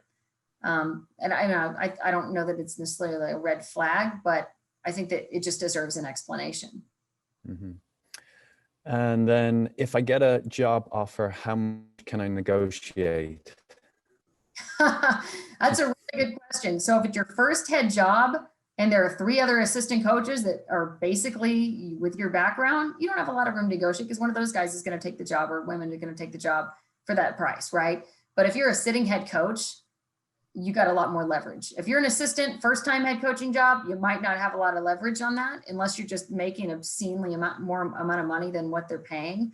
You can always kind of have that and maybe negotiate a club in here and there or something, golf membership, I don't know. So there may be some ways to do that, or maybe on your moving expenses. Say you're going for your first head job and the moving expenses, okay, we're going to pay you $5,000 to move, and this is the salary. Well, I'm moving from North Carolina to California, so I'm going to need more moving expenses up front, or a signing bonus. Those sorts of things are negotiable, as long as you can kind of tell them, hey, why I need this, or hey, I'm making $125,000 now, and you just offer me $120,000.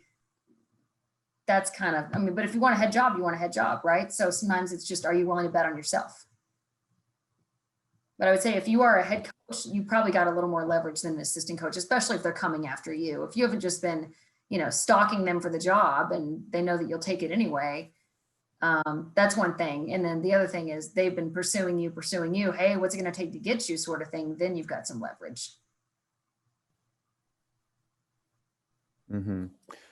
And around the negotiation as well, right? It doesn't always have to be salary. It could be bonuses. It could be, car stipend. I think a lot of people get wrapped up in the salary, but there's other things there. What are some of those bonuses? I mean, again, it depends on the level, but have you seen any changes in recent time to what coaches are negotiating on? Absolutely. I think, academic, APR is a thing. Mostly, I think tennis is pretty good APR overall, but I think APR, I think GPA, community service. Hey, if we have this many events, then, you're bonused on that. You're bonused on champions, right? You're bonused on success on the court.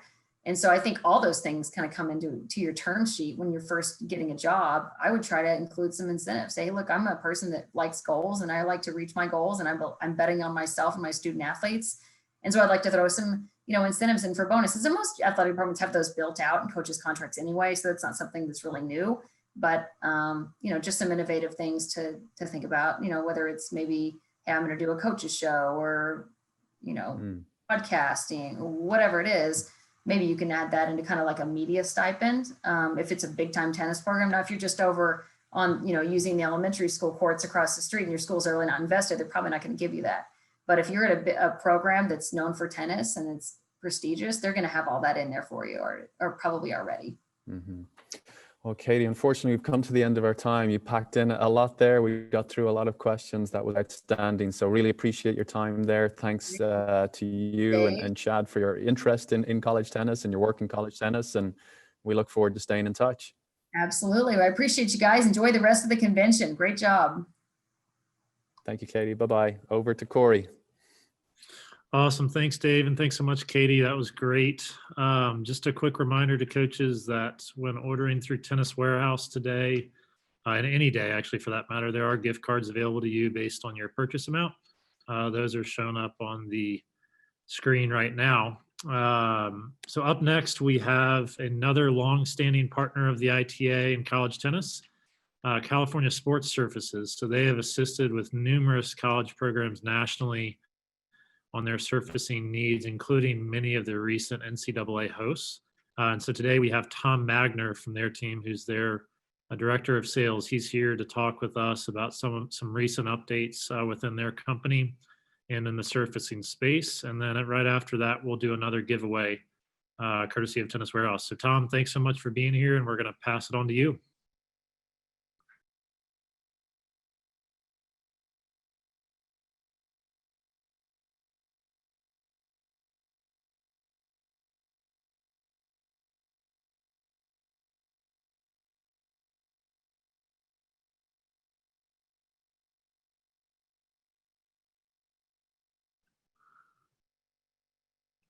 Hey Tom, I think you may be muted. If you want to try unmuting yourself on the bottom of the screen there.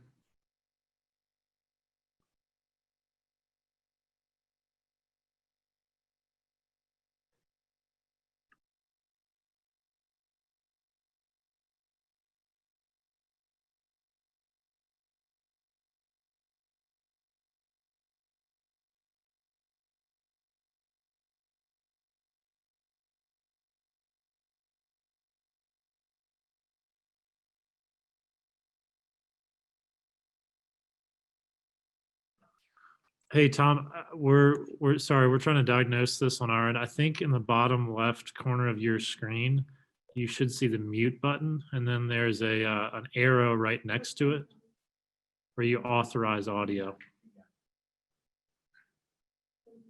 All right, and now unmute yourself. Now try now. All right, can you hear me now? Awesome, there we go. All right. Thank you, everybody. Apologize for that. It's still a learning curve for all of us, I guess. My name is Tom Magner. I'm with California Sports Surfaces, and I'm going to do a very quick presentation of our program and what we've come to offer. We have been a sponsor of the ITA since 2007, and I'm going to try to share my screen here for a moment.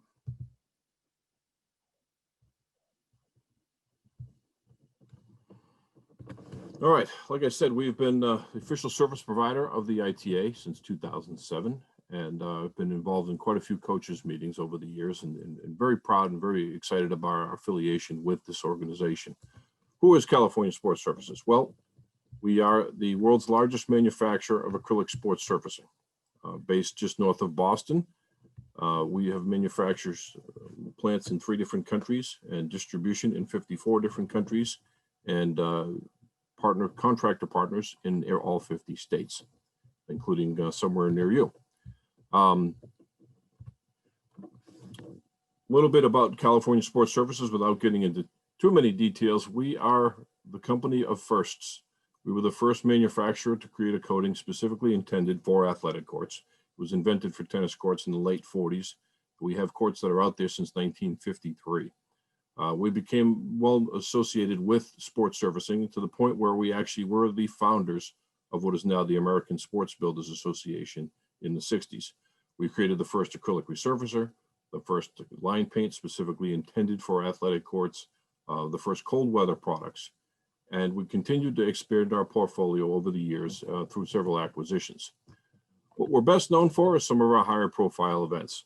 As you see this little list here, we're now about to affiliate with our 6th Olympics, if and when the Tokyo Games do happen this summer. We've previously been at 5 other Olympics and Paralympic Games, and very proud of our affiliation to be returning to Tokyo, hopefully in July. Beyond that, we're also known as having supplied services to major Grand Slams. We were the service of the Australian Open from 2018 through the 19, and the service of the US Open from 1978 through 2019, so 42 years there. And still today, with the official all-weather surface provider of the USTA National Campus. I know some of those folks have presented both yesterday and we'll be speaking again tomorrow. And we've got a great relationship with that facility and very proud of our affiliation there. As I mentioned, we've got affiliates in all 50 states and into a number of countries and specialized installers. Sports surfacing is something that's very unique. Some people just think it's painting courts. Well, it's a little bit more complicated than that. And that's why the American Sports Builders Association certifies and trains builders specifically for the application and the installation of tennis courts and athletic surfaces. And we've got affiliations with some of the best in the industry. So what can we do for you? Well, I know these are very difficult times and money is tight. We all saw the 60 Minutes report. We listened to Tim's conversation yesterday and some of the other challenges that we're dealing with in funding.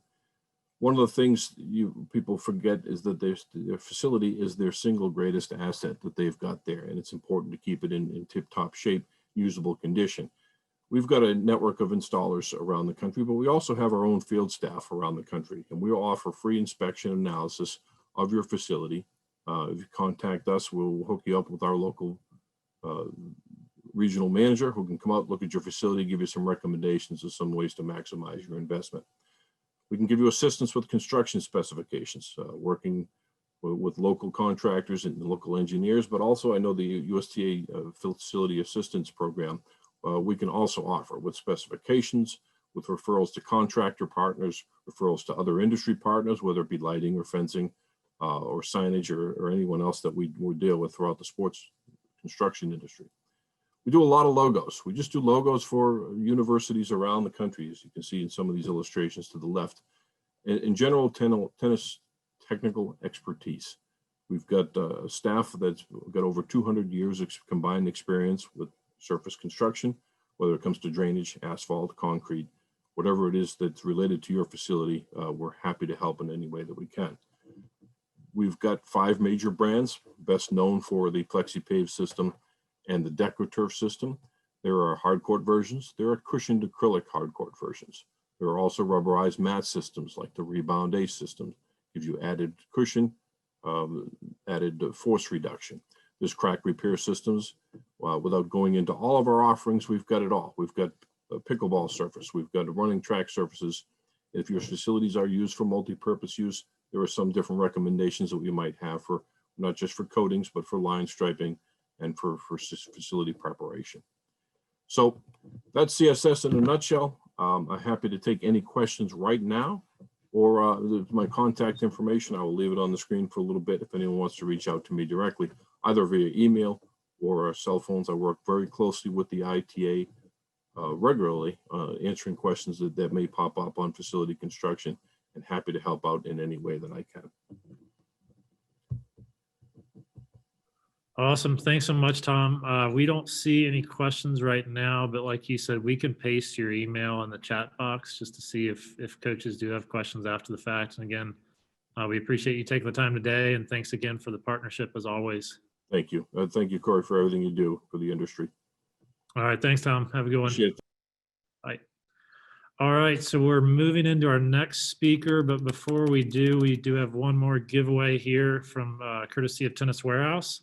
And that is a pair of Adidas Barricades, which currently have about a $150 value. So exciting giveaway option here. And the question is Tennis Warehouse is the official blank of the ITA?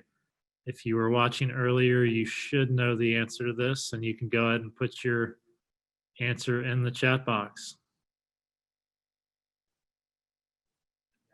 We got one. All right. So Doug Maynard, they are the official online retailer of the ITA. That is correct. Congratulations, Doug. We will connect you with their team to get you that pair of barricades. And I'm going to pass it off to Dave Mullins, who's introducing our next speaker. Thank you, Corey. All right. Thanks. Doug is getting on the line, but okay, there he is. Hello, Doug. I think you're looking to authorize your audio. There we go. Yeah, you can hear me now, Doug? I got you. Hey, Dave. Oh, okay, great to see you, Doug. So just a quick introduction on the topic. And Doug, so Very fortunate to have a former college tennis player as an AD at an elite institution, sharing his knowledge and his experience in the world of fundraising. Obviously, fundraising is top of mind right now. It always is for a college coach, but I think over the last several months, as Tim Cass alluded to yesterday with the D1 ticker, if you look at that on a daily basis, you see the type of deficits that colleges all around the country are facing right now in the tens of millions. May not be as bad as they were a few months ago, but they're still pretty dire. And I think more and more responsibility is being placed on the shoulders of college coaches to fundraise, not just for major capital projects, but also for day-to-day operational budgets. And so it's definitely an area that a lot of our coaches just are not that comfortable with, and understandably so. They want to coach tennis, they want to recruit really good players, they want to develop cultures amongst the teams that they coach, and sometimes fundraising is way down on their list of priorities. But I think going forward, we have to raise up that priority a little bit more, and we'll continue to try and provide tools for our coaches. We do have a chapter in our masterclass on fundraising. We have the video actually from our convention last year that Tim Russell conducted with 3 of our coaches who do an amazing job fundraising, and we'll continue to try and educate our coaches on this topic. But just by a quick introduction, and Doug has a long, outstanding resume. I won't get to all the points, but he is currently the Director of Athletics at the University of Nevada, has been since 2013. He's raised millions of dollars for many facility upgrades, including the tennis facility, which we love to see. Prior to Nevada, Doug spent 8 years at the University of Utah as the Senior Associate Athletics Director for External Relations. During his time at Utah, he successfully launched a $150 million comprehensive athletics campaign and doubled the Utes annual fund in just 5 years.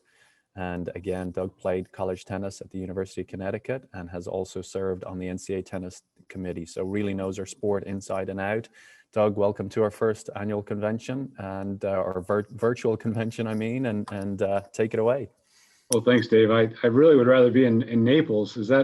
That's not possible, I guess, this year, though. No, we have to give it a miss this year, but we'll be in Vegas next year, so you're a little closer to where you are. So you're welcome to join us again. I hope to be there. So, Dave, if you don't mind, I've got a short presentation I'd like to share. If I can share my screen, is that okay? Perfect. Okay, let me see if I can get this rolling here.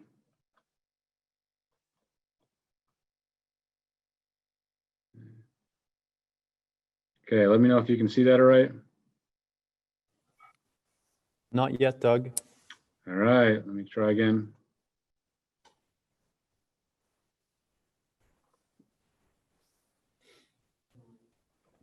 All right, all our Zoom technology here. We're still learning how to use this thing. Okay. How's that, Dave? Perfect. We can see you now, Doug. Thank you. Okay, good. Well, as an introduction, just real quick, Dave mentioned my background in tennis, and this is one of those things that this is a passion for me, just like it is for all of you.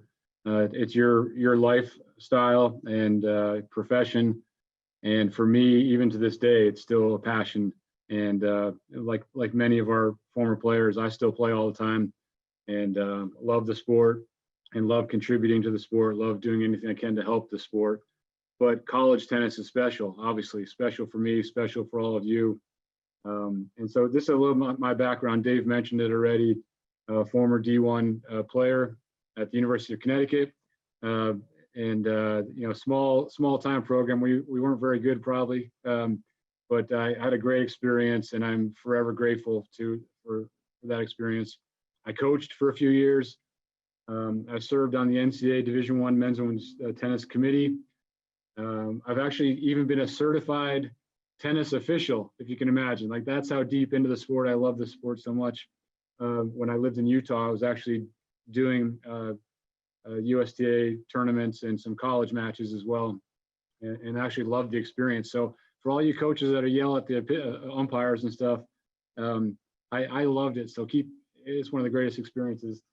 And then as Dave said, I've been in this business a long time, and I've been in fundraising my entire career. ever since starting off as an intern and a grad assistant, moving my way up and sort of across the country at different schools. I've worked at the University of Connecticut, UMass Amherst, Ohio University, Michigan State, University of Utah, and then now I've been here at the University of Nevada in beautiful Reno, Nevada here for the last 8 years. This is my 8th year as athletic director. And as I said here in my last part of that slide, I'm still playing. I still get after it. I still think I got enough game here. So I like to put out the disclaimer on the end of that sentence though, still play at a decent level for my age, which is a little embarrassing, but it's true. So why do we need to fundraise? This is speaking specifically to tennis and college tennis. Why is it important? First of all, obviously we've got to meet our annual operating budget. For many of our coaches, you've got to fundraise a portion of your operating budget just to do what you do.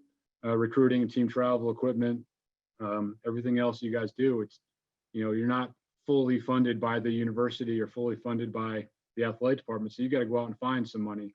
Part of the reason is to advance the program, right? We want to make ourselves better. So whatever university funding we get, you want to grow the program, you have to go out and fundraise a lot of times. Renovating or building new facilities, that's a huge piece. You know, for us, not all of us have the ability for our university to fund a new facility or renovation or resurfacing courts or new windscreens or new nets. You know, there's 1,000 things that go into having a nice tennis facility. And a lot of times we have to go find the money to support that. And then the last two there, you know, make me nervous about our sport. The first is securing the future of the program, sort of planned giving, building an endowment around your program. And then the last one really is about securing the future of college tennis. And, you know, we see this all across the country right now, especially right now with COVID and major budget impacts. You know, people are looking for ways to save money and cut back. And especially on the men's side, men's tennis is taking a hit. And so one thing that we can do as coaches, one thing that we can do together as administrators and coaches is work together to secure the financial footing of our tennis programs so that when it does come time, if a university's got to cut back on the athletics budget, they're not looking at the tennis program. And I would never point fingers at any other sports, but maybe they're going to look at golf or look at something else instead. But, you know, if you're doing a good job in fundraising and you have enough support, you know, that's going to offset that decision for them to potentially cut tennis. And so we don't want to do that. So we've got to be able to fundraise and we've got to do a good job in that. And I know, like Dave said, a lot of our coaches don't want to fundraise. They just want to coach. They just want to recruit, just want to develop players. I get it. But this is an essential part of the job now for every coach. It doesn't matter what sport. My football coach has to has to fundraise as much as my tennis or swimming or soccer coaches. It's just part of the business these days. So a couple of things I wanted to kind of remove some of the mythology of fundraising, because it does make people nervous and it shouldn't. It really shouldn't. So fundraising is not a frightening thing. And I say here, you guys as coaches, you do this all the time, and maybe not what we call in the fundraising world, but you do something very similar, and it's recruiting. And everything you do, every step in the process of recruiting an athlete is very similar to what we do in fundraising and what you should be doing in fundraising. So initial contact, right? Building rapport, establishing a relationship with a contact, with a prospective student athlete. Same thing you do in fundraising, right? You establish a relationship, initial contact, establish a relationship. And I'll talk through how we do that. Getting a commitment, I mean, from a recruit, right, takes months and months, and you got to get to know the people in their lives, their parents or their high school counselor or their principal or their coach, personal coach, high school coach, whatever it may be. You're building a relationship with the people all around the athlete.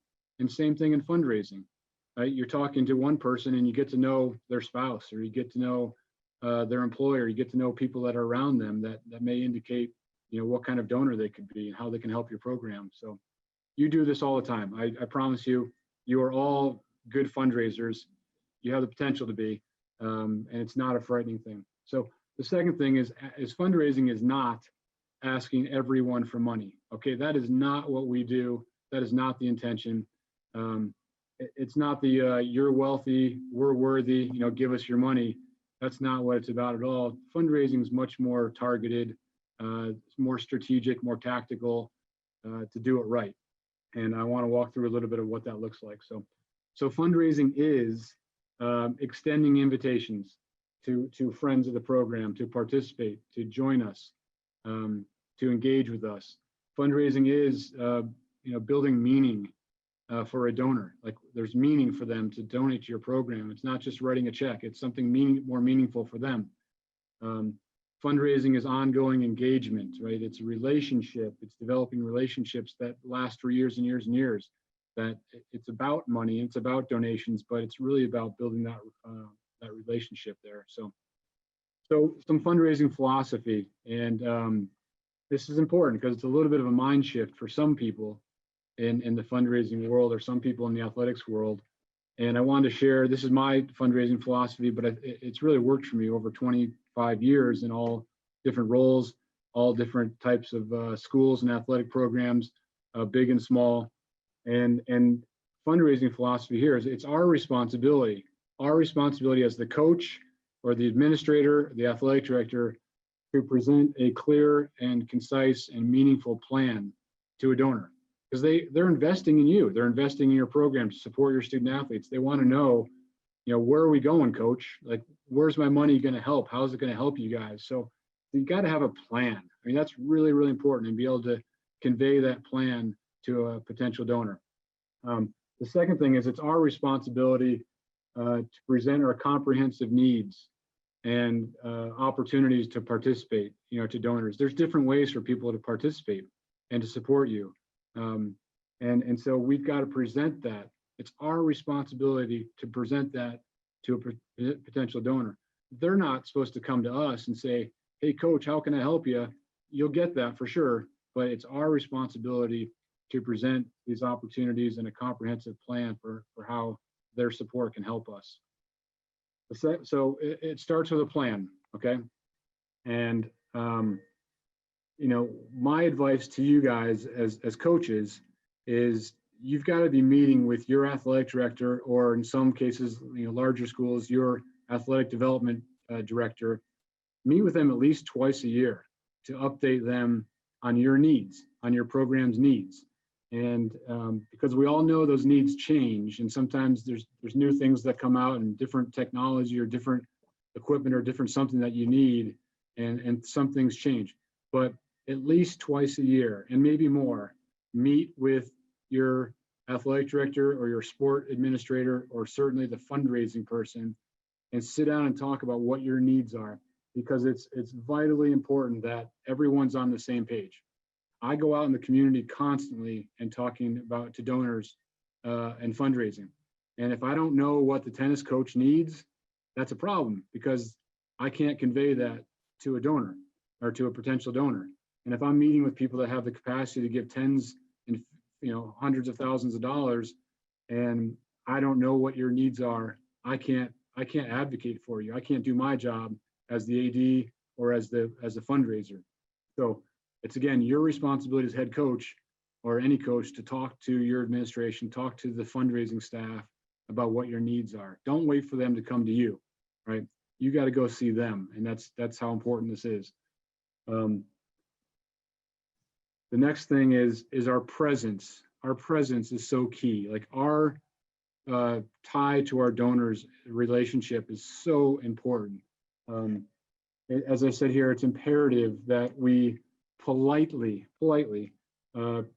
be present in the minds of our donors and prospective donors, right?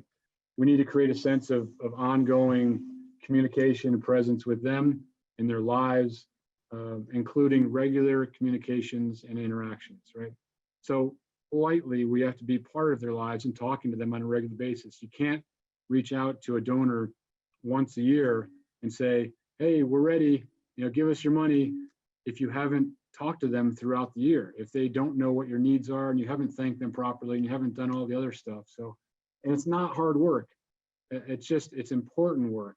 And I'm going to talk through how that happens here in a second. So I want to put in a plug. This is sort of not fundraising normally, but it's really important. And I try to tell coaches as often as I can how important it is. Database management right? We all operate off the same database. The university, alumni and development office, the athletics department, and each of our coaches have to operate off the same database. It's not good if you've got some information, some data, and I don't as the athletic director, or your fundraising staff doesn't have it. We've got to keep the same lists and work off the same lists and make sure we're working together to update that data and that information. It's incredibly important.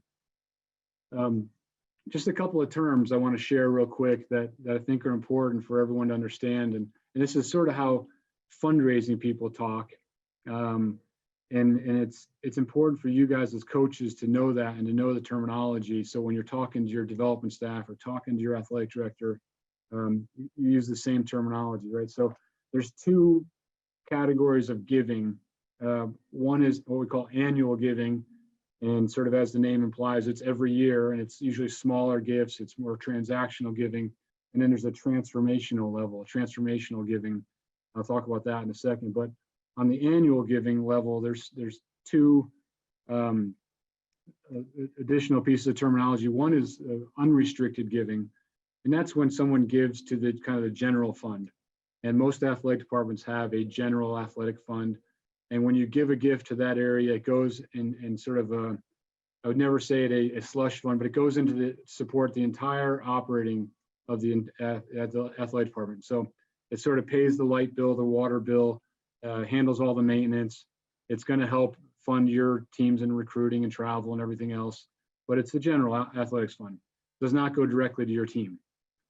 The directed or designated gift is an annual gift that goes directly to your team, to your sport club or booster club, your sport budget fund or a booster club. And that's important. You've got to know the difference in that. So when you're talking to a donor, you can assure them, and this is important, ensure them that when they give a gift to the tennis program, that money goes to the tennis budget and is used at the discretion of the head coach, okay? That's really important for any of our donors. If I give a gift to the tennis team or to the swim team or to the football team, I want to make sure my money is getting used by that coach, that it's not going into the general fund that's funding the other sports. You've got to make sure that's happening in your program, and you've got to assure your donors that that's going to happen. So just target audience real quick. So the unrestricted fund that helps all sports and the entire department, the target audience there is sort of everyone. It's all alumni, it's fans, it's the community. It's like anyone, like in my world, we're the Nevada Wolfpack, anyone that's a Wolfpack fan. And that could be anyone just walking down the street that lives here in Nevada, that lives in the Reno area. We're going to ask them to help and give money to the unrestricted general fund that helps all of our teams. So a directed or designated gift is someone that's more tied to you and tied to your program. And that's alumni athletes, right? Someone that played tennis for you or at your university before you. It's parents of players, it's fans. And in your world in tennis, we have a lot of people that play in the tennis community, that play tennis, that didn't play in college, of course, but they love tennis and they watch tennis and they watch the tennis network all the time. They know every pro player out there, but those people care about tennis. And so they become prospects for you. And these are people that want to help and they think tennis is a fun deal. So those are targets. And not every sport has that, right? Not every sport has that kind of a community impact, but tennis definitely does. So your alumni, parents group, tennis fans or tennis players in the community are all people that should be asked to help your program. And they can help with an annual fund gift of $100 or $1,000 or whatever their capacity level is, but we should be targeting them and asking them. So the other category of giving that I wanted to talk about quickly, and this is big, some people call this major gifts, major giving. I call it transformational giving, because this is a type of gift that changes the direction of your program, right? An annual fund gift is, like I said, it's like $100 or $500, and someone gives it every year and you spend it right away. Like it goes into your budget and you spend it. Transformational gifts are something that is so large and has such a huge impact on your program. It literally changes the future, the direction of your program, to improve your program. So the first one is a capital gift, and that's what you would think of in like a facility improvement project or a new facility. You're building new courts, and you're going to ask someone for a couple $100,000 or a couple $1 million to help you build a new project, new tennis facility. And a target audience for that are people that are very, very close to your program. And I always tell my staff, and I always tell people, to have someone make a transformational gift, to have someone make a donation that's, hundreds of thousands of dollars or more, this has to be someone who loves your program, not likes your program, but loves your program, loves the head coach, loves the players, loves the history of the program, and is deeply, deeply tied to the program, whether it's they played there or they're friends or know the current coach and players. But this is a major investment and major impact. Like I said, hundreds of thousands or millions of dollars to help transform the program with a new or renovated facility. There's got to be deep ties to the program, someone that loves the program and is willing to help. The next one is an endowed gift, and in similar fashion, this is someone that's looking to leave a legacy. Someone that wants to endow a scholarship or endow a coaching position, or even endow your operating budget. They put $100,000 into an endowment account, and the way that works is it spins off interest. It has interest earned every year, and a portion of that interest goes to help fund your program, fund your salaries, fund a scholarship, and it's perpetual. That money stays in that account forever, and it spins off interest forever to fund that program that it's intended for. And this is incredibly valuable. And again, this is someone, that's very, very close to the program, that wants to leave a legacy, that wants to endow a scholarship or a fund or a salary that wants to help and support that program forever, even after they're gone. And speaking of being gone, the next one is, and this is a sensitive subject. This is something that probably your athletic director and maybe your fundraising staff will talk about more, but a planned gift. A planned gift is something where someone leaves money in their estate plan. And I talk about all the time that, we understand that most people, especially wealthy people, they have tax planners and accountants that handle all their money. But if we talk to their accountant or tax planner, and we always talk to them about, doing an annual gift, give $1,000 a year to the tennis program, and then leave a planned gift. And we know the vast majority of our donors are going to leave their assets, leave their estate to their kids, and their kids or their church or a hospital. And I said, that's great. That's important. We know that's important. We love that. But why don't you consider leaving a little bit for the Wolfpack tennis team, or leave it for the tennis program? And the way the way you talk about that is someone's going to leave 80% of their estate, for their kids, and leave 10% of their estate for their favorite charity in town, a hospital or a church or something, but leave 10% for us, for the tennis program. And again, if someone's got, $10 million in assets when they pass away, and they leave 10% to your program, well, that's $1 million gift. Like, holy cow, that changes the direction of your program. That's a transformational gift. So incredibly important stuff. And again, just want to share some terminology with you, so when you're talking to your development staff, what those things mean, the difference between an annual gift, something that you spend right away, versus a transformational, capital, endowed, or planned gift. So this next slide is really important. And I hope all the coaches listening, I hope you know why people give to your program. And if you haven't, you got to think about it. Like, why would someone give to our program? And here are sort of the top 5 reasons why people give generally. And the first is because they like you, right? They like you as the coach.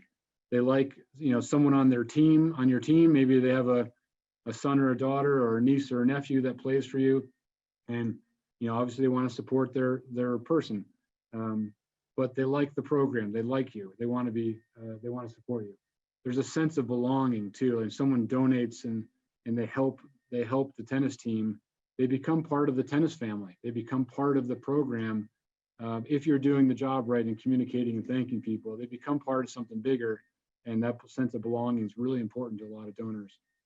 The next is they want to support your mission and vision and your plan for the program.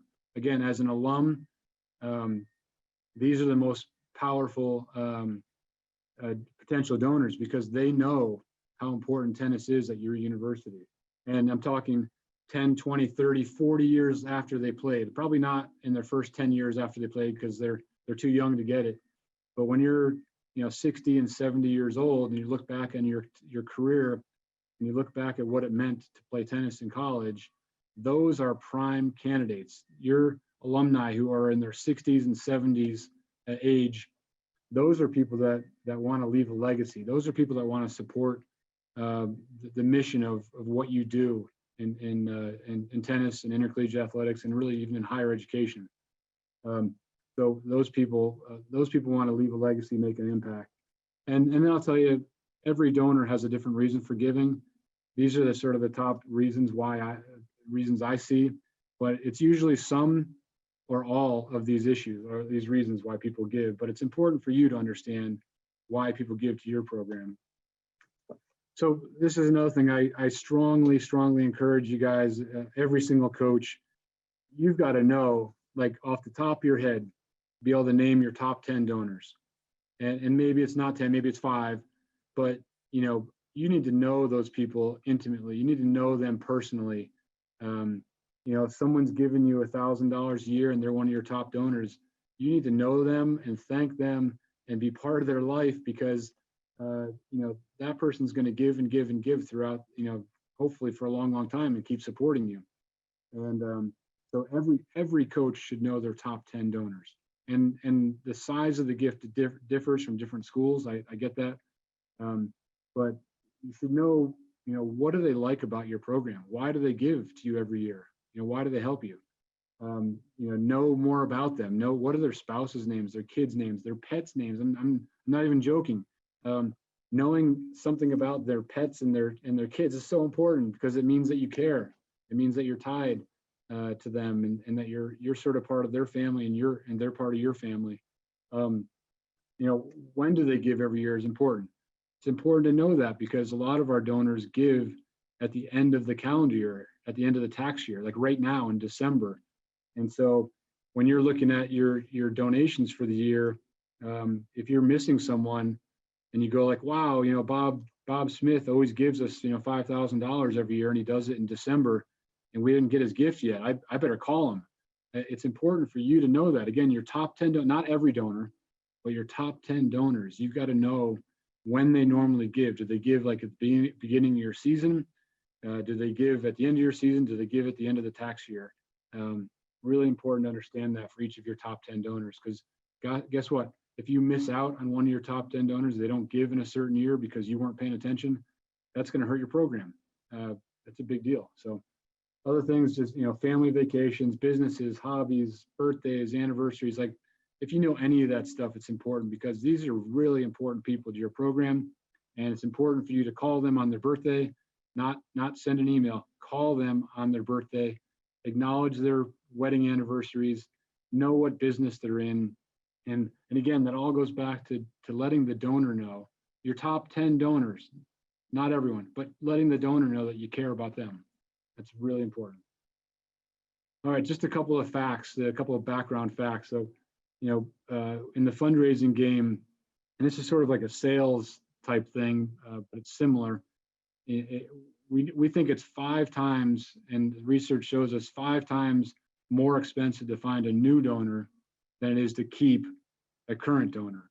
And the reason I tell you that is because, again, it goes back to that relationship, how you're developing the relationship, how you're thanking people, how often you're communicating and talking to people. All that goes to keeping your donors, keeping them part of your program is so important. If you lose them, it's going to cost you a lot more time, money, and effort to get them back, and you don't want to do that. Current donors are also your future donors. And again, they're often your best advocates for things that you do and what you're trying to raise money for. They're going to call their friends, they're going to talk to their tennis buddies, they're going to talk to other people and advocate for you.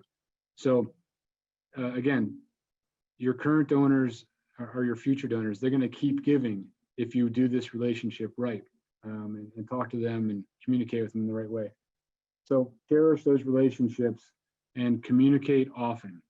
Communicate often. And again, communication plan. I always get asked the question is how much is too much? I don't want to bother people.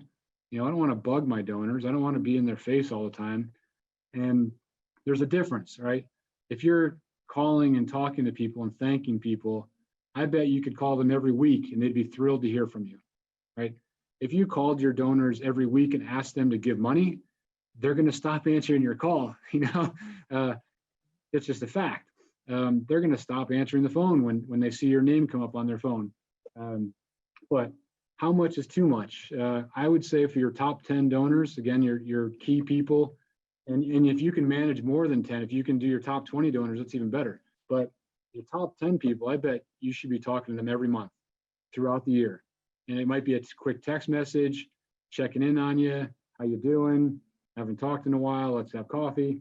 It might be a phone call and in the same conversation, just how are things going, or I want to update you on so-and-so on the team, how's she doing or how's he doing, what's the schedule look like next year, what trips are you doing? Like, donors love that stuff, especially your top donors. They love hearing from you. It's just so important.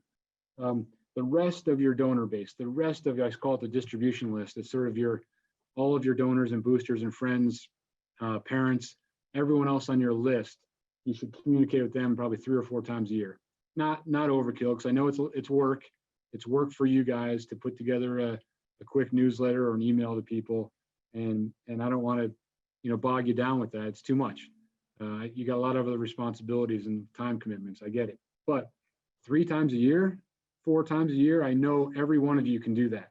Whether you have an assistant coach or an ops person or not, you as the head coach, or you as an assistant coach, or you as anyone, you can do 3 or 4 communications a year. And so communications, I use that generically because there's different types of communications. But generally what I tell our coaches and what I tell you guys is always, always, always stay positive. Like, your donors, your fans, your parents, everyone, they want to hear good news, right? So keep them updated on positive news and updates. Share news about returning players, share news about the incoming players, the freshmen or transfers, share news about their team GPA, your community service, alumni, like where are they now type of thing. Like, your donors love that stuff. They eat it up. Like, they support you and donate and give money to you every year because they do care about you guys and they do care what's going on. So communicate with them. And last part of that is never complain or blame. Donors don't like to hear that. Even if it's your closest donor and you kind of need to gripe with someone, gripe to your AD or gripe to your spouse or gripe to your dog. Don't do it to your donors, right? That's not appropriate. The donors, if you have a challenge and you have a need and you need help from them, sure, absolutely talk to them about that, because they're there to help you. They want to help you, but don't do it in a negative fashion. That doesn't ever help anyone. Okay? Communication methods, pretty straightforward, right? Direct, e-newsletter. I wouldn't do a printed newsletter. I mean, some people still do that, but that's a little more time, a little more cost. And most of our donors now understand that, getting an email from you once a month or once every few months is just perfectly fine. And it doesn't have to be a big, formal, flashy, colorful email. I have a coach, a basketball coach a couple of years ago, a women's basketball coach, who sent out a very personal, she typed it and wrote it, email to their donor distribution list. And it was like off the top of her head, kind of ranting, and it was so personal and it was so good. And it made me cringe every once in a while, some of the things that she was telling and sharing with, outsiders outside the department. But it was so sincere and the donors loved it. And frankly, she's retired now and moved on, but we all look forward to getting her emails, once a month, updates on the program and updates on the players and the staff. So verbal, like phone, personal visits, events and games, always make yourself available. Like, if you have a donor or an alum in town, always make yourself available pre-match or post-match to say hi to the people that came out to watch your team. The worst thing in the world is when you get back in the van, get back on the bus and just leave after a match and don't say hi to the parents and alumni and donors that came to watch you. Like, that's just the worst. So make sure you make time for those people, because they're there to help you and support you, and they love you and care for you. So make sure that they know that you love and care for them as well. Just separating communication things, information versus solicitation. And I'm gonna switch gears a little bit here. Information is always about building momentum. It's excitement, it's positivity, it's getting their attention and keeping it. Solicitation is using momentum information to make the ask, right?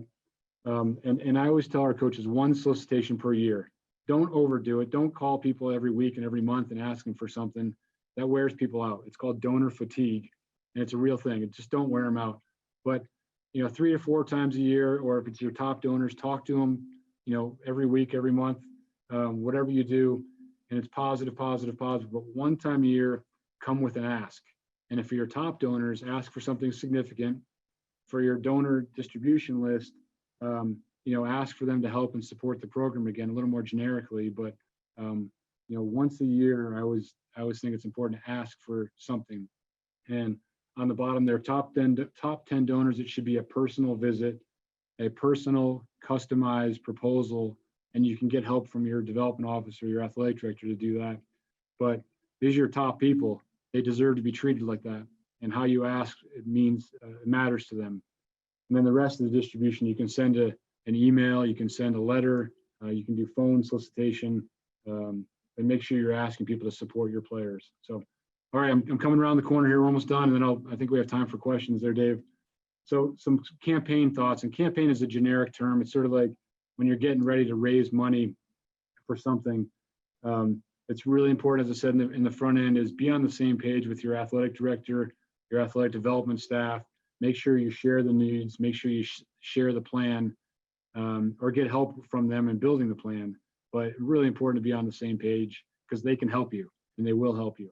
And then setting the goal, boy, is it really important you have to know exactly, or have a pretty good guess of what your known donors are and what their capacity is and what their interest is, right? So I always tell people there's 2 things in fundraising real quick. One is capacity, and the second is interest. And we all know a lot of people that have huge capacity. They're very wealthy, huge capacity to help and support, but they may not have interest, right? Their interest might be the hospital, or might be their church, or it might be 1,000 other things. And so having capacity doesn't matter if they don't have interest. And then vice versa. They may have huge interest. They may love your program. They may be at practice every day. They may follow your recruiting. They may be so plugged in, but they don't have capacity to give, more than a minimal gift. And that's something you got to value, and you got to be aware of when you're setting the goal to raise, $10,000 or $100,000 or $10 million. You've got to know who in your donor database, who in your top donors has the capacity and interest to give at a high enough level that you can be able to get to your goal. So this is sort of what we call the known donors, like the 80-20 rule, and in some cases it's the 90-10 rule, where 80% of the money you're going to raise is going to come from 20% of the people, right? A few donors, like maybe less than a handful, are going to give you 80% of the money towards your goal, right? It's crazy. If you're doing this the right way, that happens. About 10% of your donors are going to give you another 10%, and then the whole rest of your donors together are going to give you the final 10% towards a goal. And that's, again, it's a big goal. If you're trying to raise $100,000 for something, or you're doing a foreign trip, training trip, you need $50,000, you're going to get, $35,000 to $40,000 of your goal from just a handful of people, and that's a good thing, right? Consider your resources. Who's out there that can give, who's out there that can get, help you get other donors. Put peer pressure on their friends. Who can open the door to introduce you to people, and then who can provide information, sort of tell you who's out there that has the capacity to give and willing to do it. So, all right, last 2 slides here, really important.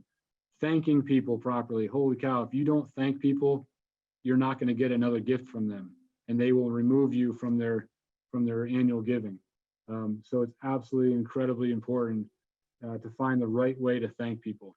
And my goal is always to make them smile, right? So your top 10 donors, thank them personally, thank them over a lunch meeting, thank them by phone, text, whatever it is, you need to thank them very personally, them and their family. And then, for medium-sized gifts or smaller gifts, make sure you're thanking people with appropriate letters, notes. I have a fantastic example. My women's basketball coach, I donate to every one of our programs, but this year she had a little card made up, a little index card, and every one of her student athletes signed a card and sent it to me as a thank you for my donation. And I gave him $500. That's a nice gift, but it's not a big giant gift. And she had every one of her athletes sign a thank you card and just send it to me. And she's doing that for all our top donors. I'm not one of her top donors, but I'm the athletic director, so she added me into her list. But that's a really cool idea. That's super personal, made me smile. Okay. Last but not least, my gratitude. And I want to recognize all of you guys, all of the coaches, every one of you, and say thank you on behalf of all your student athletes that played for you that haven't thanked you. You guys are awesome.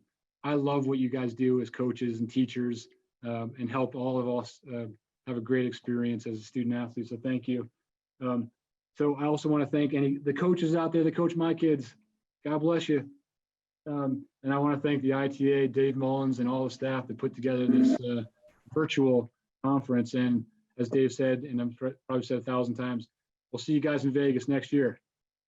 Can't wait. All right, Dave. All right, Doug. Well, thank you for that great presentation. Do you have another 15 minutes or so? I know you're very busy, but you have 15 minutes for questions? Dave, you know my passion in tennis. I will spend as much time as you guys need to talk to our tennis coaches. And frankly, I should have put my email address on here. If any of the coaches out there have questions or want to talk specifically one-on-one about fundraising, I'm happy to sort of do some conversations with Coach. I know there's a lot of people listening right now, so maybe that's a bad offer, but NevadaWolfpack.com is our website, and you can find my email address on the website, and shoot me an email, and we can jump on the phone and talk through whatever kind of questions you have. Well, thank you for that generous offer, Doug. And it's good that you let everybody know you were once a USTA official, so they might think twice about yelling at the official when they know it might be a future employer. Yeah. So, but just getting into the questions, they're coming up now. Coaches, feel free to put them in the chat box. But first question, how do you handle overeager car salesperson type administration that turn off potential donors, but they really want to be involved in every aspect of the program? Wow, so this is a pretty specific question. So if I understand correctly, you have an administrator that wants to be out and fundraising on behalf of the tennis team, and maybe they're a little bit inappropriate, they're a little bit unprofessional. My advice is, and again, I'm a pretty direct person. It's part of my East Coast upbringing, born and raised in Connecticut. So I would go talk to the person and just say, you know what? I'm getting some feedback from our donors that maybe you're a little too direct, you're a little too aggressive in your approach. In either like I can take the lead next time we're talking to a donor, or if you're going to take the lead and be part of it, then we need to go a little softer sell on this, because we're trying to build relationships with people, long-term relationships. We're not trying to sell a donation. So if you're getting that sense from your administrator, your fundraiser, I always say, like, let's just talk to them, because they might need a little education themselves. And if that doesn't help, then you got to go to their supervisor, because you do not want someone that's out there harming the reputation of your program, because we all represent you guys. When I'm out fundraising, I represent you, and I represent all of our coaches, and you don't want someone out there that's not representing you the right way. And if that's happening, you got to address it. And if it doesn't get fixed, then you got to go to their supervisor and have that conversation. And a follow-up from that was, how do you protect your donations that were meant for specific things going to something that was not agreed upon, therefore potentially ruining the relationship? that will kill a relationship. I mean, that will end a relationship. If a donor finds out that they gave money to the tennis team and it got spent on the soccer team, or God forbid on the football team, that will kill a relationship. So, if you ever get wind of that happening, there's a thing that we talk about in the fundraising world. It's called the Donor Bill of Rights. And it's not a real thing. I think if you looked at the National Association of Athletic Development Directors, it's called NAD, and that's a real thing. National Association of Athletic Development Directors. On their website, I think they do have something called the Donor Bill of Rights. But one of the things that we promise people is if you go donate to a certain cause, that money gets used for that cause. It should not be reduced or taken for any other reason. That cannot happen. And if you find out that does happen, that's fraudulent. I mean, I think people should be fired over that. And so if you need help, if someone out there has that happening, you need help talking about it, then email me and we need to talk, because I'll tell you exactly what to say and who to talk to make sure that stops, because that cannot happen. Okay, thank you, Doug. Similar, I guess, question is what happens to an endowed scholarship or coaching position once a program's been dropped? Well, in unfortunately now in endowment agreements, we're writing in language that says if this program no longer exists in a future year, could be decades in the future, but if the program no longer exists for any reason, then the money could be revert back to the athletic department operations or something. But that is a question that you want to take up with your legal, with the campus, University General Counsel's office, and those people will review, because an endowment agreement is a legal document. I mean, it's a contract between the donor and the university to expend those funds for the intended use.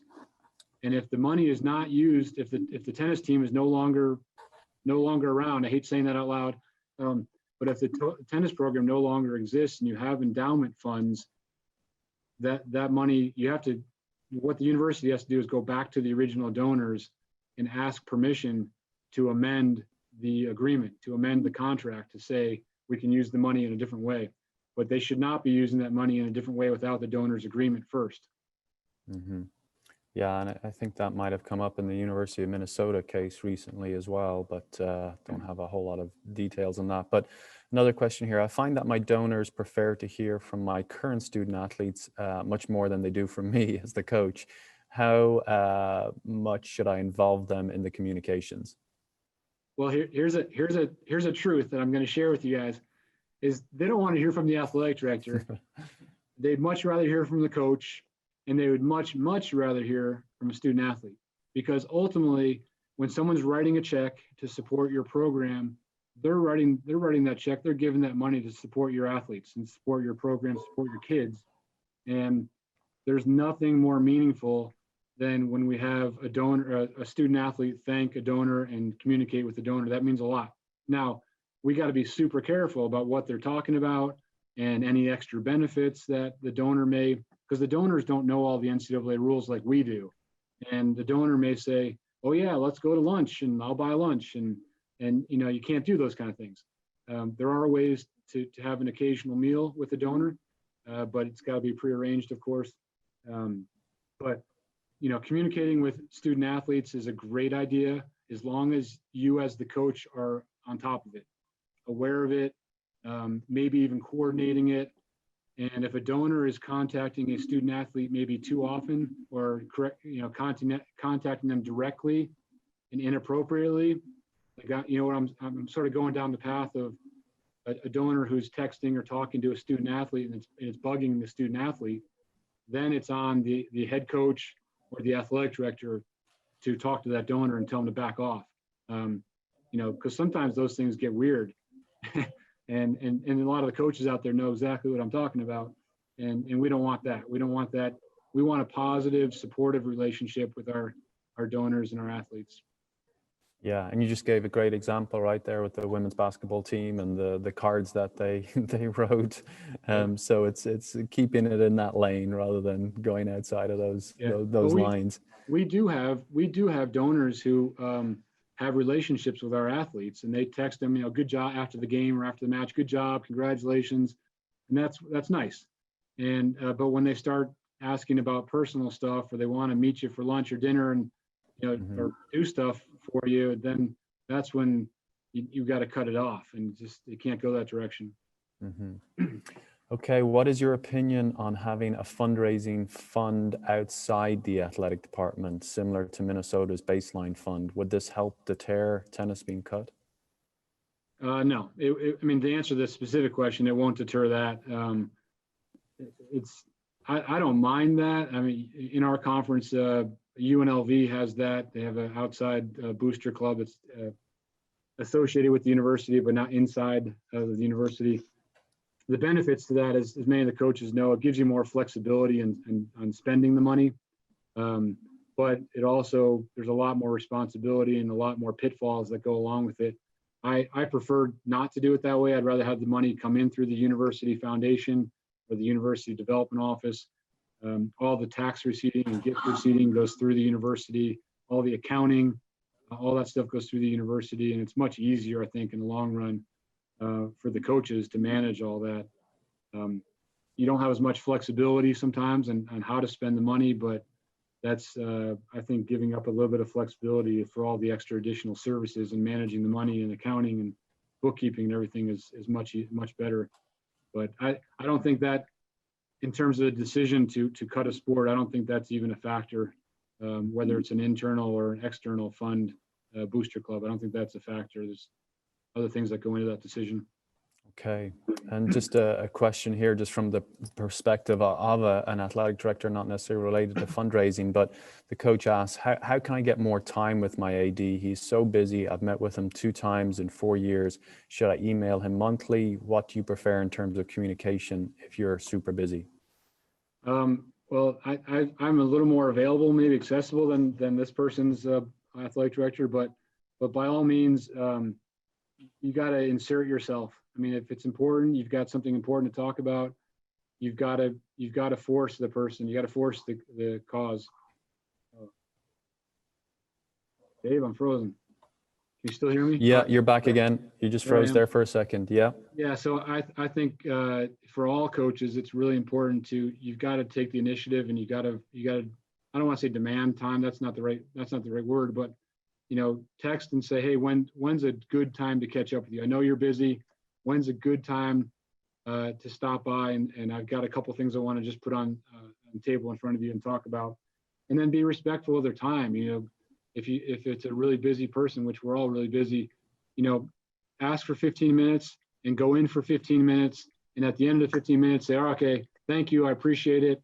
I'm going to go now. And if they say, hey, no, coach, I got more time, let's stick around. Great.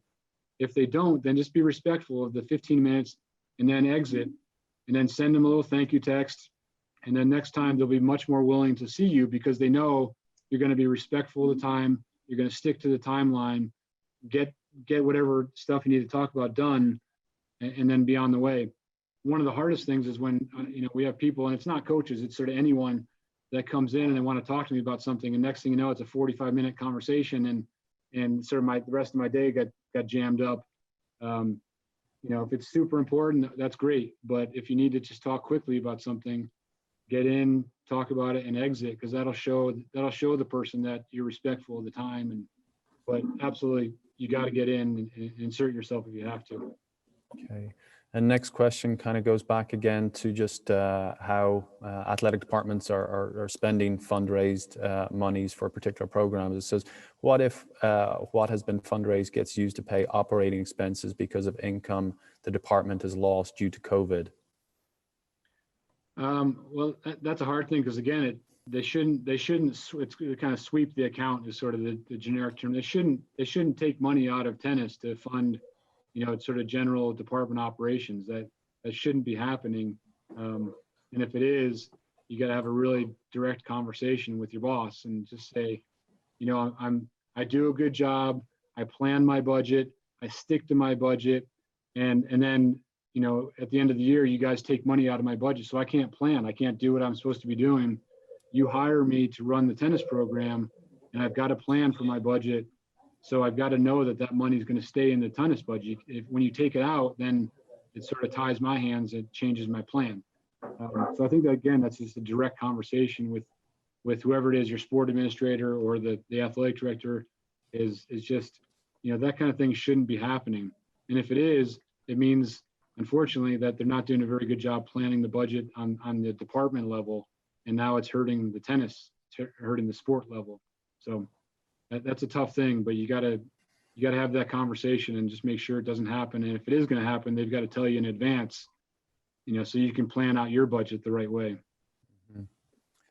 Doug, just one question from me, just to leave the coaches with some final bits of advice. With tennis, as you know, Doug, we have lots of very young head coaches, 23, 24, 25, haven't had a whole lot of experience in the world of fundraising. What advice would you give to them maybe the first 3 months on the job, and the expectation is that they will do some fundraising for their particular institution and for their team? What advice would you give that young coach? Yeah, so I think it's when I was a young coach, I was the same thing. I was 23, 24, 25. I was an assistant coach.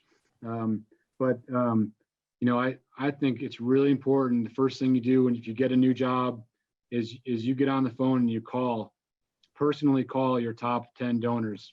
And maybe at some schools it's more than that. It might be top 20. But you call those people, introduce yourself, and say thank you. And that will initiate a powerful, meaningful relationship that will help you for years to come.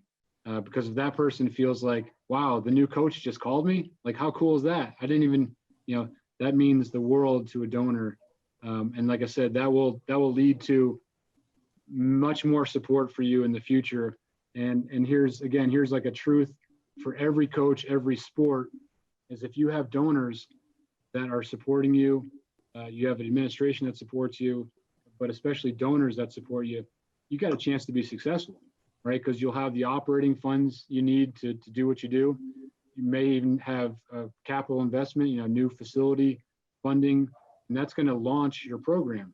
And that's how important fundraising is to you guys, especially smaller schools, smaller budgets.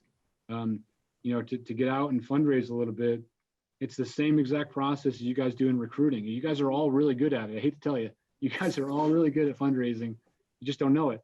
But do that same initial contact, establish rapport and relationship, and then, very few times has anyone committed, a recruit committed to you without you asking, right? I mean, you gotta offer a scholarship and ask them to come, and then they say yes or no. And if they say no, you don't give up. You keep on trying to recruit them, right, until they sign with someone else. Same thing in fundraising, right? Initial contact, build rapport, ask them to help and support your program. And if they say yes, great. If they say no, then you say, well, how can you help, and what can you do to help us? And I promise you, people will want to help you. Okay. Well, Doug, thank you so much for all your time this afternoon. The few conversations we've had, your passion for tennis and college tennis is really shining through, and look forward to many more interactions with you and getting on the tennis court in Las Vegas next December with you. So challenge match. Yeah, let's do it. I'm challenging you now. So Doug, thanks again. I know you got so much going on there, and good luck through the rest of this year and on into the new year. So we'll see you soon. Thanks, all Doug. right, thanks. Bye-bye. Good luck to everyone. Thank you. Bye-bye. All right, Corey, back over to you. Awesome. Thanks, Dave. And thanks so much, Doug. That was really, really good. Obviously, fundraising is an important topic right now. And I think those tips and resources were incredibly helpful for all of us. So thank you. So yesterday we had Tennis Supply join us to talk about the new official net of the ITA and a few other updates from their company. Unfortunately, the video during that segment did not work properly. So we're actually going to give that one more shot here. Again, we're incredibly grateful to Rich Burkle, Adam Keelan, and their whole team for all the great offers on court equipment that they're providing ITA coaches. So I hope you guys enjoy the video, and we're also pasting a discount code for coaches in the chat box on the official net as well. So here's that video.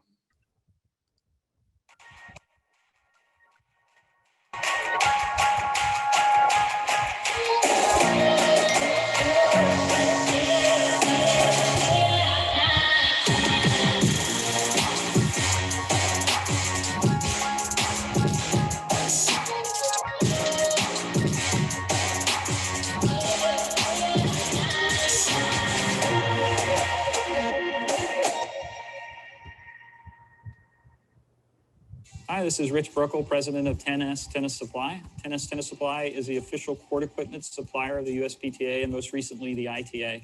We've been in business since 1964, which is a little over 55 years now.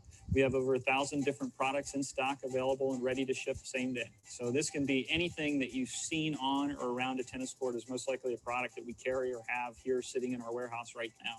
Whether it's a scoreboard or the little trash can that you see on the net posts themselves, the nets, and then some of the items that you don't think about or see, like the paint that you paint the courts with, and the lines and the fences and the windscreens. So anything you really see on your court, we probably have that product or can get it if we don't. We take orders from all sorts of different customers, from colleges and universities to private individuals with courts to country clubs and anyone with a tennis court. We love working with colleges and universities.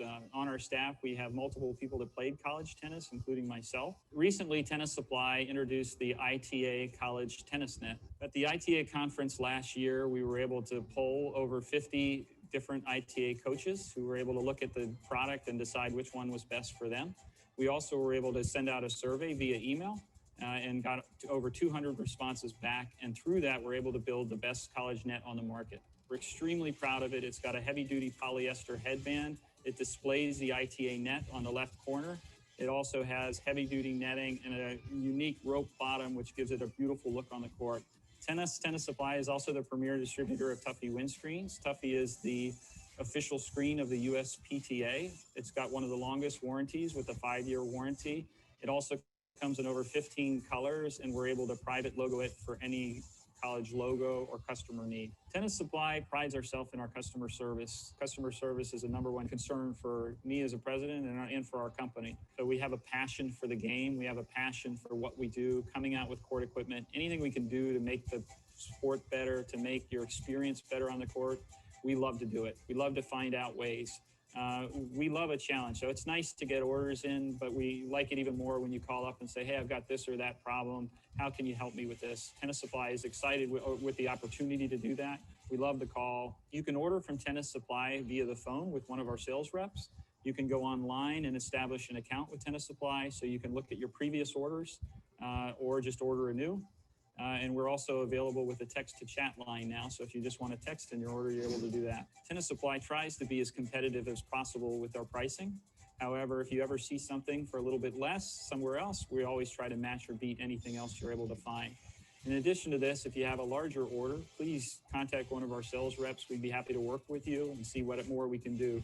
I hope you give Tennis Supply a try and get to experience what we're trying to do here, see our customer service, see how quickly we can get different products out and just give us that opportunity. If it's a pricing thing, we're always willing to work with you, but I believe our customer service would be second to none. And if we don't have what you need, we'll get it for you.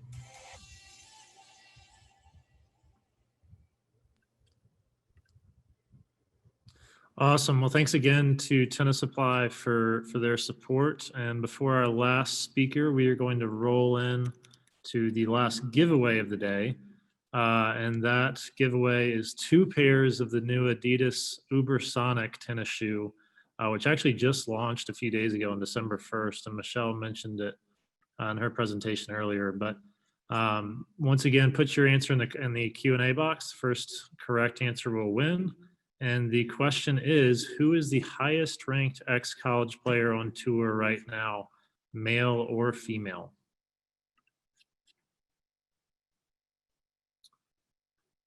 So far, we have a lot of Kevin Anderson Isner answers, which is not correct.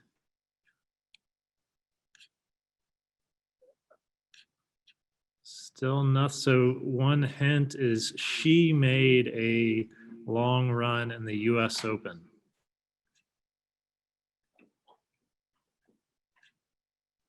There we go. All right, Larry Peterson, he got it right.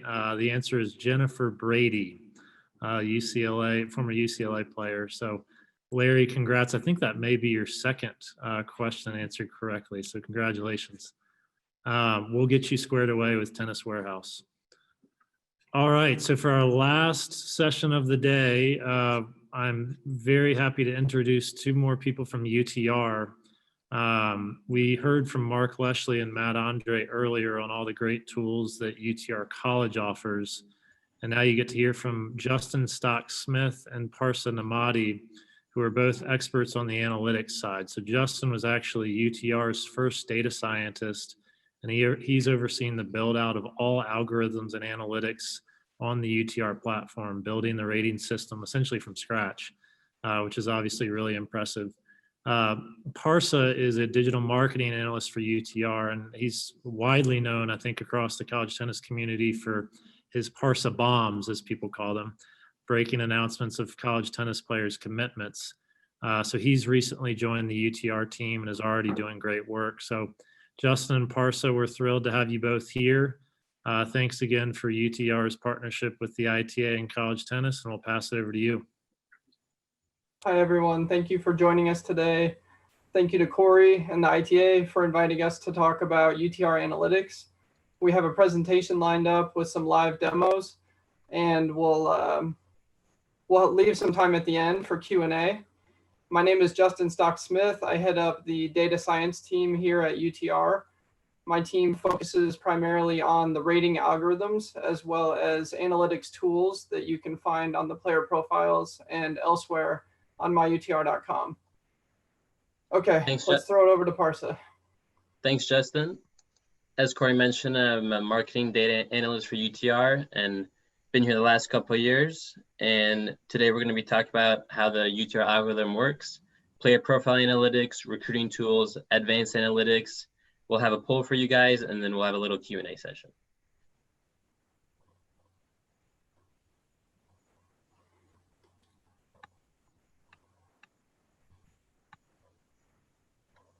Okay, let's start with how the algorithm works. We'll just go over the basics here. First, the two main factors are UTR difference and percent of games won.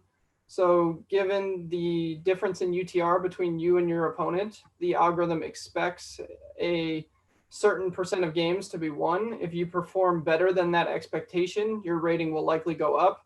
If you perform worse than that expectation, your rating will likely go down. Second, we look at the 30 most recent matches within the last 15 months. It previously was 12 months, but due to the pandemic, we extended the deadline a little bit. So it is currently 15 months, and it'll be that way for probably throughout the next year until things have returned to normal for quite some time.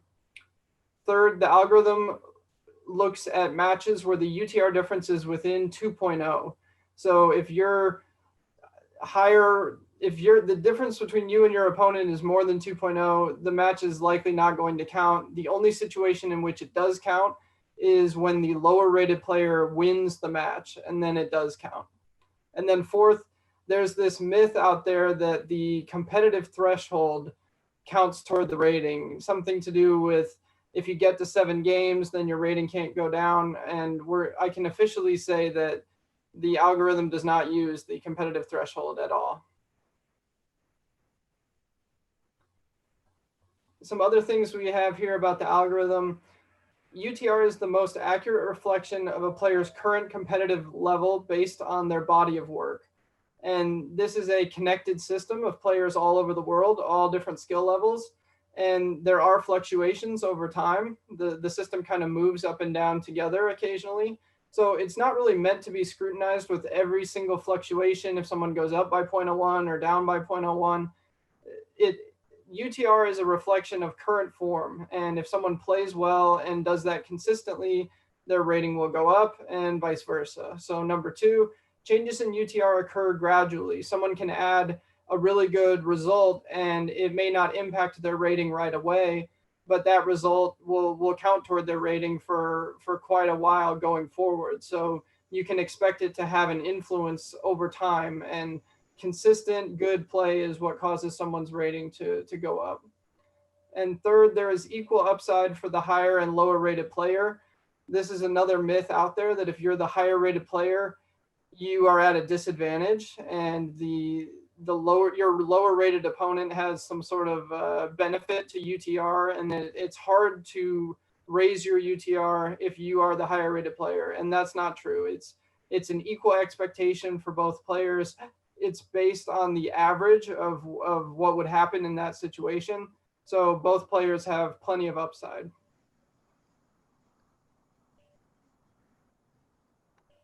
Looking at some player profile analytics, we take a look here at Liam Draxel's profile. He's one of the top college players by UTR, and the graph on the stats tab, you can set it to stats tab. You can either set it to all results or results that count for rating. We look at first all of his results. The pink dots represent his wins, and when you scroll over, you can see the players he's won, the score, the date, and the opponent's UTR. And these, as Justin was saying, if the result is 2.0 below your UTR and you win, it doesn't count for your rating, but we still displayed here. So this is all of his results. And in the summer, he played in total in the last 12 months, he has over 100 matches. And this was due to he was playing some UTR West Coast series and East Coast series and was playing top pros, top college players. But once we look at results that only count for rating, it's his last 30. All right.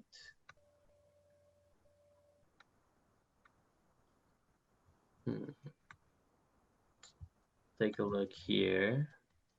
Results that just count for rating for a player would only show their most recent 30 matches. So this is a top D3 women's player, and for her it would only show her wins and losses that would count for her rating at the moment. Justin will take a look here at the results analysis. Yeah, I'd like to talk about the other chart that we offer, the results analysis chart. Parsa, do you mind pulling up the...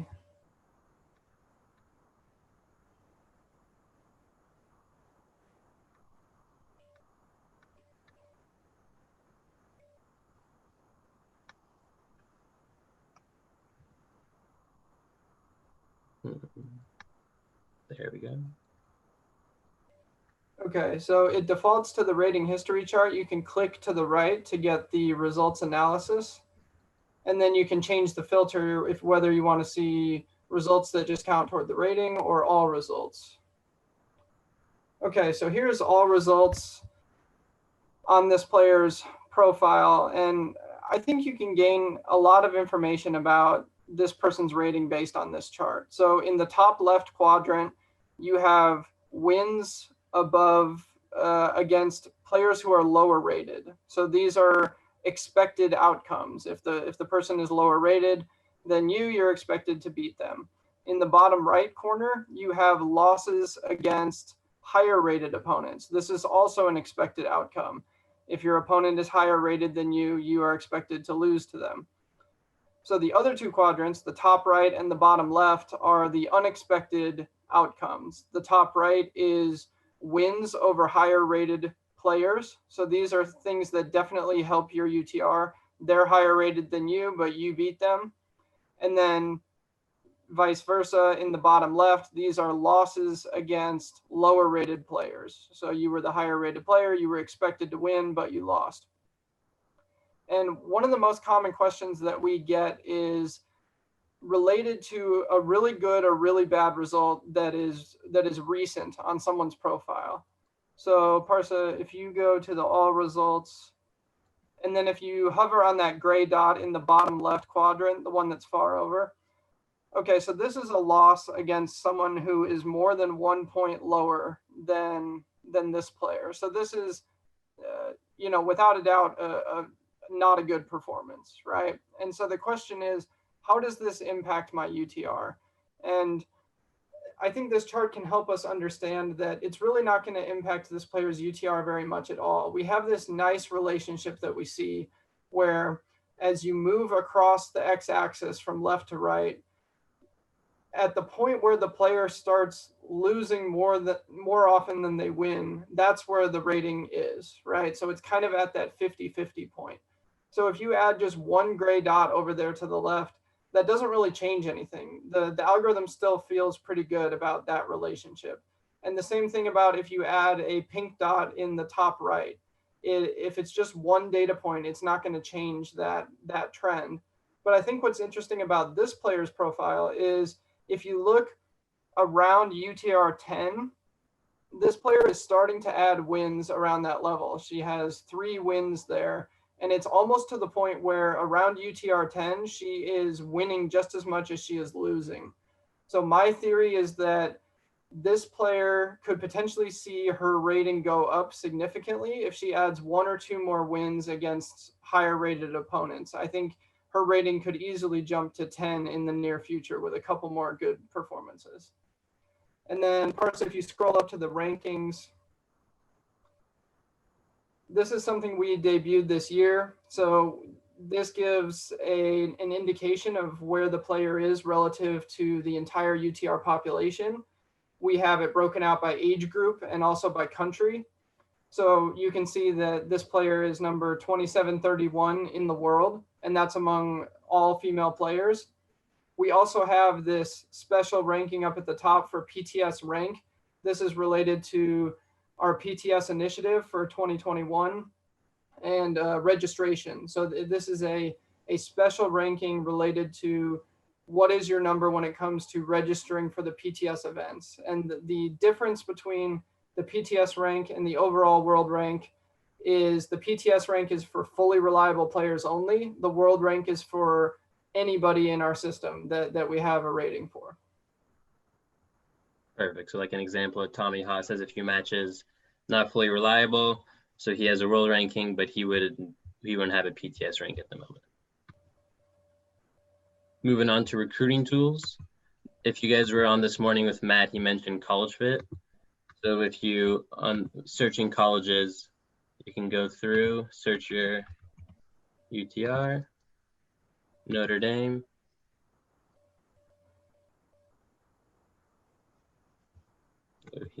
Here we go. The pink dots are Notre Dame's, and then this compares to the other teams in the conference. And if you hover over a dot, so this is UNC, the other UNC players, they show up as yellowish. And so the reason Notre Dame came pulled up, I put 12.50, so their 6 is a 12.43. The number 5 highest is 12.54. So you would fit in their top 6 range. And so you could use that tool, see what kind of lineups you can get into with your UTR, how you would fare in the top 6. If you want to be top 3, you can set it to top 3, and then some different teams would show up. And this is a tool available for free and power subscribers. Moving on to searching for recruits. So here we filtered by male Australian players between the ages of 16 and 18. So it shows their ages here, where they're from, and then this messaging on the right shows that they've activated their profile and coaches are able to message them. And so you can also filter to female, as well as, so most of these players have also activated their profiles, and you can also message them. You can filter to any country, gender, a UTR range, segment, junior, college. If you're looking for transfers and you're looking at segment even by college, different divisions here, conferences, comparing teams. So this tool can be accessed on a team's roster page, and you click the compare teams tool, click any team you would like, compare them to UT Austin. So it shows their 2 overall power 6s, and UTR is used to help you make your lineup, but obviously we all know it doesn't go just straight down the board. So you can mix up the lineups, and if you take someone out as well, the overall power 6 adjusts as well. So you can move it all around, and then the overall power 6 adjusts, and then also the little numbers. So the number 1 here of UNCA is 0.07 above Texas's, and like Texas, for example, we moved up the 5 to 2, so then the Texas has an advantage here. So that's just a tool you can compare any of the teams by accessing from their roster tab. Player lists, a really cool tool we have. If you click in the top right, and then it brings up here, save lists. If you click on either players or schools, you can actually save players to different lists. So instead of building out different Google Sheets, you have the different lists here, and the ratings automatically update, and you can even add notes here. And so you would write notes, and then you can save it. And then you can also have save schools. So we showed earlier, you can filter by conferences. But let's say you want to look at your out of conference teams or teams that are on your schedule or teams you just want to keep an eye on. You can just have them saved here, and it would update itself, their power 6s. And then with the players as well, you could create different lists by whether continent or class, whatever you would like. And this can be done. You can add a player to a list on the profile, the 3 dots, save to list, and then you click which list you would like to add them to. Now back to Justin for some advanced analytics. Yeah, so I wanted to show off some of the cool stuff we've been doing lately. This is something that we've been putting on Tennis Channel, is these head-to-head predictions. So whether it's for the French Open or another event, we are putting up win probabilities. So Nadal versus Schwartzman. You also have it for Swiatek here. This is kind of a cool new feature that we've rolled out. And with UTR, you have the ability to estimate the probability of one player winning. And we think there are some cool implications in the future for what we can do with that. Also, tournament summaries. So I think this would be interesting to a college coach for a big tournament like Kalamazoo.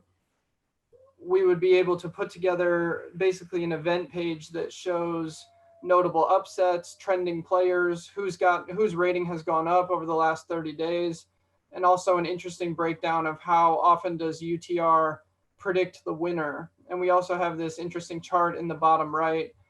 Along the x-axis is the UTR of the winner minus the UTR of the loser.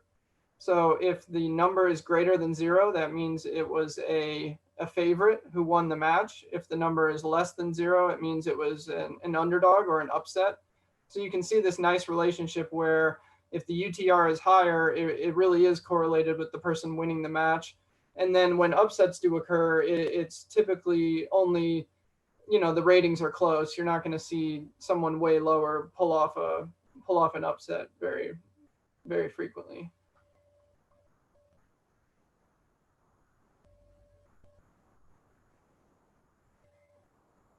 And also related to the Pro Tennis Series that Matt and Mark talked about, we're going to have all these events going on around the world, different time zones. It would be really cool to have all of this information in one place where you can just click on any event.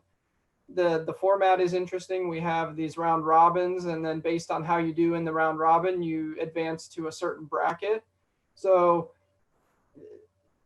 theoretically, you could have a tool where you're tracking all of these results. You are getting live updates. You are looking at standings. You're looking at the brackets, and then also simulations for who could potentially win once they have advanced to the bracket stage.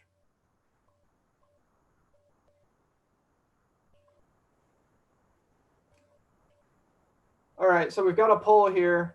We've talked about some of these options, and we want to get feedback from you about which feature is most interesting. What would you like to see next on myutr.com? So we have college commitment status on the player profiles. We have more granularity on the player profile rankings. So we currently just have USA Junior, something like that. So would it be more interesting if you could get more specific and say U17 Florida?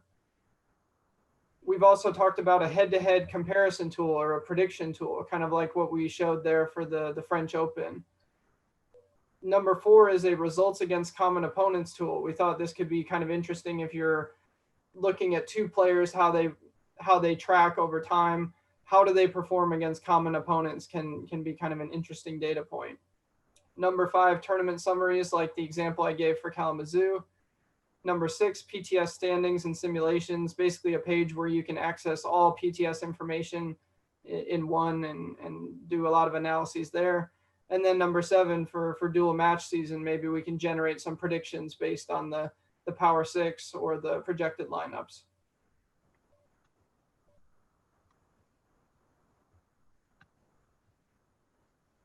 Oh, very cool.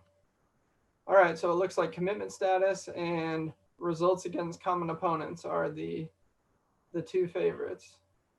All right, thank you for the feedback. That's definitely very helpful for us. Just wanted to remind you guys that our UTR Zoom meeting room is open, and we also have a Calendly link to schedule calls with the UTR College team. The links have been provided in the chat, and I know Matt and Ben and everyone else is excited to have conversations with you, so please feel free to take advantage and to set up those conversations. And I think that's it. We'd like to open it up for Q&A.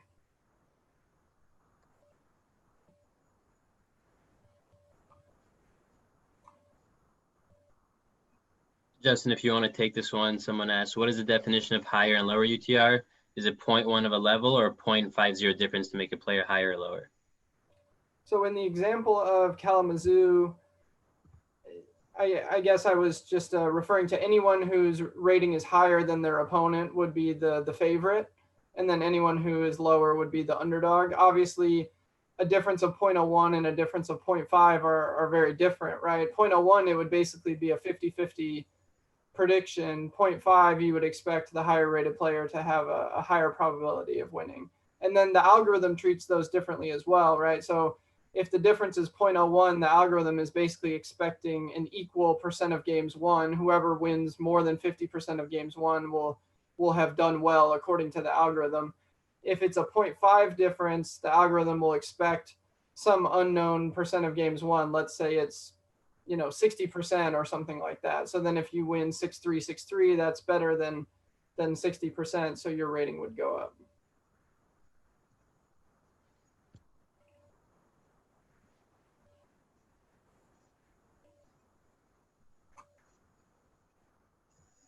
Let's see. So should I just kind of scroll through all the questions that have come in here and oh, okay, we've got more rolling in. So is there a way to receive notification that a prospect is playing in a tournament? So that's interesting. I think for a UTR tournament, like a PTS or anything that's run on our platform through our partners and through the colleges and the clubs, I think that's an interesting feature that we could potentially add to maybe the save player list or elsewhere in the site to give a notification that, hey, a player that you're interested in has posted a new result or has registered for a tournament. I think that would be an interesting tool.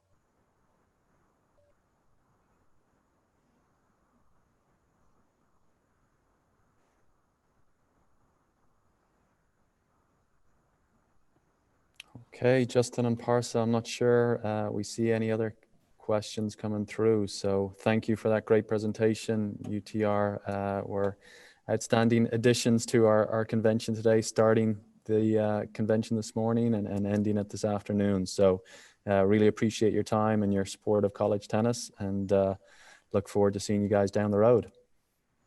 Thanks, Dave. Thanks, Dave, Corey. Thanks, everybody. You're welcome. Bye. Okay, coaches. So